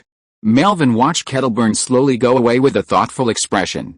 The invitations just now were full of hidden meanings, and the old and lame professor who was nearing retirement seemed to have sensed something. December 20th. The weather is getting colder day by day. Hogwarts is on holiday today. At 10 o'clock in the morning, the express train arrived at a Hogsmeade platform, and the students going home took the Thestrals to the station. In the past few days, Hagrid has moved in 12 first to make Christmas trees and filled the hall. Professor Flitwick is always wandering around the castle, waving his wand. Obsessed with decorating the castle with colorful lights and glittering ornaments. Professor Sprout hung freshly picked holly and mistletoe branches on the wall. Professor McGonagall was busy dealing with the paperwork to be submitted to the board of directors. Snape and Quirrell were wary of each other, testing each other's wits. They could often be seen staring at each other in the corner. This conversation generally went through 3 phases. The first, a silent gaze. The second, Quirrell hesitated to speak, and then, Snape bullied others for stuttering, cursing uncontrollably, completely failing to communicate effectively. Melvin was helping decorate the Great Hall, assisting Flitwick and Hagrid with odd jobs. The hem of his shirt was gently tugged. Thinking it was Professor Flitwick who needed help, Melvin looked down and saw it was Miss Granger, who came to say goodbye. She was half a head taller than Professor Flitwick. The little witch's hair was disheveled, wrapped in a red and gold scarf, making her face look small, but her front teeth looked a little large, giving her a beaver-like appearance. A cute touch? Professor Lewin, Miss Granger. Melvin half knelt down to meet her eye level. Without asking what she wanted, he pulled a handful of candy from his pocket, thought for a moment, and then took out an apple and handed it to her. Merry Christmas in advance. I won't get you a present. Hermione blinked, a little confused. Merry Christmas to you too. Does the professor think she is a kindergarten kid? Candy is acceptable, but why is there an apple? Hermione looked down at her gloved hands, then at the handful of candy, and froze in place, not knowing how to take it for a moment. Melvin saw her helplessness, and thoughtfully reached out and put the candy and apple into her hood. The Hogwarts winter school robe has a hood, and anyway, if you don't wear a hood normally, it's just a pocket. Have fun at home on your vacation, don't always think about studying. After saying goodbye to the professor and turning to leave, Hermione felt the heaviness on the back of her neck. Her expression was a little dazed, and her mind was a little confused. What did she look for the professor for? Melvin watched the little witch walk out of the hall, and felt that her walking posture was more like a beaver, but she didn't know how those 2 front teeth would bite an apple. The professor of Muggle Studies smiled gently, and people should bite apples on Christmas Eve. The corner of her clothes was pulled again. This time it was really Professor Flitwick. Melvin, hand me the star ornament. Okay, Melvin is very popular with students. Maybe it's because the troll on Halloween night was grateful to me. I think you are good looking. The fir tree was gradually decorated like a Christmas tree, with all kinds of glowing star and moon ornaments suspended between the treetops, spreading glittering dust. Snape came over at some point, with greasy hair and expressionless face, staring at them decorating the Christmas tree. In fact, for a period of time after Melvin was sorted into Slytherin by the Sorting Hat, Snape had a good impression of him. But after the psychology popularization incident happened, he became disgusted with this person. Professor Lewin is indeed very charming. Even freshmen who don't have elective courses will make a special effort to say goodbye to you before leaving. You must be very proud of it, right? Very happy indeed. Melvin raised his head to manipulate the levitation technique, hanging an ornament on the treetop, lowered his head to pick up another one, and suddenly caught a glimpse of a familiar figure in his peripheral vision. He couldn't help but smile and said, Professor Snape is also very charming. Students from your college have also come to say goodbye to you. Snape turned his head and looked, his eyes slightly narrowed. Draco Malfoy. Professor. Draco looked away, not daring to meet the professor's gaze. He took out a beautifully bound invitation from behind him and spoke a little haltingly. Our family will hold a Boxing Day dinner at the manor. My father asked me to pass the invitation to you and invite the professor to the dinner. Your father, Lucius. Snape did not take the invitation, but stared at Draco's head. Why did he invite me? Draco's hand trembled as he handed over the invitation. I don't know. Snape saw his performance and reacted immediately. His face was as ugly as if he had eaten a fly. Chapter 50 Christmas morning. Christmas arrived in the blink of an eye. Early in the morning, the owls outside the window hooted a bit. Melvin was awakened by them and slowly opened his eyes.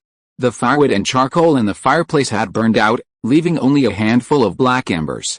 The room still felt warm, the air warm and dry, a little stuffy.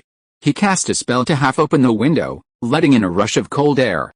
Outside, he could hear the howling of the north wind sweeping across the grounds and towers. A pile of packages lay on the carpet beside the bed. He changed out of his pajamas and slowly washed up. Hogwarts has 24-hour hot water. Who could believe that? It could only be said that house elves were the foundation of the school. By the time he emerged from the bathroom, the stifling air that had accumulated overnight had completely cleared from the room. Melvin finally reached his bedside and opened the Christmas packages he had received. His old friends were across the ocean, so he wouldn't be receiving any gifts this year. He had only been at Hogwarts for 3 or 4 months and hadn't met or befriended many wizards, so the gifts weren't numerous, and he counted them quickly. Ms. Marchbanks sent some cookies, though they didn't look particularly attractive, apparently handmade by her. Several of the elective professors gave him some exquisite men's jewelry, perhaps because they felt it suited his personality. Professors McGonagall and Flitwick sent books, and Professor Sprout sent some dried flower buds, which had a lingering fragrance.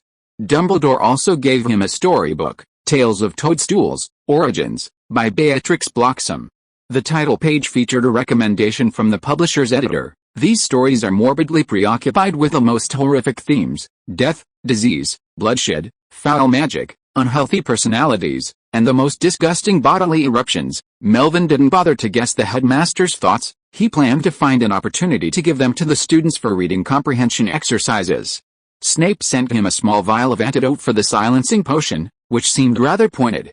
Sensing the potion's veil of malevolence, Melvin quietly put it away, planning to sell it to Mr. Borgin sometime.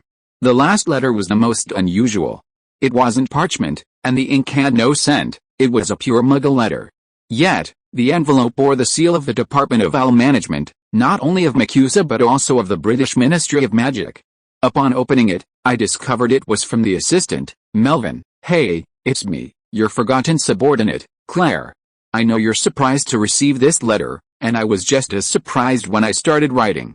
After arriving at Disneyland, I tried to contact you, by phone, text, and email, but received no response.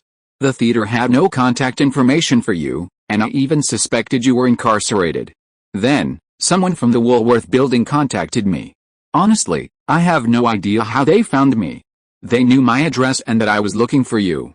They asked me about your time at the theater and the details of how those special effects were achieved. I suspect they were an official agency, a Pentagon office or something. Their questioning was quite unique, you know? It perfectly matched my image of a clueless bureaucrat. A relatively friendly Mr. Graves told me that you're volunteering at a remote, underdeveloped school on the British border. With no electricity, water, or internet, contacting you through normal channels is difficult, and we can only communicate through letters. This is the 7th letter I've sent. The previous 6 were all returned, stating that international mail required censorship. Damn it, I'd rather believe you were arrested for leaking state secrets or something. Getting back to the point, I don't know how you arranged it. I thought I'd be training at a Hollywood company, but I ended up getting hired straight at Walt Disney. I get the same benefits as a regular employee, and my promotion was incredibly smooth. Everyone thinks I have some special background. Because of my smooth promotion, I'll be transferred to Paris after Christmas break to help manage the operations of the Disneyland theme park, which will open next year. Boss, are you still my boss? Write me back as soon as possible. Merry Christmas. I hope you get this before Christmas. Your less than faithful subordinate, Claire. Melvin put the letter down, a faint smile on his face. He opened his inkwell and, while waiting for his quill to fill with ink, began to think about his reply. Principal's office. On a shelf, Fawkes the Phoenix nestled in a tattered cloth cap, legs curled up, head pecking. Though too sleepy to open, he couldn't fall back asleep once awake. His dark eyes fixed on the old wizard's shaggy, silver hair, revealing a human-like resentment, his short beak agape in a cackle. He chattered away, like a hen incubating eggs. The portraits of past headmasters had also awakened. Some frames were empty, their portraits were no longer inside, perhaps even having left the previous night and unlikely to return this holiday. These empty frames made the other headmaster portraits envious. Portraits of the same wizard were interconnected. For example, Madame Devon was not only the headmaster of Hogwarts but also the headmistress of St. Mungo's Hospital, allowing her to travel back and forth between the hospital and the school. Several headmasters also had portraits in their families, allowing them to travel during holidays. For them, this was a testament to the continued legacy of their family. Some headmasters came from once renowned pure-blood families, but no one had heard of them since. For example, Headmaster Phineas Black. His family hadn't had any offspring enrolled in school in years, perhaps the Black family line had died out. The portraits huddled together, whispering, their gazes directed downward. A dozen or so delicate silverware pieces sat on a round table with spindly legs, swirling and emitting small puffs of smoke. The headmaster, who had risen early, was unpacking his Christmas parcels. One by one, exquisitely bound books were unpacked. The pages were thick, each one a voluminous tome with profound content, the titles enough to dissuade anyone from reading: A Manual on the Taming of Dangerous Magical Creatures, Stings and Scales, The 7 Doors of Alchemy, Fluids and Frames, The Philosophical Paradox of Transfiguration, How to Escape Gracefully When a Spell Backfires, and My Magical Self. Almost all the gifts were books, including those from the professors. Only Melvin had given a pack of Muggle whistles, the hollow, round candies that made a soft whistling sound when put in the mouth. Dumbledore tasted one, and his mood brightened slightly. Putting aside the thick volumes he'd ignored just by their titles, the old headmaster reached for Magic Me, flipping the cover. He was met with a dazzling smile, the wizard in a sky-blue tuxedo baring his white teeth. Below was a long biography of the author, Gilderoy Lockhart, 3rd Class Order of Merlin, honorary member of the Anti-Dark Arts League, 4-time winner of the Wizard Weekly Most Charming Smile Award. The headmaster's portraits behind him all looked disdainful, but Dumbledore perused the book with gusto. He flipped through a few pages and placed the book close to him, intending to read it more carefully later. Next, he responded to letters from old friends. Ms. Marchbanks and Mr. Tofty of the Wizarding Examinations Authority, Amelia Bones, Kingsley Shacklebolt, and Alastair Moody of the Ministry of Magic, and the most sincere Minister Cornelius Fudge. Dumbledore read and responded to every letter carefully, even if it was just a simple holiday greeting. After all, many old friends are aging, and every letter now could be their last.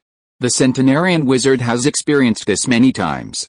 Newt Scamander, living in seclusion in Dorset, sent his regards, mentioning that his grandson, Rolf, would be starting school next year and hoping for help in looking after him. Nicolas Flamel, temporarily residing in Paris, casually inquired about progress on the Philosopher's Stone project and urged him to contact her if he needed any help. Molly, traveling abroad, enclosed a box of fudge with her letter, noting that she and her husband were visiting their second son, Charlie, in Romania this year. The other children would be staying at school over the holidays, and she hoped the headmaster would exercise strict discipline. Soon, only the last letter remained. Dumbledore held the envelope in his hand, his eyes a little complex, as he quietly studied the marks on the vellum, hesitating to open it. The envelope was a little dirty, even creased, and stained with mud and dust. The wax on the seal was a dark red, like dried, solidified rat blood. The envelope was worn and had a strange smell. Dumbledore stared at the envelope for a long time, but in the end, he didn't open it. He opened a drawer and placed the letter in a wooden box. Due to the limited viewing angle and distance, the portraits of past headmasters on the wall behind him could not see the information on the envelope. They could only vaguely see the seal on the wax seal Nermengered, from. End of this chapter. Thank you so much for reading until the end. Don't forget to give it a like. Looking for more exclusive content and immediate access? Subscribe to our Patreon. Remember, every like, subscription or donation encourages us to continue. Thank you all. See you in the next video.